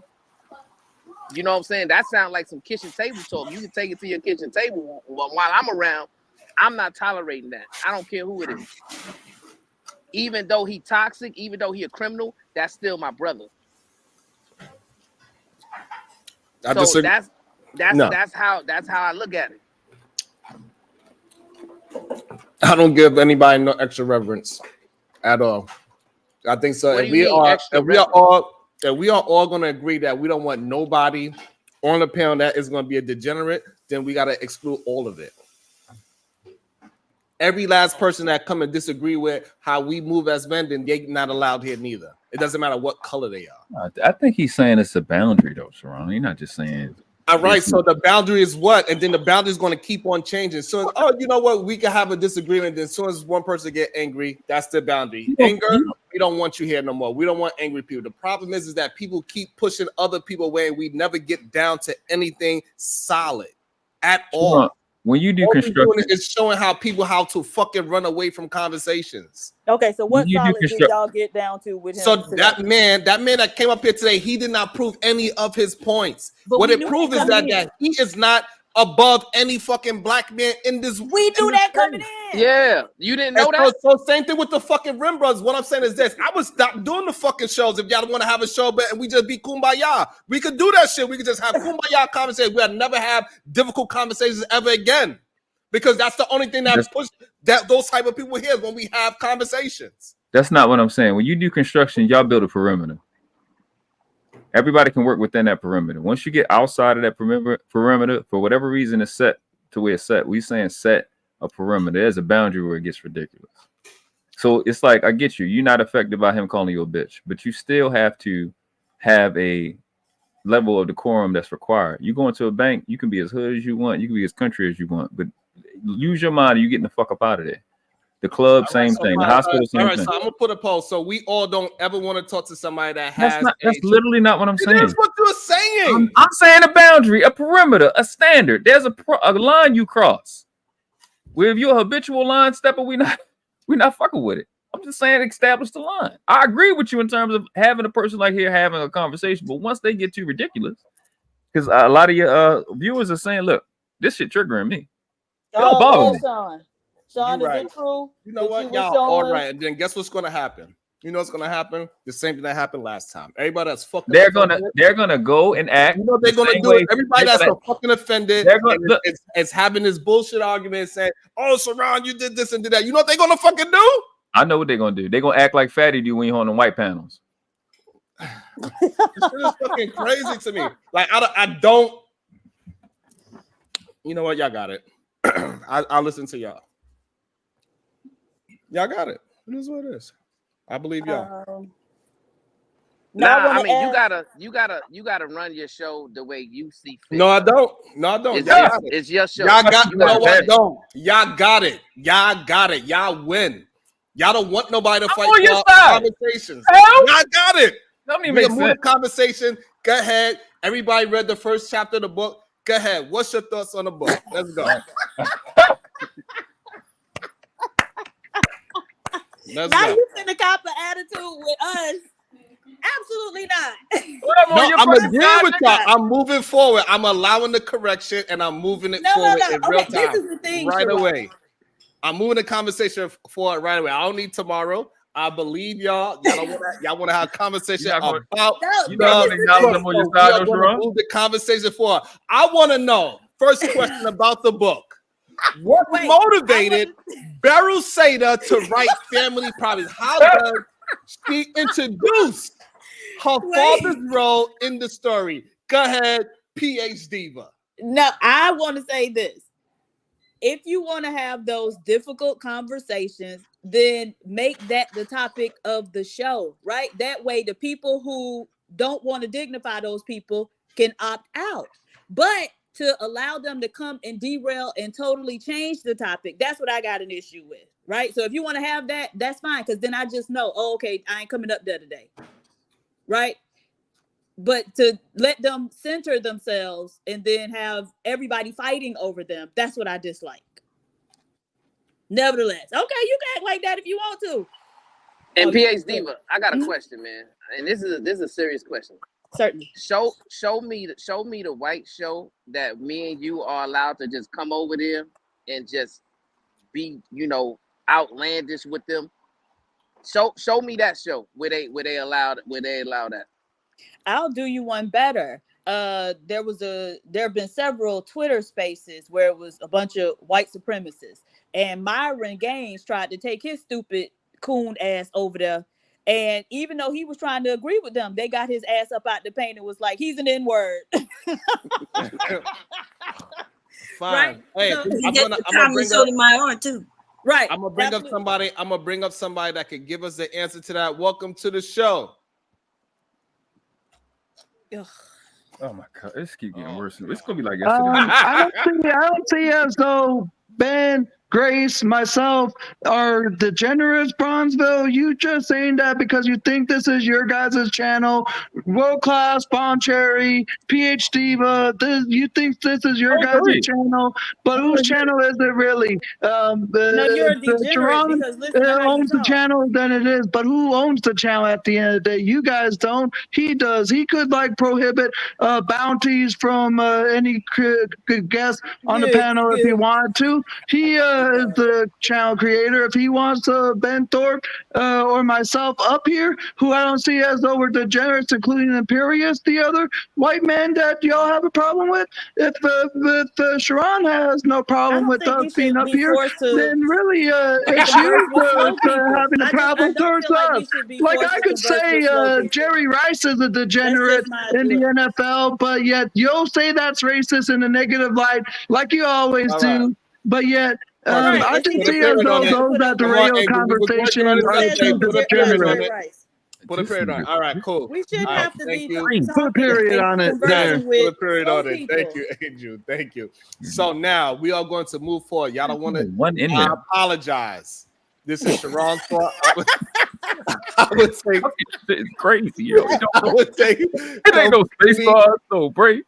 Hold on. We finished the messy part of the conversation. Now we can get to what everybody came here for. Everybody came here to speak about the book. So far, how many pages have everybody read? I need to know where they at in their pages, and I want to know what motivated Beryl Sater to write Family Properties. What is your thoughts, and how does she introduce her father in the role of the story? Go ahead.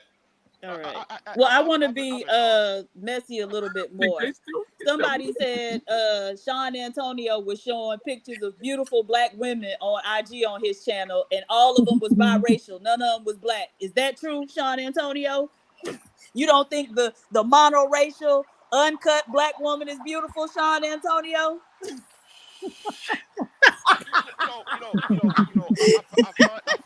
Explain yourself, Sean Antonio. Interesting. I find it very interesting. There's no baby. We can't hear you. Please be quiet. Loud memory. Are you snitching, Diva? Oh, I'm sorry. But yeah, so where's Sean? Sean, get your A up here. There is no bounties. It's Y'all all in trouble now. Y'all all in trouble now. Every last one of y'all are in trouble. Welcome to the show. The beautiful MJ. Now tell us why, MJ. I gave a good question for the book.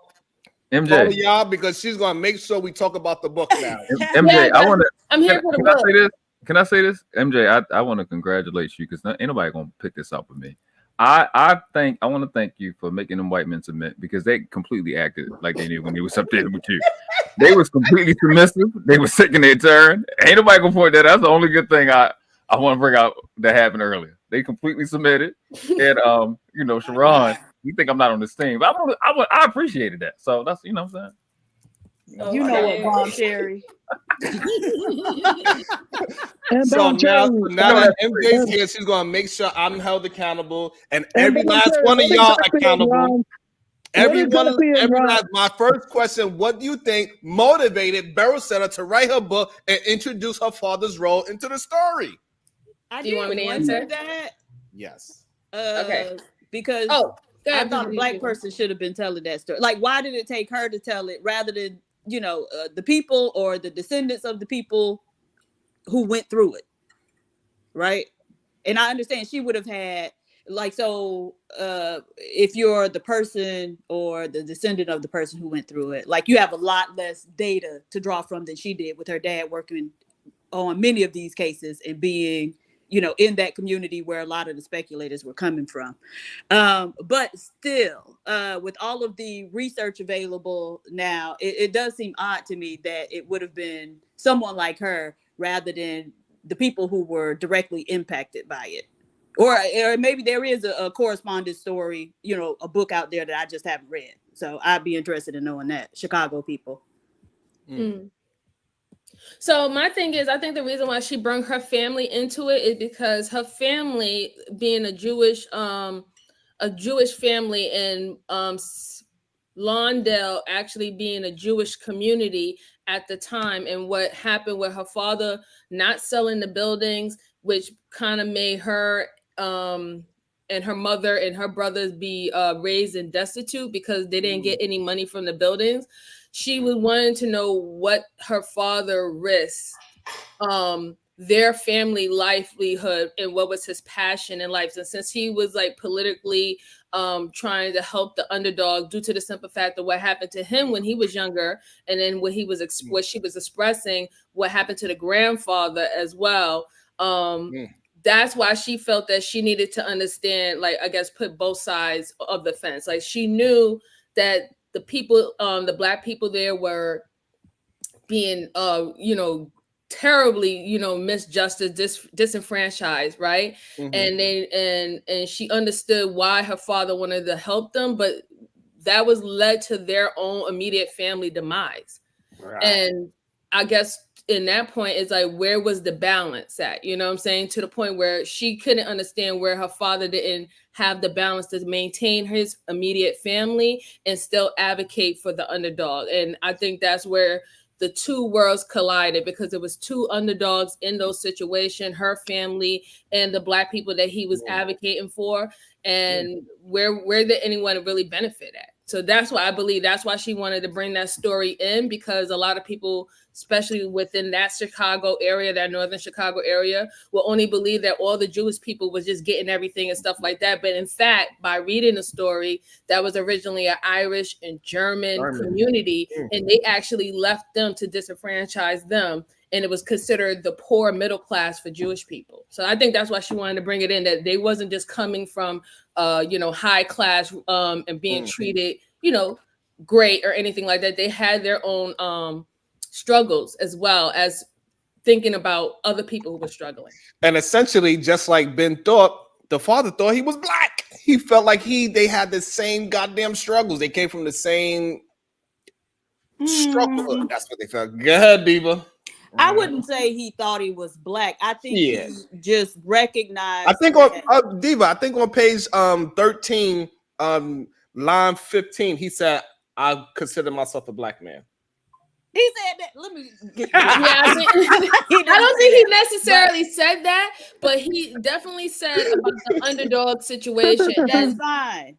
Right. But he talked about what made him an underdog. Not only the fact that he was a lower middle class, struggling family, came from that type of family, because he said many of the people who had a similar upbringing than him understood that it's either kill or be killed. And so they understood that, okay, I got to exploit other people in order to make it in this system. What she said made her dad different was the fact that he was sickly, remember? And he had some type of illness. And so people pitied him. They had low-level contempt for him. And so that's what allowed him to be able to understand the plight of those Black people. But I think an important thing that was pointed out in their background of like struggling, and later they talk about how, a lot of these speculators were able to move their families, out of that neighborhood into a nice suburb, is again, that process of whitening. So initially it was a Irish and German neighborhood. At that point in time, when they first populated that neighborhood, they weren't white. They were mistreated. That's why they ended up in that cramp, because they said that everybody was living on top of everybody in that type of neighborhood to begin with. And then by the time the Jews came in, you'll have those second generation Irish and Germans who now some of them starting to make something of themselves. They're able to move to other places, but then there's still that contempt for these newcomers who haven't started the process of whitening yet. And so I think it's a continuous process. But I just thought that was very interesting, because a lot of times we don't talk about what it took for these people to become white. Right. I think a lot of people don't know that a lot of people had to pay to be considered white on the census. A lot of people don't know that a lot of different ethnic groups of white had to actually pay in the United States for them to be considered white. Ooh.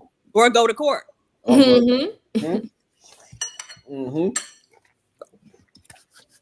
I think it's real interesting too that even it didn't matter. Sorry, I apologize. It's good. It didn't matter what color or race was in that neighborhood. In fact, they didn't have that much grass since 1912. It wasn't much support for the community.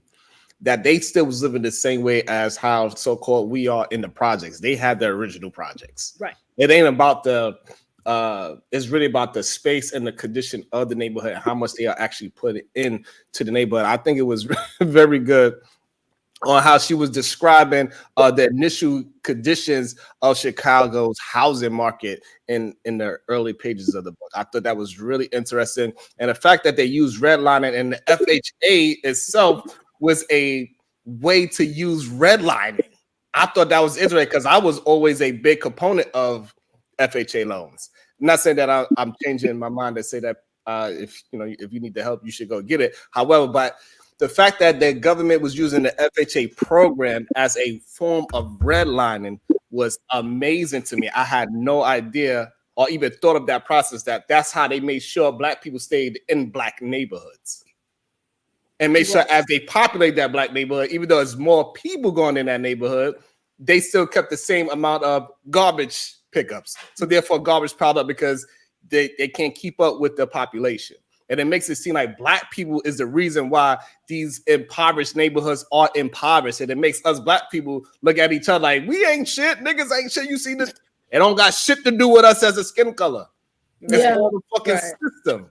Of how I thought that was interesting too. Like the simple fact that she's shown that a lot of the slumlords back then weren't actually slumlords because they didn't want to do anything for their property. It's because they were being, they were getting in these shiesty contracts that was eating up all their money. So they wasn't able to, I guess have the same type of maintenance that they would actually would want their buildings to have. And then you have more people moving in. You had people moving in from the south. You had people moving out. Then they had the expressway that was actually coming in, which actually tore down some buildings. So I thought that was very interesting for her to say that in the book, because that a lot of things when it came down to Black people at that time, it was like if you had a certain amount of Black people in your community, it was automatically going to be devalued. Like we was going to just destroy and terrorize, when in fact it didn't even have anything to do with us.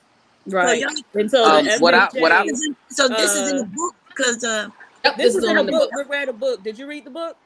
No, I didn't read the book, but I've been telling people this for quite a few, because Black people, we look at each other really badly, and I'm like, y'all don't know the system, and we own property, and when we was renting, the slum lords were white people, and they wouldn't take care of their buildings in the Black community, and then they point at us and make it look like we are so bad, but Black people were very clean at one point. I remember we had plastic on our furniture and on our carpet as well. Well, so they talked about like federal policies that contributed to what we saw in Black neighborhoods. So, right, the FHA redlining, and not only did that keep Black people in the substandard communities and they were living on top of each other, but it also kept them from being homeowners, right? So they were forced into being renters and renting from these slumlords. Now, she did say that some of the slumlords were slumlords by choice, but some of them, and I'm talking about the white or Jewish people, some of them, there were a series of circumstances that led to them being slumlords that were beyond their control. So given the choice, they would have opted not to be a slumlord. And so Sharon talked about the trash pickup, because Black people were relegated to very small sections of the city.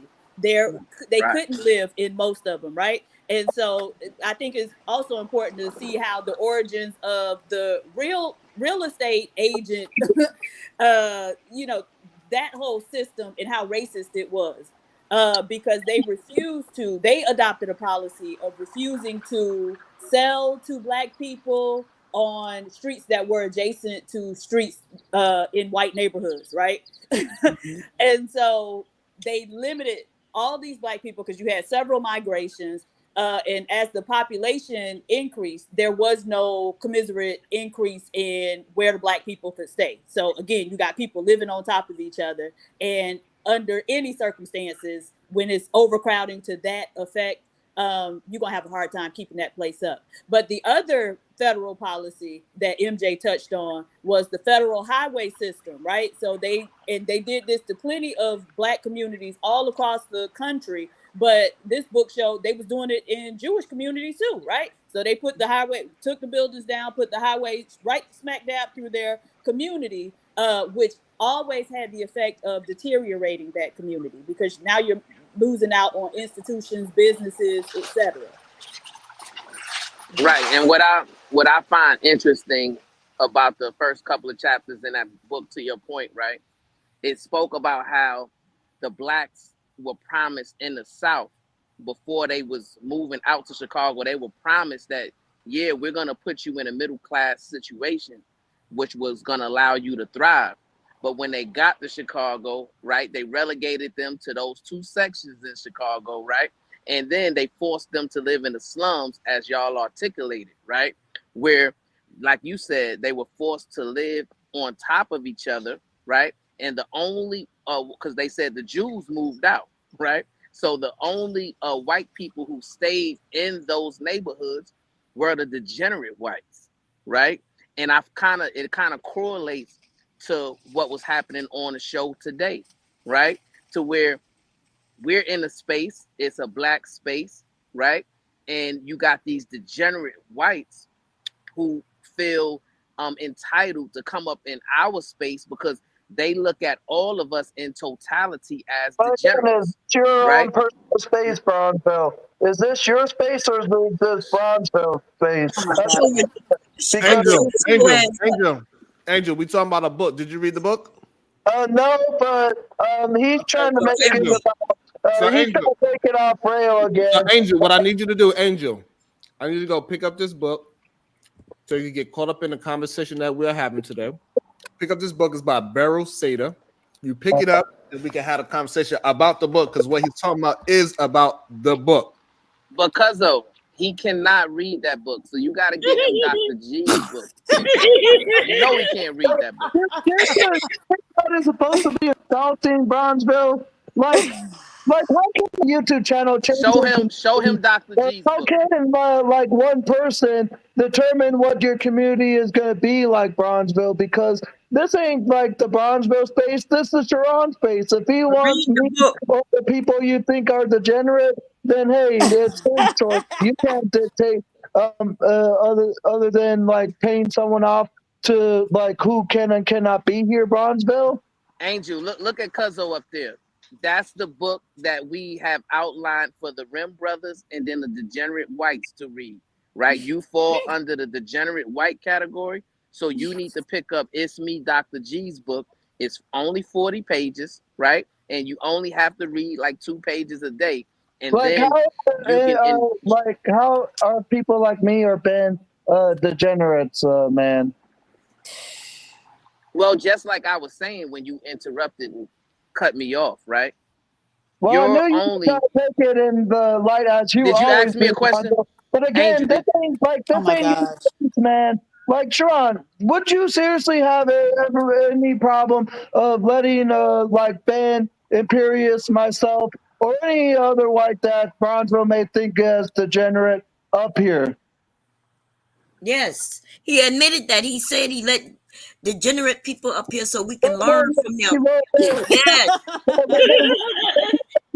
Like made a Fisher himself, or is he just catering to what you guys want him to do? Because you think you're the leaders of this channel, you think you rule this channel, you think you make the rules, you think you apply everything, but Sharon is the one that determines everything.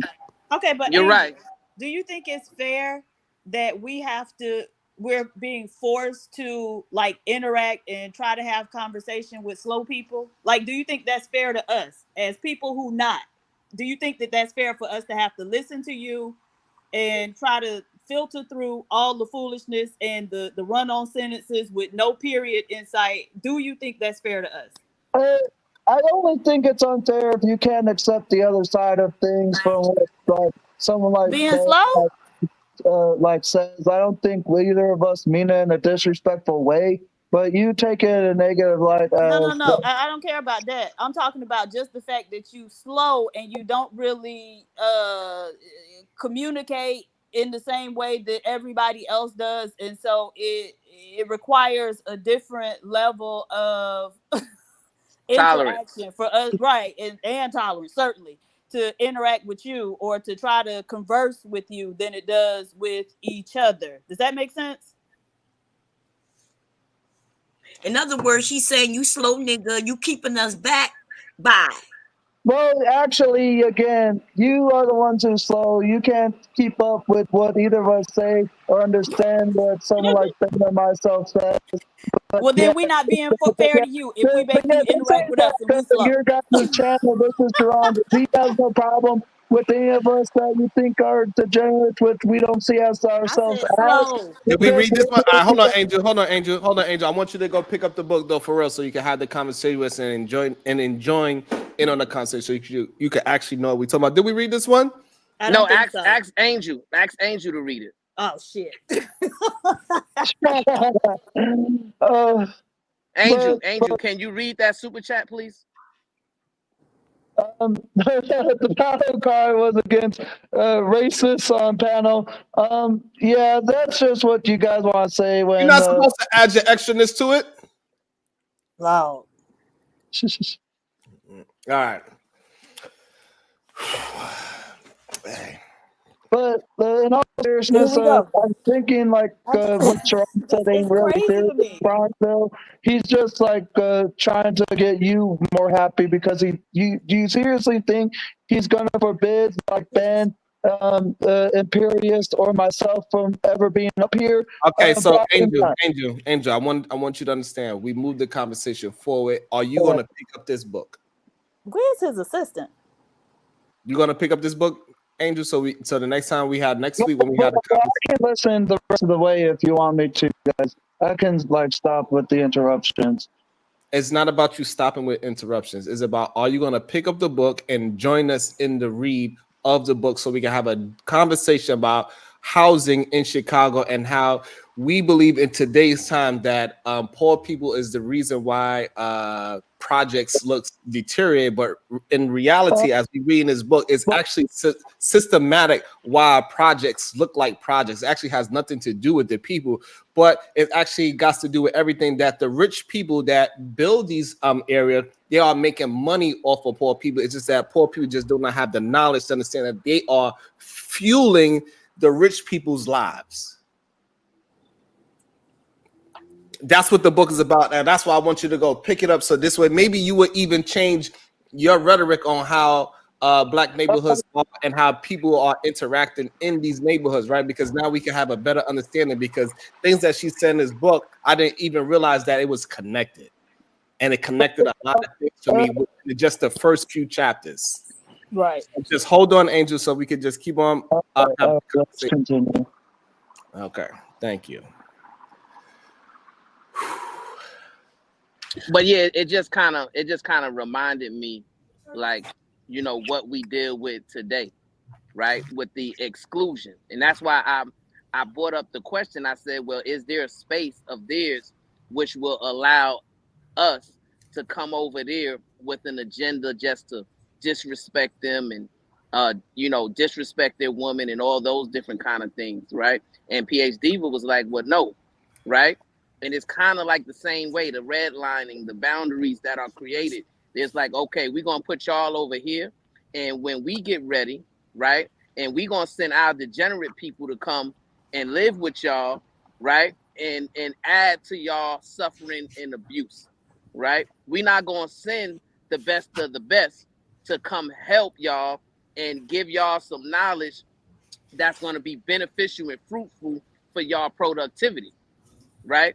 That's the issue that I have, and it's the same issue that was happening in the setting of this book in the 1950s and 1960s.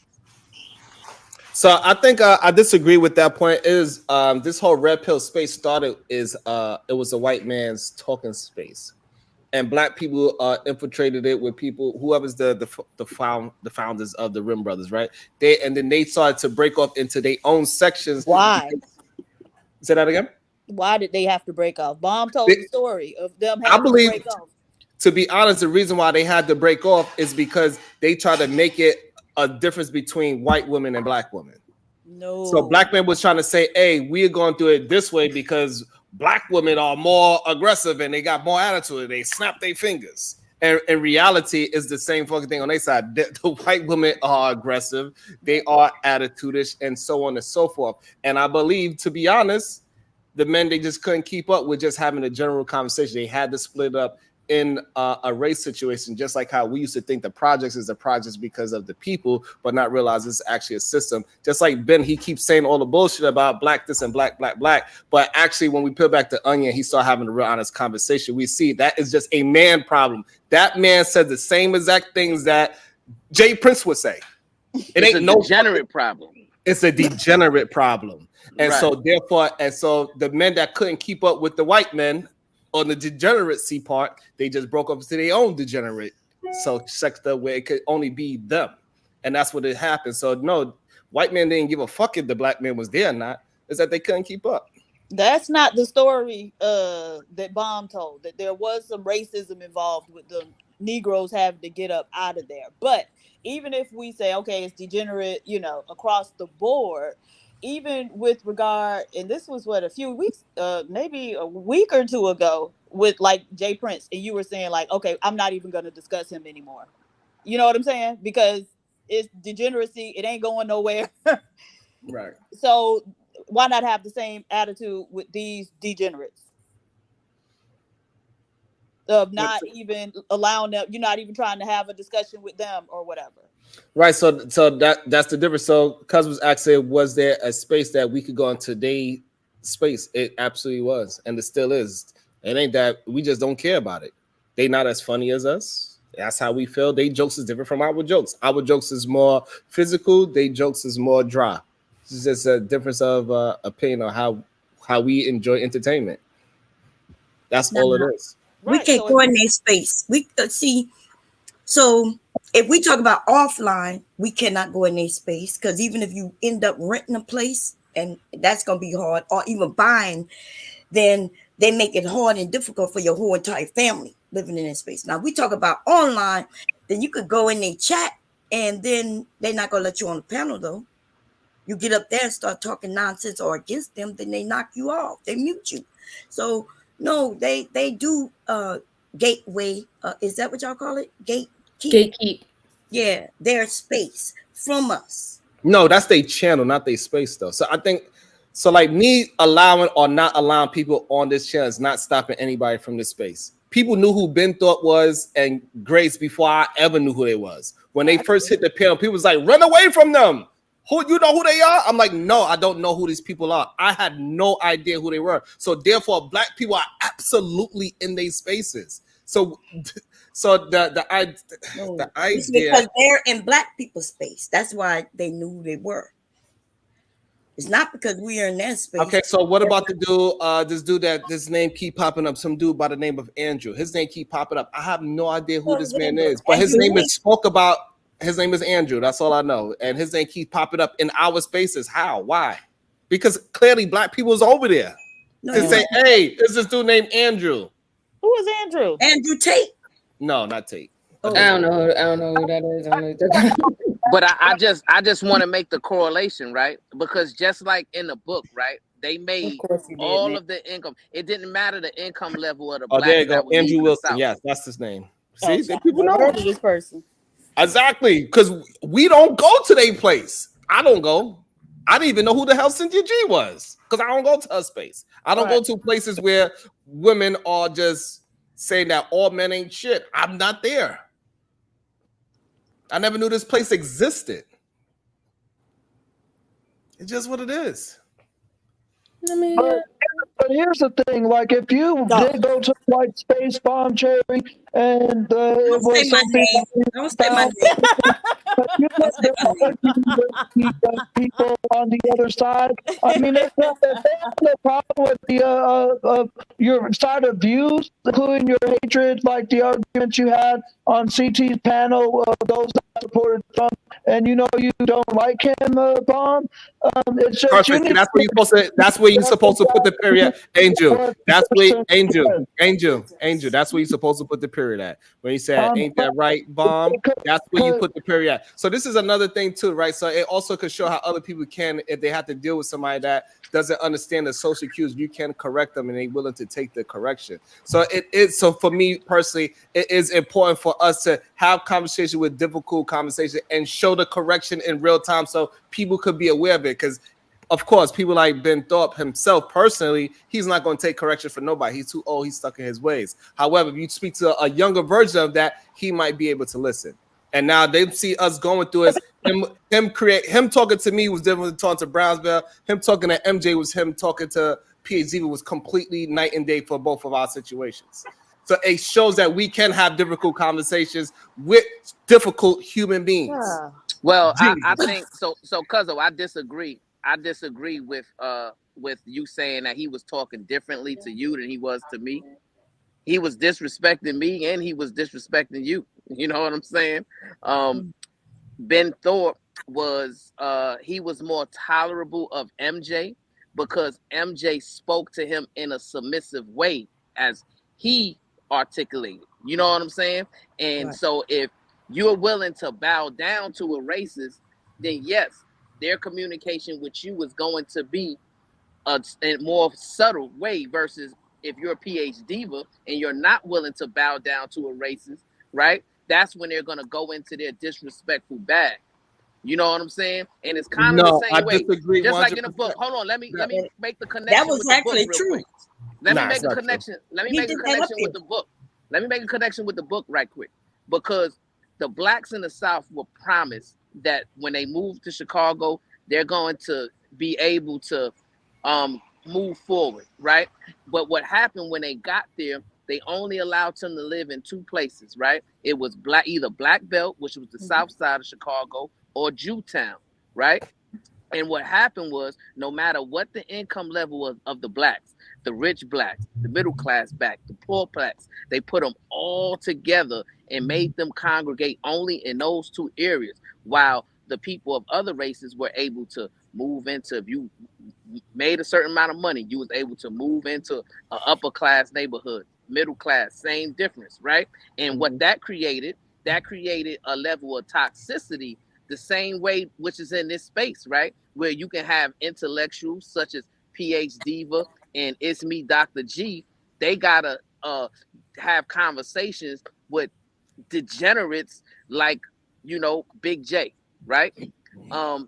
And that creates a certain level of toxicity. But what happens is when we allow the white degenerates to come over to our space, the problem I have with it is they're not coming over here with the intellectuals as well. They're only coming over here with the degenerates, right? And basically what they're saying is, well, this is how we view y'all in totality. So Ben Thorpe, he doesn't look at PhD and respect that she's educated herself, she's moved her life forward in such a dynamic way, right? He gonna treat her just like he treat any prostitute but just because she black. You know what I'm saying? And that's the point that I think you're missing, right? And that's why I'm less tolerable to that type of microaggression. So I think so what I want to say about Brownsville, like literally the way how I was speaking to Ben is how I speak to everybody here. It's how I speak to Sharon. It's how I speak to you on my channel, everyone. So I didn't change how I speak to anyone. So nobody was submitting to anyone. I was just literally being myself. So if I know that what happened with PhD, but I didn't like that conversation at all. Like literally, I wrote in the chat, I was like, "Oh my god, hell no, I'm about to come up there." But they were going back and forth, and he was saying horrible shit, and then she's like, "You know what? I'm gonna say horrible shit back." And she already told him why. If you're gonna disrespect me, I'm gonna disrespect you. he didn't. When I asked him the questions, he didn't disrespect me, so there was no reason for me to be disrespectful to him. But if our conversation would have went any further, where he would have been calling me a black bee or something like that, then I would have had addressed him in a different way. Oh, So he had to call you a black bee. Right, that's the after weird thing calling about another women. one. Yeah. Like, oh, well, wait, somebody so just like me, and they can call them a black bitch, but somehow that doesn't mean, you know, they don't think the same thing about me. And so, but no, I wasn't saying that he people didn't who think the think same that thing way- about you. In fact, when I actually came up here, one of the things I said to him, was I didn't like the back and forth that was happening up here. And he was like, "Oh, I agree." I was like, "Yeah, I didn't like the cursing or the disrespect." Did I not, Sharon? Absolutely. Yeah, okay. All right well, then. you So know what what? is the problem? Everybody handles things differently. But for me, like once I see he done called you a black bitch, then I'm automatically coming with that energy. Because if he called you a black bitch, then that's as good as him calling me one. So now I think that also correlates to the book as well. I think so that correlates to the book as well. We all was forced to live with the same page. It doesn't matter if you're a degenerate, a 2-job person, or a no-job person. We all have to live with each other and suffer the same circumstances, right? And that is the real problem. So if I only allow us here, then therefore we are going to be subjected to kills. We're going to be subjected to Jay Prince. We'll be subjected to. But I think that's kind of funny because there have been many other men who are not white who calls black women bitches up here, and I don't see every black bitch running up here talking about, oh, I know you didn't call that black bitch a bitch. In fact, I've seen a lot of the same women will sit up there and be like, yeah, you know what? You're right. She is one. So come on now, please stop. That was not me, sweetie pie. Right. And so what I'm saying is that like, come on, like go. If I see them doing it, I addressed it when it happened. I didn't like that was being said. Don't act like that. And so what I want to say is the way how can't nobody ever say I just sit there and act like, oh, I'm cool with this nigga and he disrespecting other women. Absolutely not. Usually I'm gonna be the one to cuss his ass out because a lot of people. But regardless, if somebody come up here disrespecting black people, I'm the first one to cuss them out because a lot of you niggas will sit your asses back and watch and he ain't say nothing to me. That's just not my attitude. I'm always ready for that. I don't like it from anyone. I don't know other black people a pass. I don't give white people a pass. Just white people. People so my point is, I'll do it with anyone. If somebody's up here disrespecting a black woman, I'm bringing the damn smoke.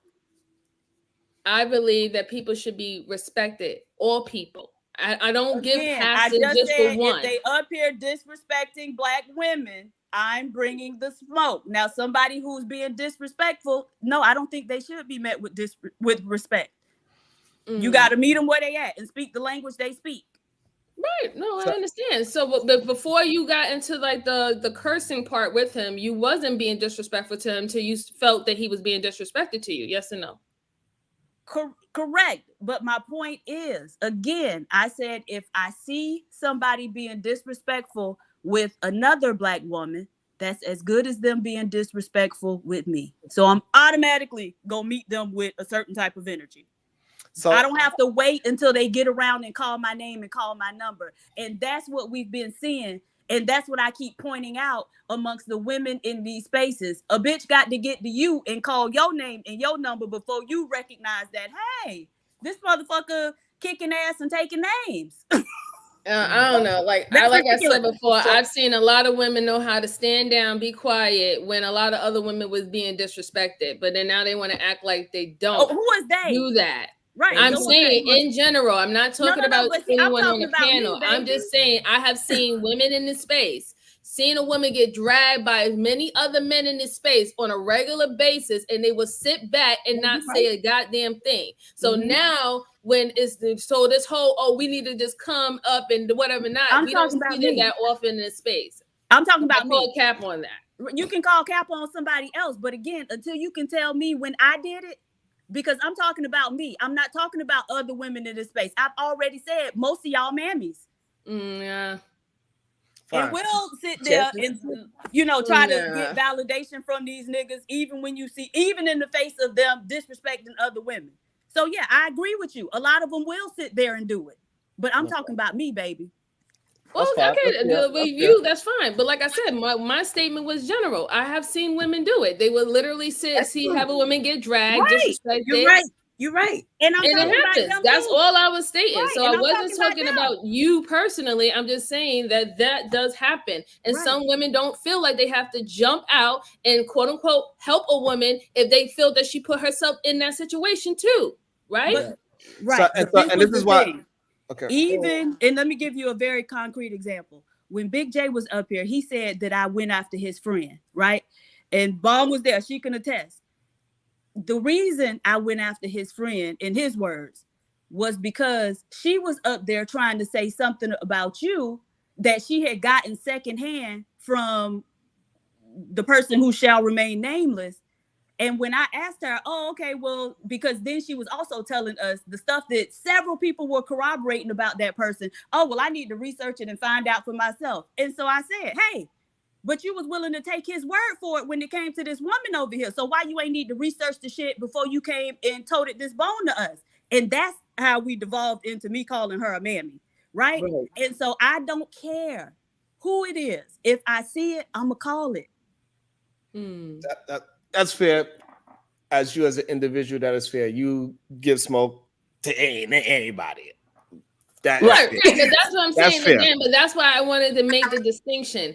The conversation I was having with Ben is the same type of conversations I have with everybody, even on my platform. And just like for PH Diva, she gives smoke to anyone whenever she feels like it. That is a part of her personality. That is it.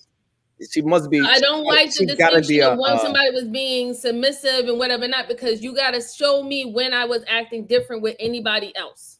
Right. That was the real point of the matter, is that her personality didn't change because of who he was. She spoke to him the same way how she speaks to any human being that she talked to, until it turns out this is not just because he was white. It was because that's how she interacts with people until that. And PH Diva is now, you are in trouble, Diva. Welcome to the show. Dun dun. Big J. Oh, you done changed it. And I'm sure the name calling women mammy is losing its value because so many of y'all are mammies, right? It is a lot of mammies. Right. They talk big shit, but then they tote water for niggas. What makes you not one, Diva? Let's go. What makes you not one? Probably because my titties are smaller than yours. And so if anybody gonna be the mammy up here, nigga, it's gonna be your big titty ass. And this is supposed to be a PH Diva. This person's supposed to have. But why are you coming up in here arguing with a female, man? Like, because I'm here to defend my friend. That's why. Listen, she can defend. No. Hold on, Brownsville. You are no position to tell me what to do, Brownsville. Your friend can defend themselves, though, right? Yeah, like good point. You looking real weak right now, man. No, I don't care how they look. I'm loyal to my friend. All right, but your friend is a female, to my right? people. And I don't care about female, you right? niggas. I don't care about you niggas. I'm loyal to my people. Okay. I'm gonna tell you right now. I tell you right now, though, your cousin ain't loyal to you, Brownsville. Your cousin ain't loyal to you. Because the only thing Shiraz care about is those money and donations come to his coffers. He ain't loyal to you. I'm gonna tell you another goddamn thing. Since Waldo, we here. Since Waldo, we are here, though, Brownsville. Now, Fatty can sit there and talk all that shit, do all that fucking bullshit about Shiraz's daughter, but then where's the loyalty to his daughter on that shit? You see, y'all gotta stand up for what's right. You niggas in this space, y'all don't stand up for shit. I'm talking to the men. Y'all don't stand up for a goddamn thing. Only goddamn thing you niggas talk about, your only motivations is, let me start drama because the challenge says so. Solution-based gang, solution-based this, solution-based group, wherever you call your goddamn self. How can you be solution-based of any goddamn thing when you're causing a lot more problems, motherfucker? Make that make sense, Sherrod. Cisco, we are here. Come on now. No, this is a grip job, and you're doing it, Sherrod, and you're fucking dishonest. And he here every day. You are a dishonest person, and I see Yo, right through you. it's so crazy, right? It's so, hold on. You got the chance to curse me out. Let me respond. It's so crazy, right? I tended to move the conversation forward, right, Diva? Right, and we moving. We having a conversation, even though it seemed like we went off topic. It actually really didn't go off topic because it's very adjacent to the book, right? And so this is probably because Jay, he didn't get a chance to read it. He don't understand how. Oddly enough, the things that happened today within the book, it's in the book. All that shit it's in the fucking book. Everything that happened today is wild. However, but since he didn't read the book and since he don't have no real substance with how he thinks, right? He gonna say, it's a grift. It's a this. It's a that. No, it's just fucking life. And we are going through it in real time, and it's just what it is. But for some reason, y'all want to just try to discredit me. And I don't understand it. I don't understand it, y'all. You feel like so the same thing that you're telling me to do right now, you are doing it when you're telling somebody else that I'm grifting, and you are doing it. Yes, you are. Yes, you are. So therefore, you saying that you are saying, so Jay, I want to make sure I'm clear. You are saying that you are a part of the grift. I ain't getting no money off of it. You are. Now, the thing is, though, I see right through you, Sherrod. Because if it's supposed to be solution-based game, you wouldn't be entertaining a fat nigga from Portugal who insulted your own daughter. See, you are dishonest. So doesn't that go to it? So this is what you don't understand. Hold on. You just said something. Hold on. You just said something. Hold on. So that goes to show that I'm standing by my word, even when it makes me look bad. I don't even reject y'all when y'all disrespect me. I'm saying I'm gonna let people have the conversation, even when they disrespect. I'm showing that I'm holding to the show's integrity by saying I allow people to talk. Even when your dumb ass come up here and be mad and disrespect me and all that. Even when PH Diva, somebody that is a big supporter, say, Sharon, this shit gotta stop. When my cousin say, yo, cousin, I need you to stop this. MJ, I still said no. That's the quality of the show. I understand it gets us heated sometimes, but it also makes us laugh sometimes. Sometimes we get to some resolutions and some solutions, and sometimes it's just pure PH Diva favorite time of the show, which is the fuckery. That's okay. Notice though, I mentioned your daughter. You keep talking about yourself, but being disrespectful. Why do people like to step in when I'm addressing somebody? Now I'm addressing Sherrod here. Stop doing that shit. And you are fake. You don't care about nothing else but yourself, Sherrod. See, the thing is, a lot of you niggas in this shit and circle of YouTube, y'all got no honor, y'all got no integrity, y'all don't got, y'all don't got no fucking gentlemanship. You niggas don't. So Big J, can I ask you a question? Can I ask you a question, Big J? Big J. So you got a lot of honor and integrity. I believe I do, according to the people who I fuck with, and okay. And the people who I fuck with don't fuck with y'all like that. Right. All right. Then why you over here? So now you got a lot of honor and integrity. Okay. All right. So when you was asked what would be the number one thing you would be worried about if we were under a dictatorship, and you said that the biggest problem that you would have is that you couldn't go into your porn sites. Is that showing a lot of honor and integrity? Like to gaslighting, because you know what exactly the conversation was about. Anybody can go on the Bombs channel and hear it for yourself. What I actually said.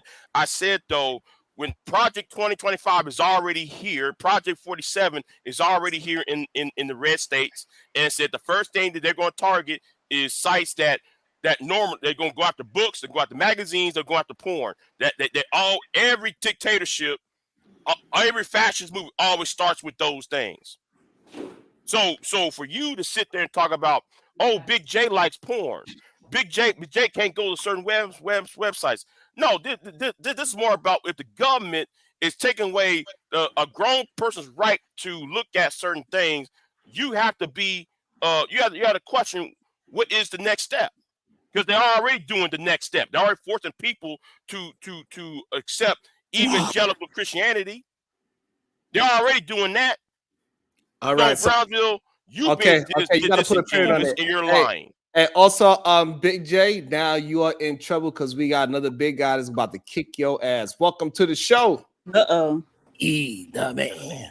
And also, I want to say, hey, also, I want to make sure I say this too. Hey, Vincent, your ass is on the chopper block. They said, take Vincent Rich, hide my picture, goddammit. They done Not got you, they Vincent. done snipe you. So as soon as you write in that chat, I gotta get you. I gotta find you. Get you, man. Yeah, he should just not write in chat to Jamar because you forget by Mark. But I said that out loud. I thought. Oh, damn, there you go. I gotta get you, Vincent. They done got you. Dang, Vince, I tried to help you out. So, hello. So, when I hear people talk about Project 25, right? And it's called 2025. Wait, who talked about that? Did I miss it? Brownsville mentioned it because he was talking about, I like because of porn and all that shit. That he No, I didn't mention that. What I mentioned was when we was having a conversation about being under a dictatorship, right? And then Bomb Cherry asked you specifically, why would you be worried about being under dictatorship? What are you concerned with? And then Big J Triple X said, well, Bomb Cherry, I'm concerned with the fact that I'm not going to be able to utilize and visit the porn sites that I normally visit on an everyday basis, right? So I don't care about them taking my freedoms away and my weapons and my food and none of that stuff. If I can't visit my porn sites, that is a problem, and we got to overthrow the dictatorship, right? That's the honor and integrity of Big J Triple X. You true to your name, my brother. You true to your name. And the thing is, though, if you're going to take things out of context, why won't you just repeat what I said verbatim? Because we was talking about verbatim. We were talking about Project 2025. And you left out, and you try to come over here and gaslight no, we wasn't. We were just talking about, Trump versus Harris, and you brought that up. Well, I was saying, aren't one of them better than the other? And then you was like, yeah. Well, no, you said they were the same. And then I mentioned, well, one of them want to be a dictator. And then that's when you agreed with me. And then you mentioned, yeah, because they taking away the porn, access the porn in your state. And in your state, they did what? They're forcing people to do what in your state of Louisiana? Hello. In that state too. But okay. No, hold on, I was mentioning all of it. No, Big J, you believe that Donald Trump is trying to take away your access Oh to my porn. God.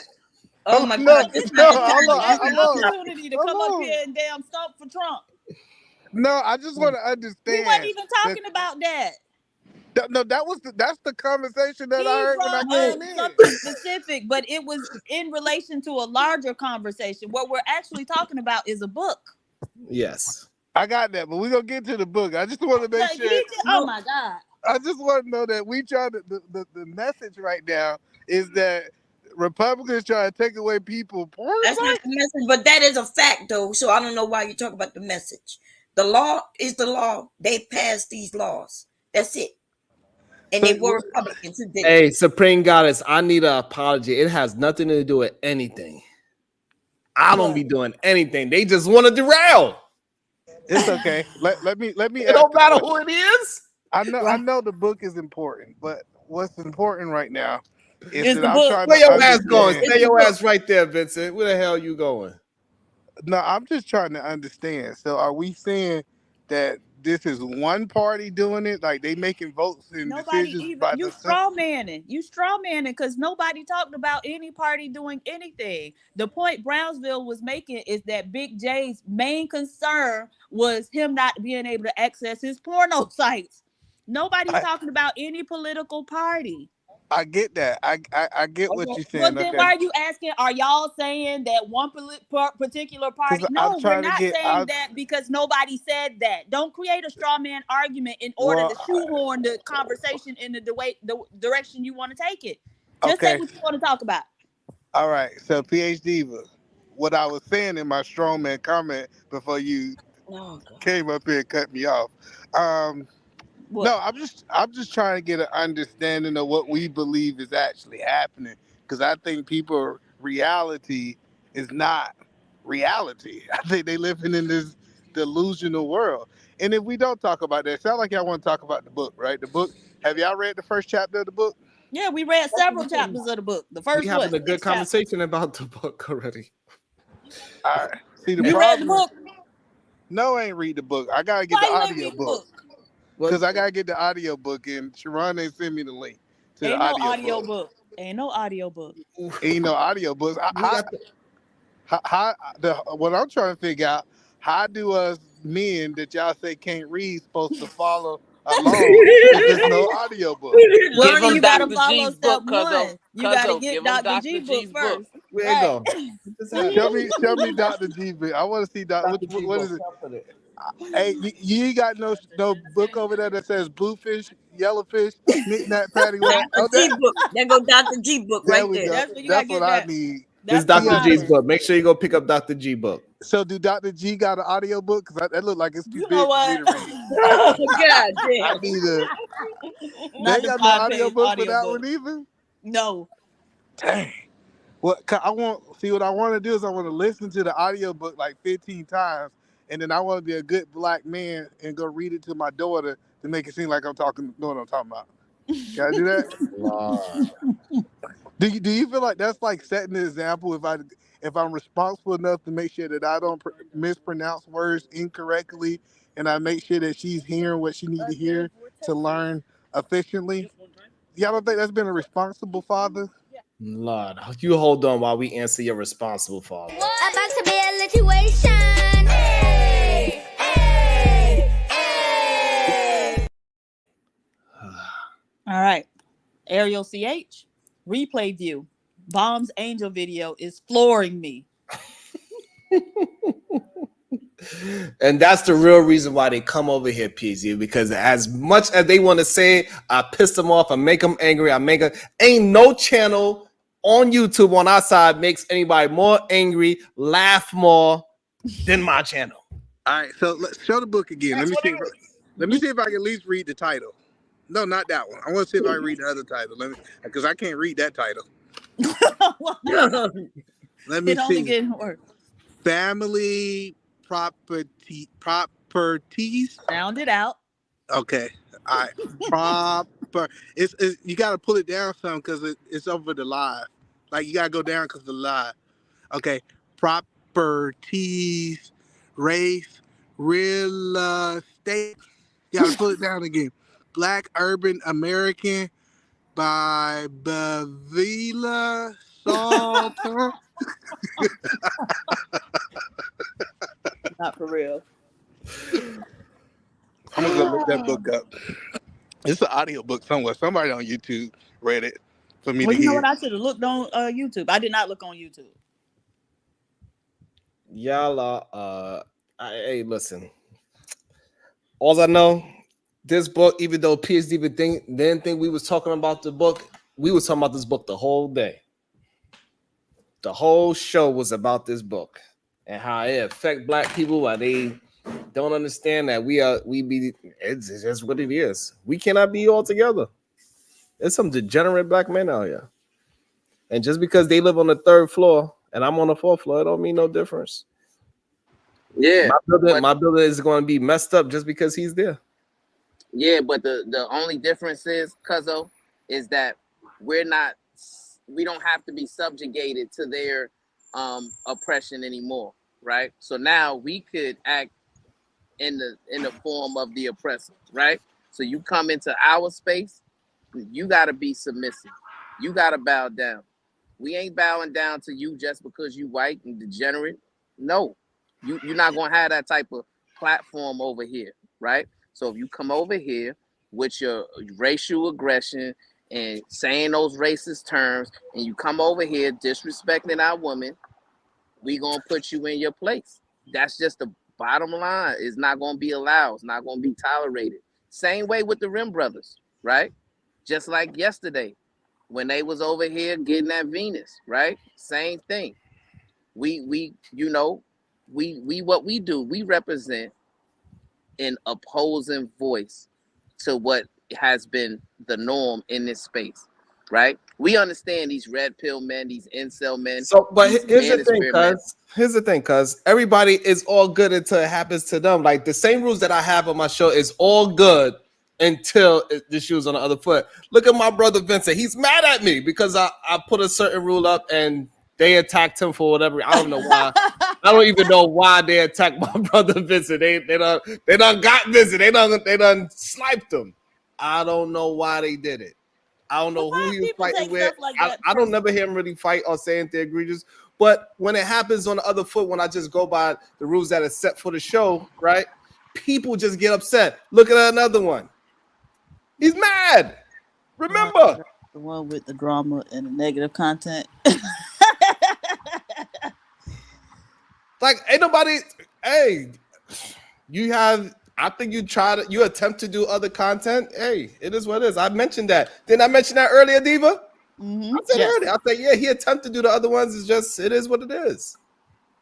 Nah, it is what it is. And I get so, that. You know, they get upset and I don't even beef with nobody for real. No, I just but tell them, the issue though is we understand there's a certain level of entertainment that's gonna be presented in these shows. You always been a funny dude. I've always been a funny dude. Like, you know what I'm saying? We have a good time in real life when we together. You know, it is what it is, right? The issue is when we gotta control the conversation, right? At least to the point to where nobody's coming over here disrespecting our woman, right? And disrespecting our people. Right there. So therefore, we can't allow 90% of the people on this panel. No, I'm saying it has to be a strictly closed panel. I cannot allow people on this panel at all. No, you can allow people on a panel, right? But when they get to the point to where they get totally out of line and out of control, that's when they take a seat. Like, yo, listen, that's not going to be tolerated. That's what I'm trying to explain to you. That is not like that. That's not going to happen. See, this is what they're going to do. They're going to try. They trying to recruit you, guys. They trying to recruit you, guys. Yo, listen. So let me say this, man. I'm gonna put this public service announcement right now. I will never be converted into a rim brother. Right? It's never going to happen. Right? I'm gonna always stand tall.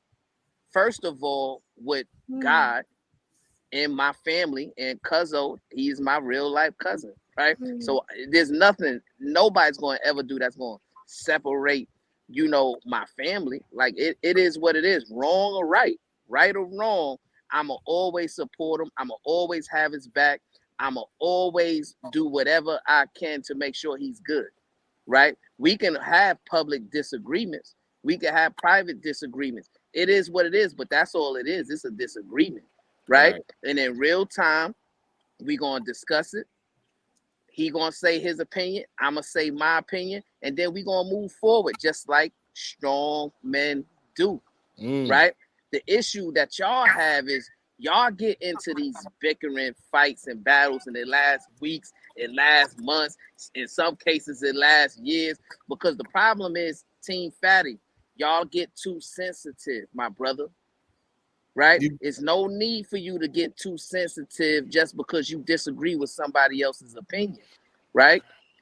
Cuz let me jump in right there. We want to get somebody here that's trying to help all the Rim brothers read better. Welcome to the show, Dr. G. Hey, Dr. G. Hey, Dr. G. Hey, Dr. G. Hey, y'all. Put the book up, cousin. Put the book up. That's right. We got the author of this book in W. Dilzilla. That's how they say it over there in the Rim Brothers. Now, Dr. G, now that we got you live on camera, right? So we got several Rim brothers. We got guys like Edelman Williams. He came up here. We got some white degenerates. They came up here like Angel and Ben Thorpe and those guys. They all want to participate in reading, right? But obviously they can't participate with it in the way that we're doing. So that's why we recommended your book. So can you give them a brief synopsis of your book and how your book will be able to get them in a position to where they could join a big boys and girls book club?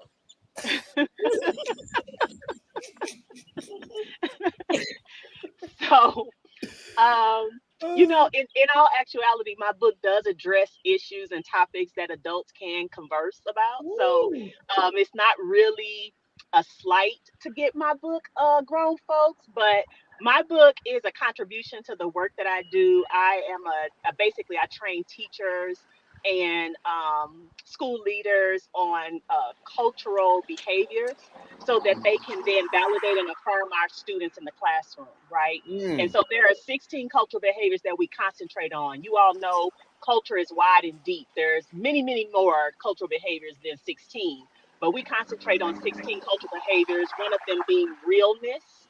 And many of our students are a consequence for just keeping it real, being direct. But it's a cultural thing, right? And so my book is through the eyes of a fifth grader who is very good at reading the room, and she is able to she's what I would call a superhero, because she is able to read the room and determine when cultural behaviors are not being validated and affirmed. She can have those conversations with her teachers and her peers, and help them to understand how to be situationally appropriate at particular times. So it does address issues that we are confronted with all the time.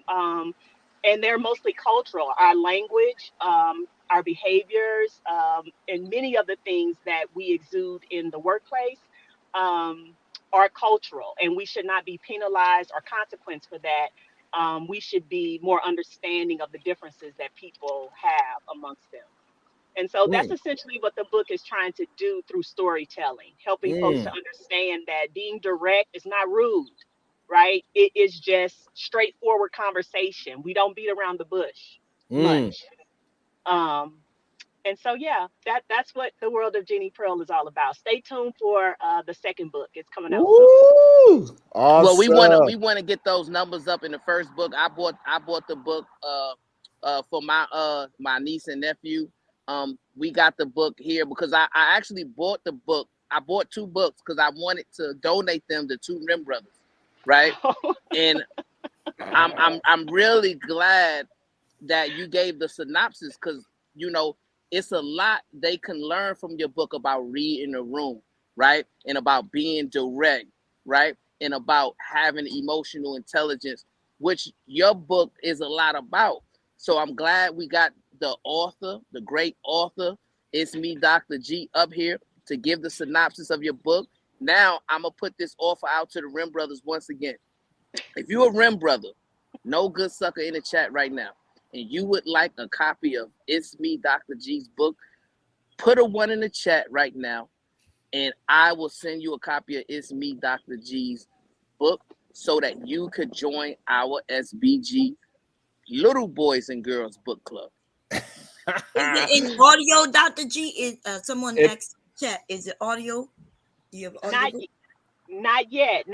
But I'm developing Jeannie Pearl, right? She's going to be the character that's out front, and so I have a lot of plans for her. There will be an audio, but she's going to be developed as a modern day superhero. That's my vision for her.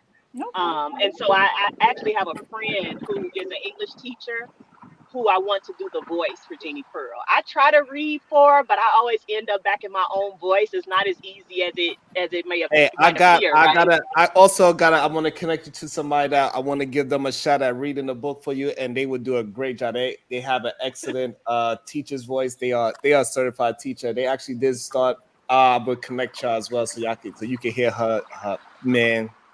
Like, yeah, it's speaking to her is like night and day when she talks like as a teacher, and then when she talks to you as who she is, it's night and day. It's awesome voice. So it's where you can at least have option, but hopefully I don't give you too much of a difficult option to choose from. But Jeannie Pearl is a kid, right? Is she? She's 11. Okay. And so what time setting is it? And you got a couple of Rim brothers in there that put a 1 in the chat there, Browns, but you got at least 3 of them, so you don't have to buy another book. Yeah, so I'm going to order 3 more books today, Cuzzo. So I'm going to order one for Team Fatty. He was the #1 Rim brother that asked for a copy to join the SBG book club for the little boys and little girls. Also, we got the young samurai. He put a 1 in the chat. He Not wants to for real. join the SBG book club for the young boys and girls. And also we got Kills. He put a one in the chat. So I'm about to order 3 more Dr. G books right now so that we can send those out, cuzzo. Hey, so Dr. G, I know you got your book late. Did you get a chance to start reading it? The Family Properties? Yes, that's what I got on the panel for. I wanted to. Wait, I had a question about your book, Dr. G. Before we move on. Oh, go ahead. I'm sorry. No, I just wanted to know what time period the story is set in. Like, is it a modern day thing, or is Jeannie Pearl from like back in the day or something? No, yeah, it's modern day. So the name might give you that impression, right? Yes. That's what I was asking.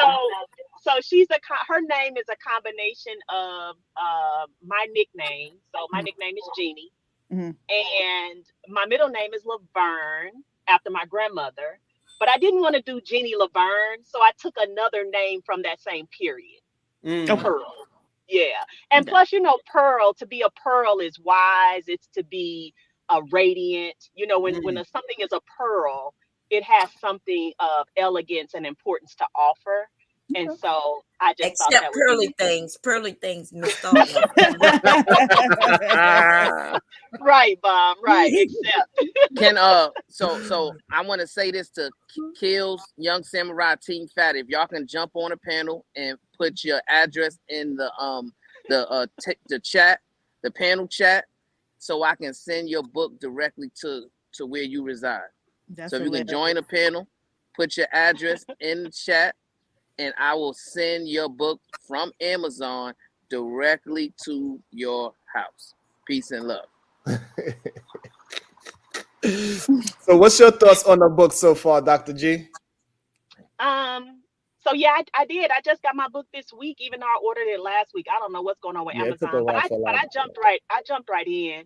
And I just found it really interesting that these people, many of them who appear white facing, experience the same sort of issues. I don't know if you can call it racism, white against white, but they were not welcomed amongst people who appear to look just like them. Like they were segregated by their nationality and things like that. And it was really weird to kind of read it. I kept having to kind of reconcile, wait a minute, the Black people haven't even entered the story yet, and all of this segregation is going on. You know what I mean? It is something really odd about a people who see themselves to be so superior that they don't even allow people who really are of their same ilk really to be in their presence. It was really weird. I think I'm probably just that part, the second chapter in part 1. Okay. But yeah, and to have somebody, you always have those like her father, one in a whole group that really try to fight to no end. This man went belly up. He was literally. Yeah, his family, he was so involved in doing the right thing that he didn't even care that they was ripping out his own toilets. Like that was kind of wild, because it was like, where are you going with it, man? Wow. I'm gonna have to get this book, because this sounds like what I've been talking about for years, telling y'all that white people, they fight among each other. They are not, when we say we're separated, they are separated for real. Yeah. Still today. They do. They separate based on, religion, based on nationality, different language. They are relentless with their separation and segregation. They just are. So it's like a sorority or a fraternity, right? So they have a process of breaking you down, because you come in as all these different individuals. They break you down, and in order to create like a new identity as part of whatever that group is. And it's not just relegated to fraternities and sororities. This happens in a lot of times. So basically there's a hazing process to become white, right? To become white, yeah. Right. And so that's why I watched a video yesterday about this white woman had the audacity to go knock on somebody's door and question them about the flag they had in their front yard, right? And it was interesting though, because she said, well, I'm Irish American and I don't have an Irish flag there. And so these people, in order to become white, they had to let go of a lot of their culture in order to become what we call a white person here. And so that's part of the hazing process, because you cannot bring that into whiteness, right? So that's why we regard white people as vanilla, right? Not having no flavor or no seasoning, because they purposefully sloughed all of that off in order to create this identity as a white person. Yes. Right. That is factual. Right. They forced Yeah. many of them to do it, but if you wanted to get a standing and move up in society, that's what you have to do. And black people too, right? That's why we dropped a lot of our things. And yeah, it just don't work as well for us. That's what I was just gonna say. We actually thought it would help us. It would even us. It would put us on equal playing field, and it doesn't do that. It doesn't do that at all. The benefit of an Italian, say, or somebody from Italy or somebody from another country who has white skin is they can always sort of quote unquote look the part. But yeah, it doesn't work for any other group, really. And when they start breaking you down, if you're not American cultured, then you'll be pushed called out the as well. tether. Yeah, you get called the tether.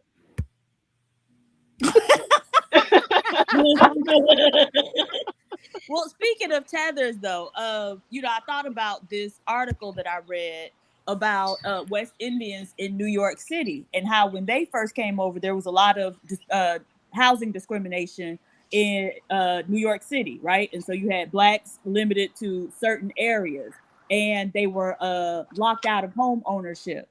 But what those West Indians were able to do was somehow they started becoming realtors themselves. And in that way, they were able to kind of work with sellers and kind of make agreements amongst each other to where they could become blockbusters and bust up those white blocks. Once one of them leave, once one of the black people move in, then they start all leaving. And then in that way, they were able to get a foothold on home ownership. And so even till today, West Indians are more likely to own homes than Black Americans, Native Black Americans.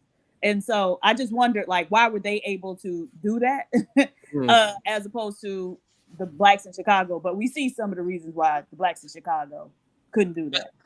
But also because they didn't care about redlining. So there's hey, we have an opportunity. They all just bought their houses, and also they didn't overpay for their houses too in over here in New York. So the real problem that I really see with the whole speculator thing, which is a brand new word for me to call realtor, right? Because it pretty much transferred from speculator to realtor, except they.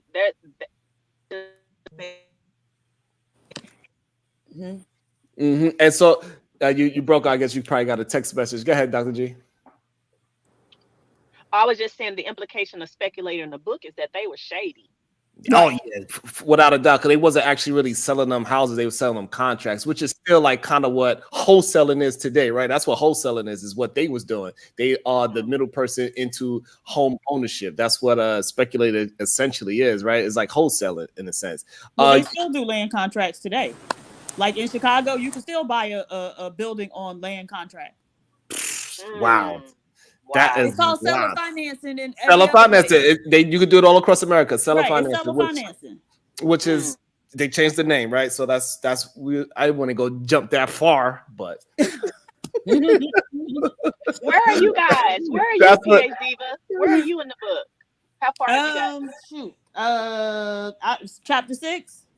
Oh, but were you already reading it or no? I had it, but I wasn't reading it. Yeah, she was able to start on Friday. Last week, Friday. I was able to start Monday. And I believe you were able to start 2 days, a day ago, right? Yeah, 2 days ago. It's crazy. I'm so far behind. I'm gonna spend the rest of my life reading this book. You caught up pretty good so far. You sound like good. You're in the second chapter. That's good for 2 days. It's good though. It's a good story, and to know that it's real. She even has the sources, like she has Yes, footnotes all it's a through there, lot of which I footnotes. really appreciate because that means that it's coming from a place of fact. Yeah, it's a lot of footnotes. That's what makes the book look thicker than what it actually is, too. Right? Yeah.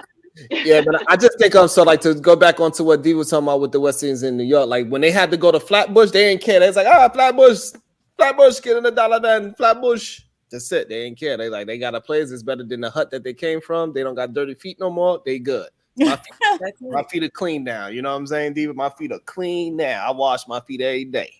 Yeah, but even in the book, it talked about though how very few banks were willing to lend to people in those black neighborhoods. Right. That's another They great couldn't point. they couldn't get bank finance, so they had to do the contract. Right. Yeah, they had to do a contract. Yes. I told a story years ago about how they was taking black homes from black people too, right? They would get together, and when your roof got bad, the homeowner would go to get a loan to get it fixed, and the bank wouldn't give it to them. Like they would literally not give it to them, and then get the county or the parish to start coming in to condemn them people homes. Blight. Because they got absolutely, Bomb. It's so bad the way how this book started, and it makes it will make sure I'm glad she started the way how she started because it makes it really interesting. I thought it's going to be a while for a warm up, but she started off right away hitting.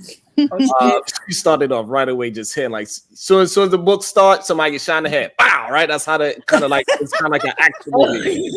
Right? She really, like me. Yeah, she went straight forward and like it's really good from the very first few pages. Very first page you start reading.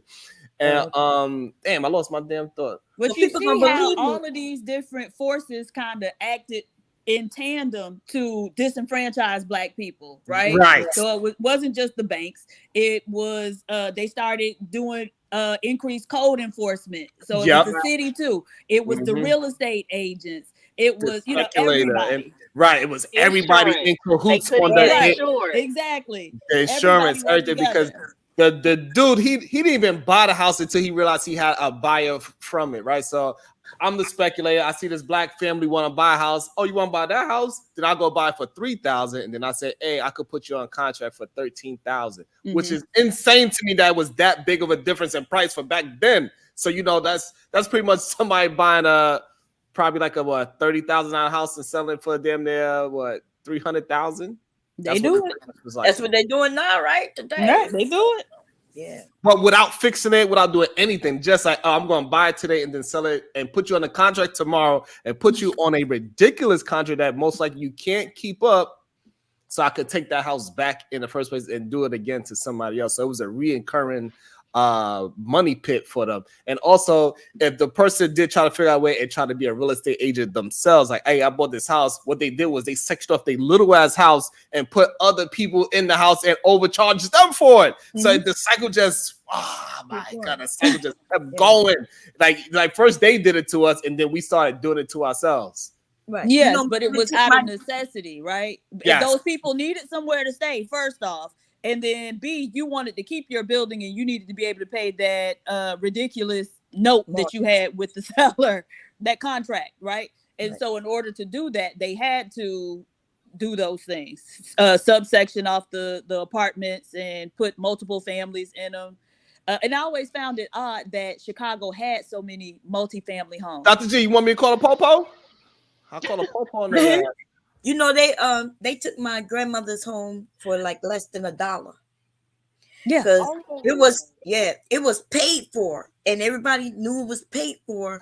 But then the bank came back years later and then claimed that it wasn't paid for. They put late fees on it. Nobody was looking at the mail to know what was going on, and before you know it, they came and put everything on the street. That's when everybody in the family found out. Like, wait, what do you mean? This house paid for? They was like, no. And there was no way to fight it because, see, that's how the government work, right? When the system is against you, there's no remedies. They make it to where there's no remedies. Right. Right. So it was less than $1. They claimed that it was like 40-something cent that wasn't paid, and that 40-something cent became like a couple of $100 to a couple of $1,000. I thought one thing that was interesting is the democratic machine that was talked about, right? And so previous to Daley coming into office as the mayor, the black politicians had some measure of power because they were given allotted, city jobs to hand out to their constituents, and that gave them some measure of power. When Daley came in, he kind of did away with that. But what you saw was there was like one politician trying to hold on and, stand on business, I guess.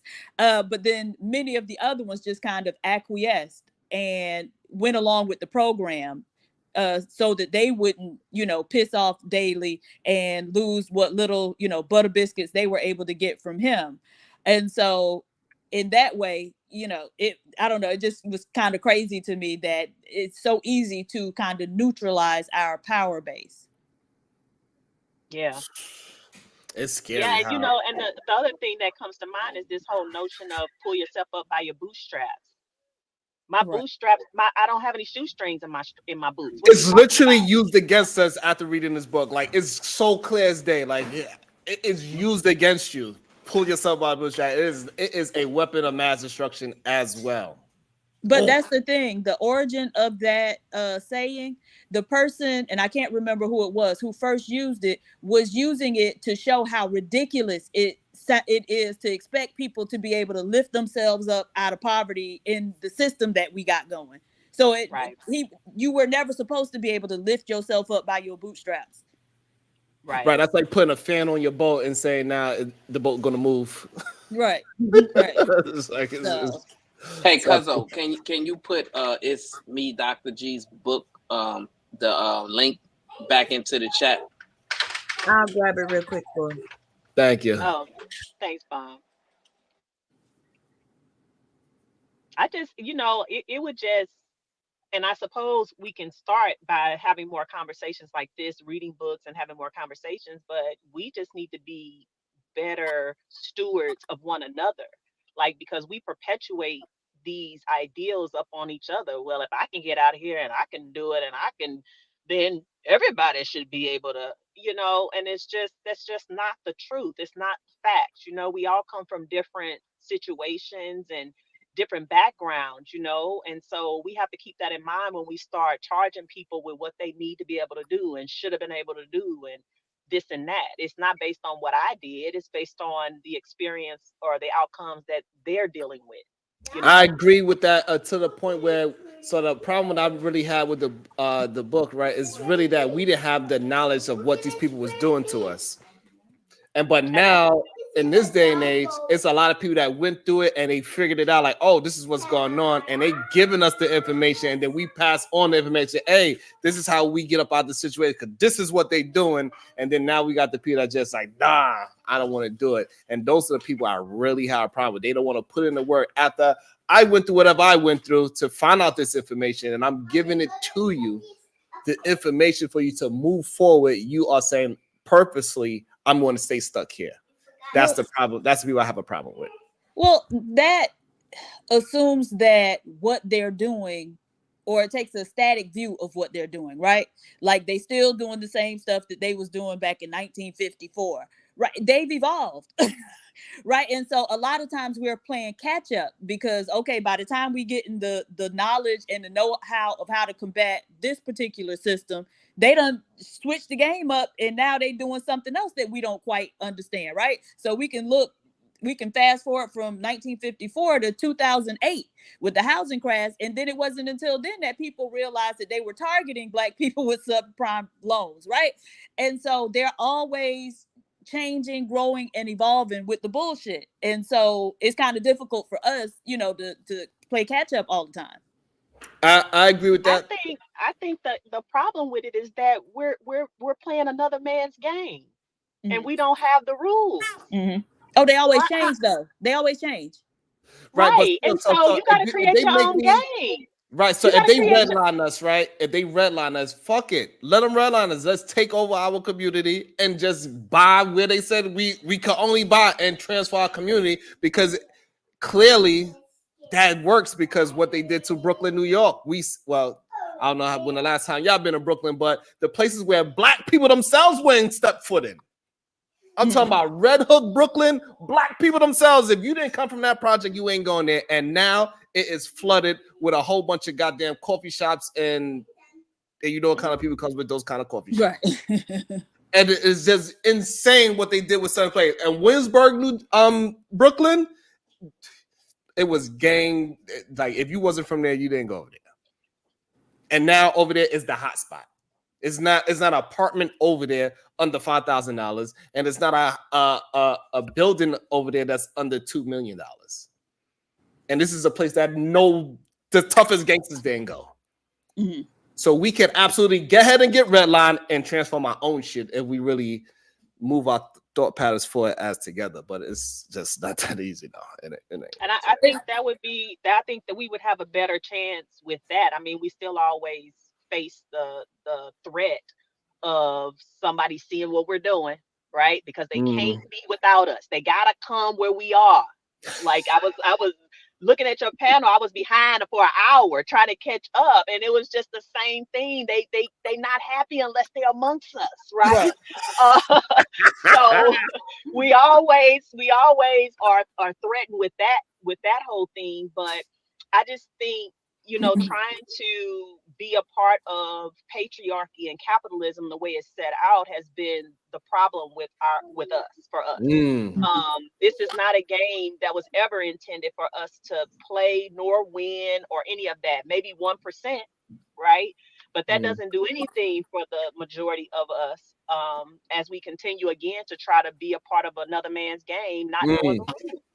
Build our own game. Well, that's the thing. The rules always change. Anytime we start winning, then it's like, oh, here go a different set of rules. But you can do that. And so I moved into a black neighborhood, or at least it was when I moved here. And my realtor actually said to me, why you want to live here? You can afford to live in a much nicer neighborhood, right? Not to mention there is $1 million homes right across the street where I am. But the fast forward a few years, and several of the people on my street are no longer black. And I was telling the men, because we were out there talking, so me and some men on my street, and a white man rode down the street on a Harley. And so I'm just looking, and we all kind of just watched him ride down our street.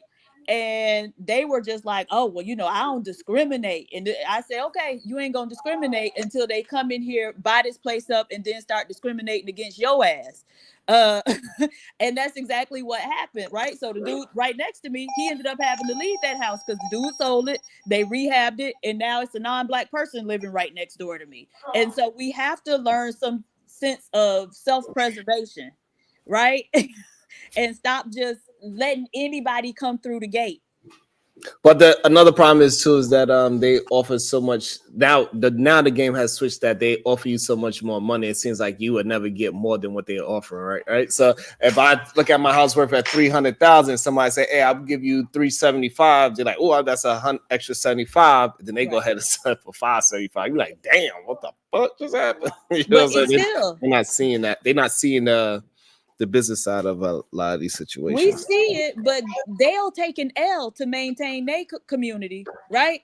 And so, yes, absolutely, absolutely, they'll take an L. You could put your offer in, and it could be the highest and best offer, and rather than sell it to you, they will take that bitch off the market, right? And then wait you out a little bit, and then put it back on. Yes, they'll take an L. They'll take a lower offer just to keep somebody like them in their neighborhood. They've done it. They got nephew Tommy in Chicago. Him and his wife had to sue a homeowner, and they won because they did just that. There's some D's that say you cannot sell to black people. That's crazy. Yeah. So we hit the 6 hour mark. We survived today with the 6 hour mark. Anybody want some final thoughts? Did y'all get the link? I did. Yes. Okay, just want to make sure. Where are we with the book now? We are, Diva's deep into it. I'm only on the 4th chapter. Okay, so just keep reading, basically. Right. Yeah, we're going to keep doing 28 pages a day, and we should be close to finish by Friday. Should be pretty close. God damn. I ain't even buy the book yet. But when you get the book, you're gonna get kind of hooked. It's not a difficult read, and it's entertaining too. It's an entertaining read. It's pretty good, and we attempted to maintain 28 pages a day. It sounds difficult, but it ain't too bad. It's about an hour of reading, I would say. Right. But Bomb, you probably don't even need to read it. Like you got I was just gonna say that experience with it. Like you know what I'm Personally, saying? You've seen it happen, or at least your family member it happened to. You know what I'm saying? So you may not even need to read it. Right, because like you could definitely start in a later chapter if you do, Bomb. Because a lot of things you said is like, oh, it's like you read it. Yeah, I've been telling stories about how there's two communities side by side. One is white, one is black. The homes were built exactly the same, just split by a park or a fence. And right today, though, you could go look at the black side of that community, and their community, it looks way better than the white side. Damn.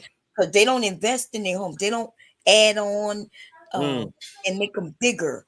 You know, they'll rent them out, and they look like the same 1970 homes, 1960 homes.